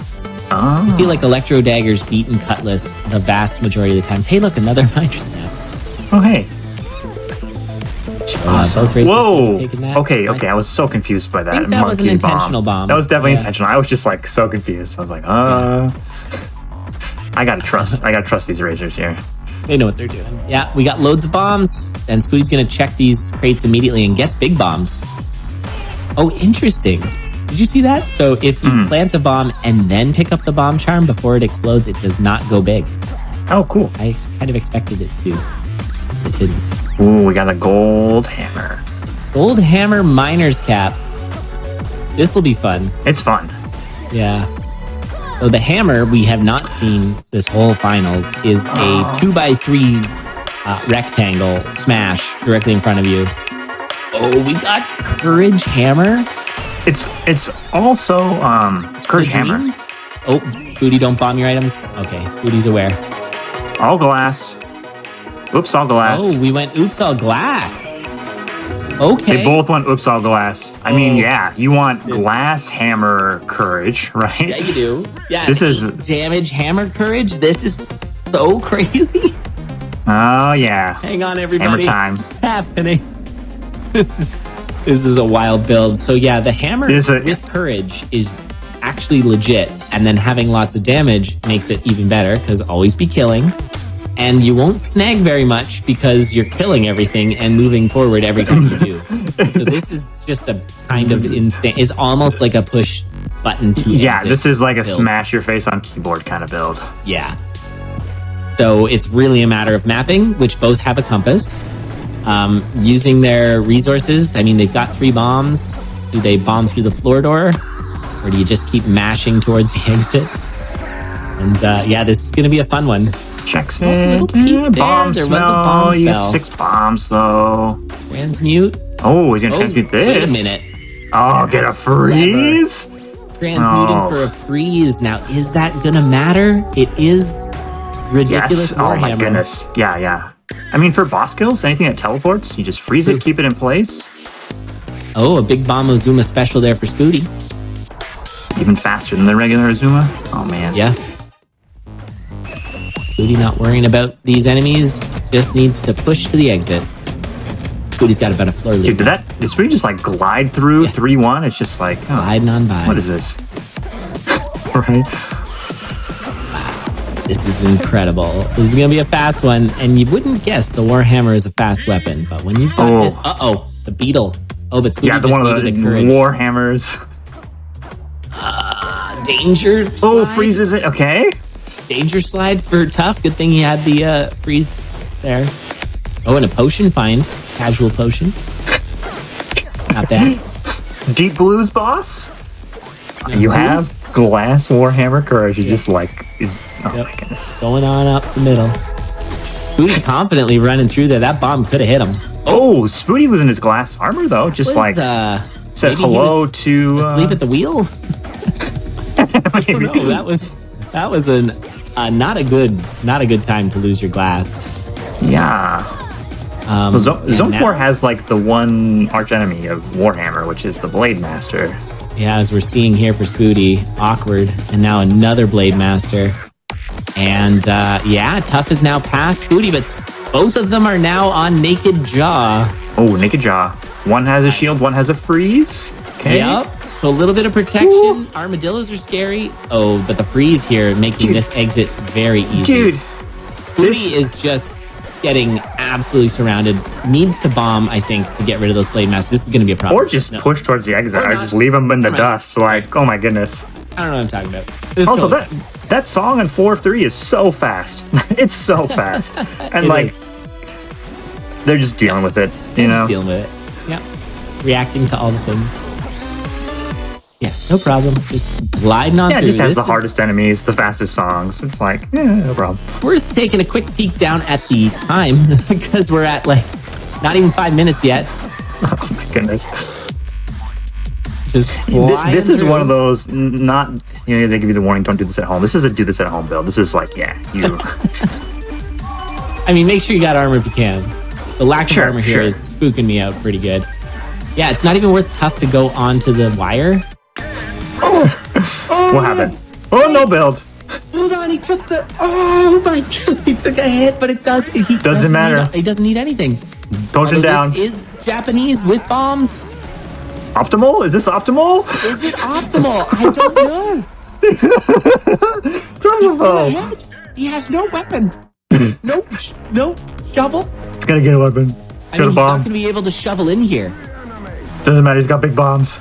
Yeah, but Spoody's going to get the early hit. This Big is bombs. interesting. The big bombs help. Big bombs. Spoody You like gets big a hit, bombs? gets a hit already. It's tied. 1-1. Okay. Tough could bracket reset right now, or Spoody could No. send this to a game 4. What's going to happen? We got 4 hits. No, 3 hits for both. 4 hits now for Tough. Tough, Here we go. really good teleport. Here we go. Bad teleport for Spoody. 1 more hit remaining, but Oh, it's close. No, Spoody's closer. Hit to the exit. there's a race to the exit. Sub 6. Sub 6 for both racers. Oh, yeah. No way. Oh. Yeah, we gotta check the wow. tape on that one. Tough's IGT was faster. Yeah, I got Spoody with a 6:09, bot time Tough with a 6:12. Oh, okay. 4 seconds in the race time. Okay. So it is Spoody by our measure here. Cool. That is the second. I think both racers got the fastest. Like we have a leaderboard for the fastest race. In the finals, both of these races were faster than our previous fastest, which was Tough against Spoody last match, like the winners finals. Are we go? I guess we're going. Okay. We're just going, you know. We're going. Oh.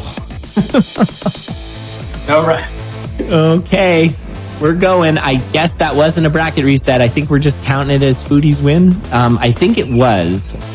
We're usually pretty confident about those RTAs. But, Yeah. good God, that was incredible.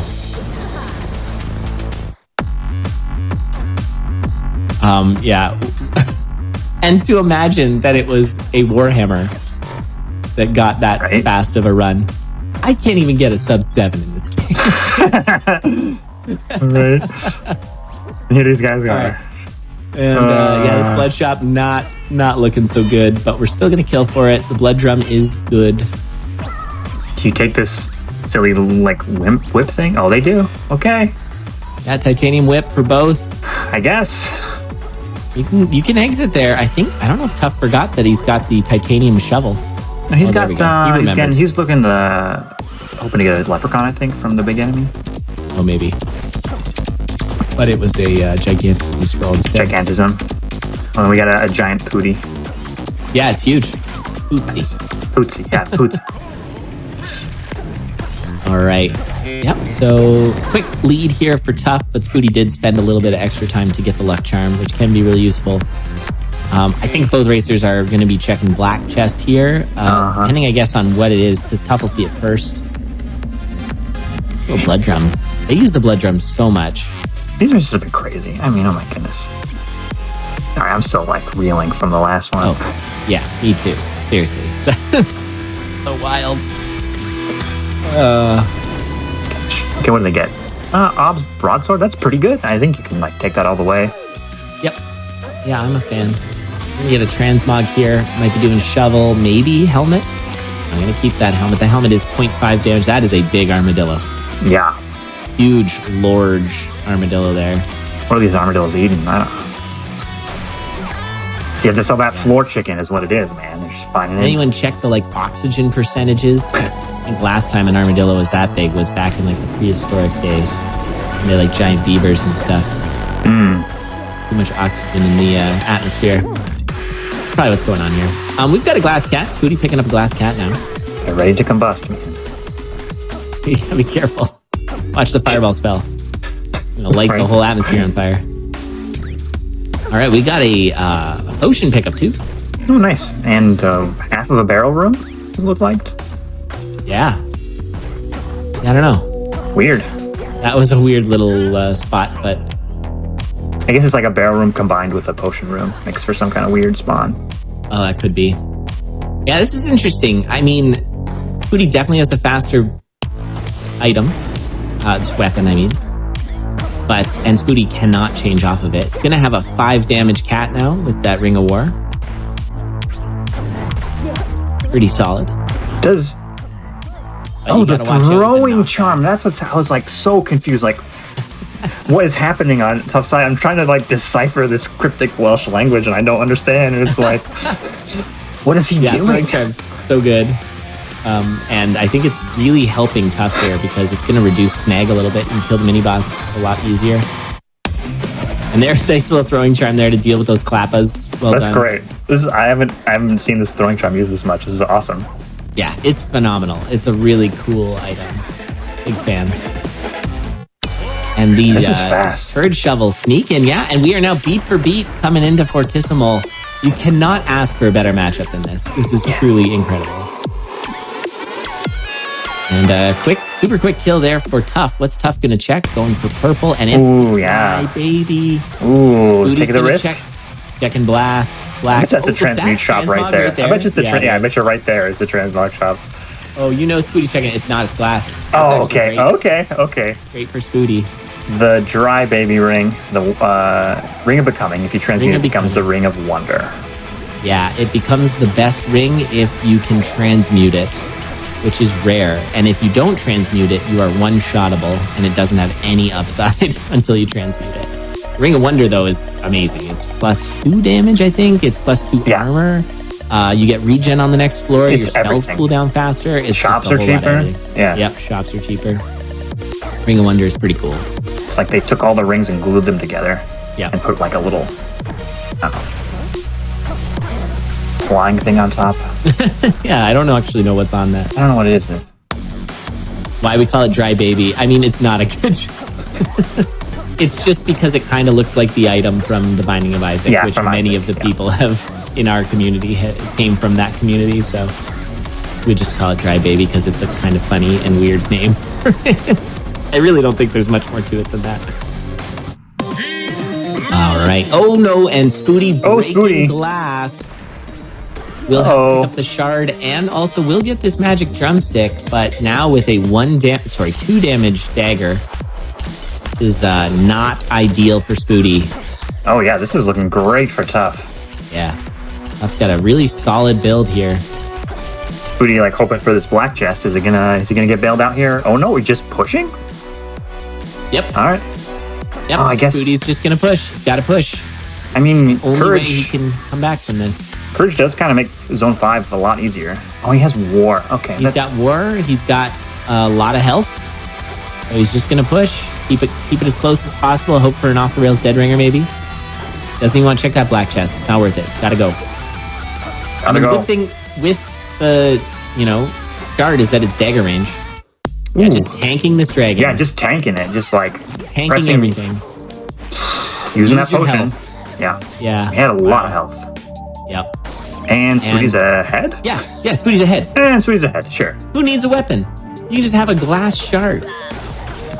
This is not advice from CONDoR. Oh, and we telefrag the metronome. That was a cool kill. The metronome had nowhere to go, and we're gonna blood. Okay. Oh my goodness. Oh my goodness. And we are slightly off the rails. Okay, Tough handles it, but Spooty's ahead. Yeah, Spooty's ahead. What the heck? Spooty broke glass like an entire zone ago, and somehow passed Tough. Gonna go down to very low health. Yeah. Going down to exactly half a heart. Oh, that dragon spawn was really unfortunate, but bombs it away. Bomb. And Spooty's bad necro got bomb. one hit. Now Tough has one hit as well. This is going to be really close again. 3 hits now for... Oh! And Spooty goes down. White armor skeleton, just not enough. And I mean, that push was just absolutely incredible from Spooty, but just too little too late. Yeah, I mean, he was in position to win, right? Like, woof. Wow. And yeah, that white skeleton just jumped into... Oh, Spooty bumped. He fist bumped another skeleton and then took a hit. Okay. Wow. Well, GG's. I mean, Tough wins the grand finals, which now means we are doing a bracket reset. Now, I guess to Church there, do you need a break or do we just dive right into this bracket reset? The racers want a break? I think we can ask them. If they want like a 5-minute break before the grand, we can do that. Otherwise, I think we can go through. That's a great idea. All right, well, I'll ask them, make sure. Ooh. Yeah, bracket reset. No more continues, no more extra lives. Yeah, this is it. I don't know how many of our last seasons went through the bracket reset, but I think they mostly do. I'll have to go check. I can go back and check the challenges of all the different seasons. You can actually go back and look yourselves. The link for the bracket is at the top of the chat, and then you can click on the top right there. It'll let you go click on our name, and you can go back and look at all our previous seasons. And there's some good stuff back there. Let's see. Yeah, the last one was bracket reset. IV.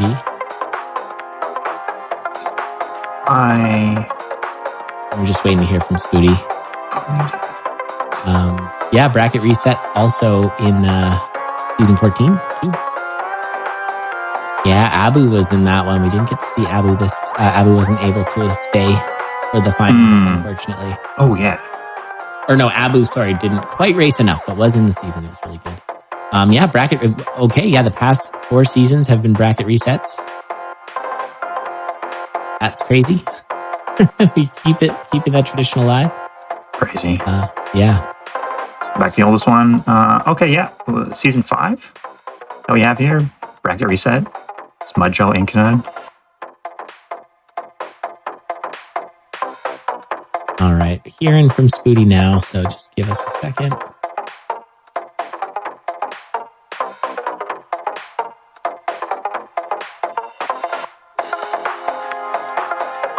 What a great show so far from these two, right? Like, we got a dot fastest, like, of the whole season with the crazy glass Warhammer build. Yep, amazing. I'm going back all the way now to CONDoR X, and it's been bracket reset every single time. Oh, really? Yeah. Oh, maybe there was no bracket reset here. Oh, yeah, we didn't have it there, so it's not there, but... Yeah. I'm wondering if Spooty just is taking a break. I don't know. Okay, looks like they're both good to continue. So if you're good there on the GDQ side, we'll just roll right into this bracket reset. Awesome. All right. Well, this is it. We got possibly 3 more matches left of our CONDoR finals. It's been a heck of a tournament. No surprises. It's always, I don't know how, but it's just every single time. It's always so good. And no difference here. We're in it. The racers are going to start in 3, 2, 1. Let's find out who's going to be season 15 champion. Oh, yeah. Oh, yeah. All the season, all leading to this moment. All those matches, thousands. Well, 1,000 and a bit matches, races, I should say. We had side events. We played side characters too. Those were fun. Oh, okay. And what was the side character? Cadence. We actually do a rotating one, so every week we did a different. Oh, cool. And week 4 we played the ensemble mode, which is pretty cool. We get to play. Hey, look, a glass shop with a heavy glass in it. Hey, I can't afford it though. 75. That's a bomb for 50. Yeah, you got enough. He's got enough. Those corner shop expert walls. Knowing. Well, I mean, not anymore. The meta's way different, right? Yeah. Now there's probably lots of duping and shenanigans for getting lots of points. Yeah, there's some fun bugs. If you're into like finding bugs and stuff, there's some fun bugs in this game that allow you to do some pretty wild things with score runs. All right, so we're going to be an 8 damage broadsword with heavy plate. So relatively safe for a glass build. Actually, it really doesn't get too much safer than this. Broadsword's okay. They'll probably be looking for a faster weapon if possible, but I also think with the 8 damage, they may not be going too far out of their way for it. Sure. Man, is 8 damage another threshold? I think, yeah. Kills Earth Dragons. Ah, cheapers. I would say, yeah, that's probably a threshold. But then the next one would be Dino damage at 10. That's a pretty big one, actually, because making Death Ringer easy is good. Death Metal's 9. That's 9, okay. Yeah. Yeah, and Death Metal is always 9 health. So, I mean, 3 is good for Death Metal because you can do 3 hits. But 4 is also 3 hits, right? So Sure. good to, yeah. It'll be 2-shotting Death Metal with 8. We're going to be checking this purple and grabbing the Transmute Tome just in case there's a dry baby. Yeah, just in case we get a Ring of Wonder. So that is, those tomes there give you a transmute in an aura around you, and you can transmute any item, and it's just like a random reroll. A little bit like Isaac. And a pickup. Oh, and a freeze. And a freeze and a rapier. Holy moly. That was really good. Pickup. Was Spoody's got to do the same thing. Yeah, he's got to do the exact same thing. No. Okay, buys the mana. Can he afford it? Oh my goodness, it's mana freeze too. Yeah, it's mana freeze with the rapier. Okay, Spoody does get it. I'm actually very happy Spoody got that because I want this to be close, and that is an insane build right now. So mana, Ring of Mana is a complete paperweight unless you have spells, and then it makes the spells super strong and recharge faster. So the freeze is gonna freeze, I think, a bigger area for longer, which is very strong. And because it cools down so quickly, you can almost freeze every floor, and it makes your freeze the floor really easy. Right, normally it's a small area around yourself, and now it's like the floor. Like you can see slimes off in the distance that are frozen. Like, and Spoody there navigating to the exit directly through watching his opponent, and also use the freeze to get rid of the hot coals, which is a thing you can do. You can eat that chicken though. Eating that chicken wouldn't be so bad. He's probably saving it for these stairs to save a beat. That's typically what this tier of racers will do. And that was it. That was it. Nice call. Yep. All right, and Tough is now into Zone 4 already with a extremely fast and safe build. A little bit of an awkward setup there. That gets through it. Chest is tempting. Other spells are very good. You can get Mana Earth. You can get Mana Pulse. All of those are awesome. Pulse does 10 damage. Dino damage. You can do Mana Shield gives you a super long shield. Earth gives you my favorite. It's just like a giant Earth splash rather than a 3x3. It's a 5x5. It's really fun. But no, they're just pushing. Yeah. Got everything you need. Freeze is such a powerful spell, man. It just like trivializes the mini boss rooms. Like normally they have a ton of enemies that are difficult, and now they're just frozen. Yeah, you just walk to the exit, freeze. I mean, Tough should be freezing right now. That would have made that a little faster. Those Blade Masters die when they're frozen. Their armor doesn't matter. You can see Spoody doing it there, and Spoody actually gaining a little crown because of it. Another freeze. We're going to be digging open the chest, and Konga's just frozen there, so he's just dead. Spoody might be trying to save some health, which I really don't think he has the time for. No, he does. Yeah, he was in a have to stand still spot. It's supposed to freeze. Yeah, I think that's wise. I think keep yourself. Bill has a potion, so it's not that dire. But you will want to kill enemies along the way here. I think that's pretty important to get your freeze up. It's also super easy in Zone 5. You just walk on the wire and like so many things die. Oh, nice freeze there by Tough. Tough was about to get hit by an eagle eye. Oh, the secret room doesn't go anywhere. Yeah, this is a bad navigation there from Tough, but with freeze, it just really doesn't matter. It doesn't matter. Just greater freeze. This mana freeze just... Yeah. And Spoody's gonna do the same and just continue to follow, drafting just a little bit behind. This Dead Ringer's a little awkward, but with the lunge... Dino damage? It is dino damage, yeah. Oh my goodness. We're doing 12 damage, and Spoody's gonna freeze and double tap there with the double dino damage. And we're on to the Necrodancer already. Easy sub 7 once more. Yeah, just don't These get hit racers by are a insane. skeleton and die with a glass jaw. I guess Tough has a potion. He has an extra life. Yeah, they've got potions, that's safe. Or I guess Tough has a potion. Spoody has the armor, no longer has the armor. Use the armor to go fast. And 1 hit now for Spoody. 4 hits already, though, for Tough. Yeah, so for it's Tough. looking like Tough's got a pretty strong spot here. Yeah, 1 more hit for Tough. Oh, yeah. Tough's going to take this first game. Okay. And Tough has been absolutely clapping back here after that loss in the winners finals. Tough is showing some serious racing prowess, and yeah, this is incredible. Yeah, that was just like get the lead early and just kind of kept it. Found the good build. Yep. Yeah, which Spoody was forced to, or I was not forced. You want to get this mana freeze.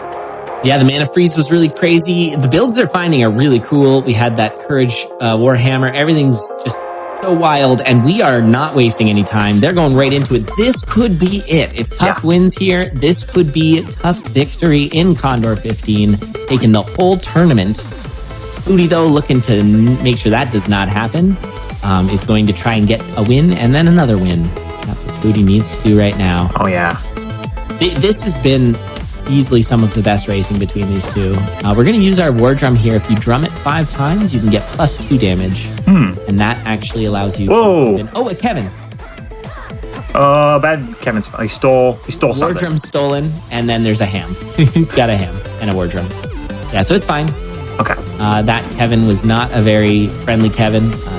Usually they have some pretty cool stuff, but not in that case.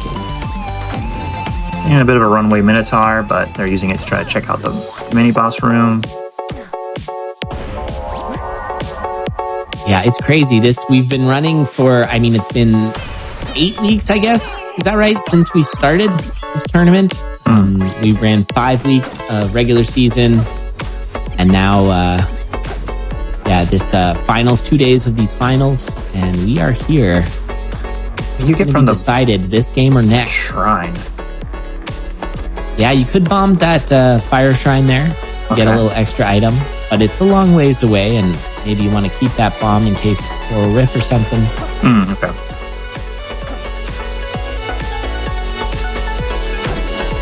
So, hitting cat for both. Really strong weapon. Yeah, probably gonna really be a strong fast round start, right? As well. Oh, yeah.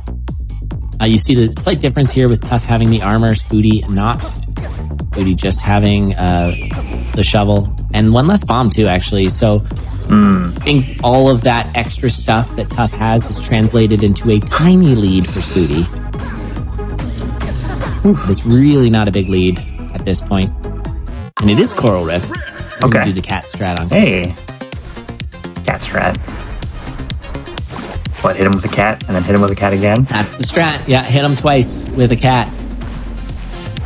Got to do that kind of side jump there that we just saw Tough do to make sure that you don't lose due to cat priority. We got going to be picking up a pretty solid ring here. This ring gets better and better over time because there's more armored enemies. But right now, it's not the most useful. It mostly just takes out skeletons with shields. Oh, Spoody gonna smash through this barrel room and not find anything good. But maybe thinking about taking this. Shriner. No. What are we gonna do? That's interesting. I feel like. Okay. Wait. Bombing it. Bombing all of the them. whole shebang. Guess he wanted to keep the piercing. Interesting. Yeah, I guess piercing ring, but not taking mapping. Oh, and Spoody goes back and does it. Okay. It's one of those things where you don't want to get too far off parity with your opponent. You don't want to change builds too much. I guess they were close enough that it was just worth doing. Sure. And speaking of close enough, they are. Yeah, they are like neck and neck. Really close. And with that piercing ring, those shielded skeletons are no problem. And a nice little blood drum kill from both. You can see they do the exact same kill. Tough pushing. Spoody check in. Yeah, Spooty check, and I think that's a good check, and he's going to get rewarded with a pulse spell. That pulse could certainly make up this difference. So, I mean, the risk was that Tough was hoping Spooty would find something bad. Spooty found something very not bad. Pulse spell. Yeah, the range works well with the cat too. Gets things that are just like an awkward spot sometimes for the cat to hit. Yep. Yeah, you can really extend out your arsenal of how best to deal with enemies there. But you, of course, have to be really good to be able to do it. It's Right. Easier said than done. Right. But these racers have the skills to be able to do that, for sure. And Tough's going to be first down to your Zone 4 boss, which is King Konga. And we're going to see another Azuma special. It's been Azuma special after Azuma special with these guys, just because the tempo is so slow with Konga. Sure. To even check your boss chest takes too long. Yeah, we used to conga around, missing beats every measure, man. Just go. Yep. Okay, taking some hits. Wow. Yeah, Lost I feel like this the is multiplier. the one real big downside of Obsidian is if you get hit, you're now doing only 1 damage. And Spooty's saving a few beats with that pulse. Spooty, you can see, is just inching closer. Ooh, double hearts. Not bad. That's worth taking. It literally takes like 2 beats to do. And now you have 5 hearts. That was good. I see some bombs over there, but we're not interested. Okay, this is very close. That pulse was awesome. Yeah, this is super close. Oh, just way to navigate through all that goo and stuff. Just like, yeah, hope to do. What armor do we have there? Oh, no, it's a shield spell. Oh, it's armor. Very good spell.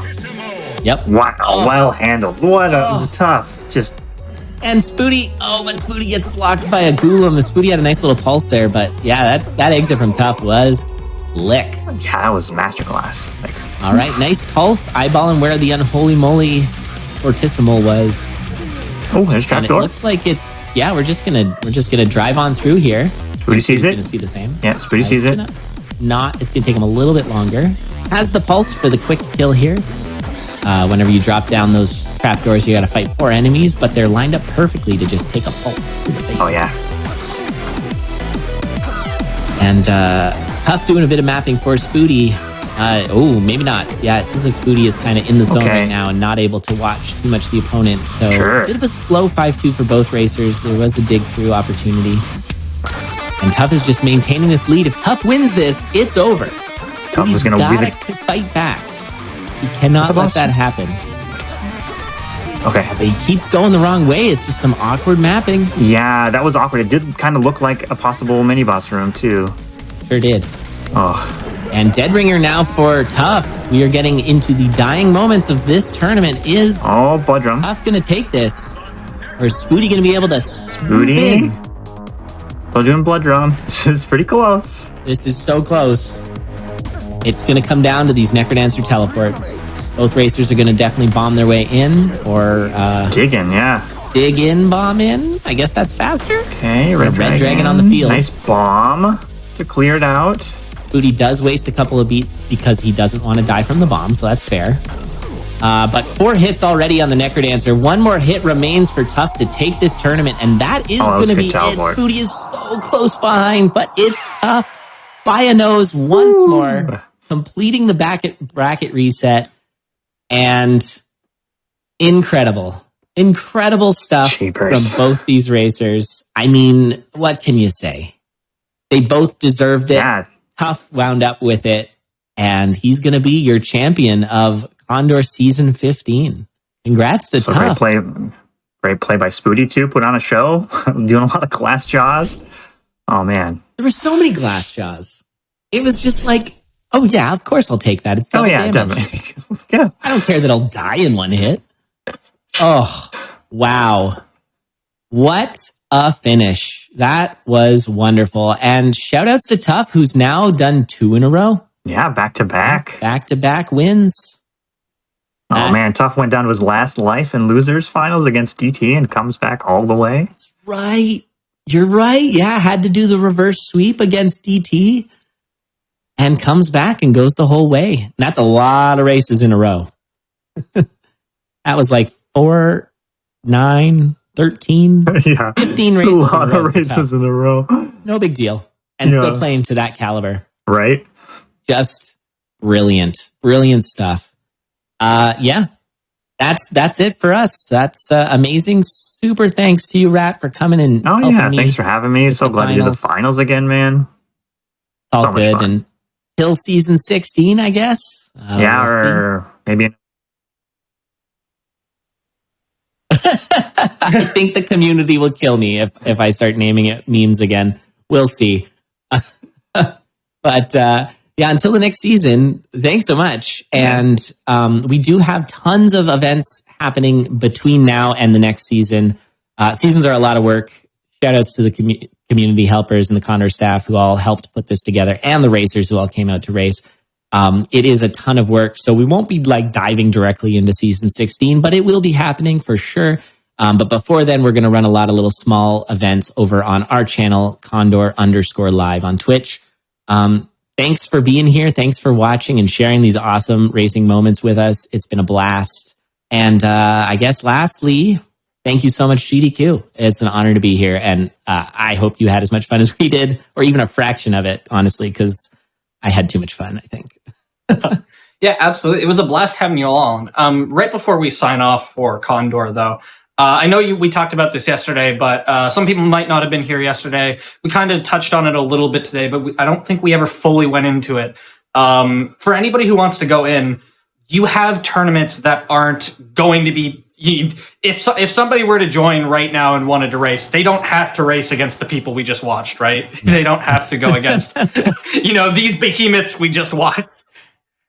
Yeah, the expectation. So yeah, we do have a lot of tournaments that aren't set up for the tippy top all the time. We of course do have tournaments with them too, because it's so fun to watch, but we like to have tournaments for people who are still getting into it, because those are still excellent for their own special ways. And so yeah, we have our conduit tournaments and then our general weeklies where we'll play other characters as well. I'm sure we're going to have a Miku tournament coming up. And then sometimes we do things that aren't even racing per se. We have a CONDoR hopefully coming up soon, which is using the level generator to make puzzles. It's kind of like a Mario Maker kind of situation.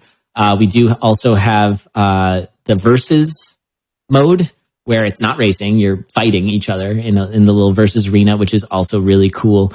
And then who knows, sometimes we do some really ridiculous memes. We use mods. We do all kinds of fun stuff with the community. In addition to also racing those other characters with Miku coming up. And then who knows who else we're going to race. There's a lot of really great characters in this game. So yeah, if you want to be a part of it, you want to hang out with us, we've got our, you can see our link. Thanks for posting that, Ray. It's going to be at the top of the link there. You can click it.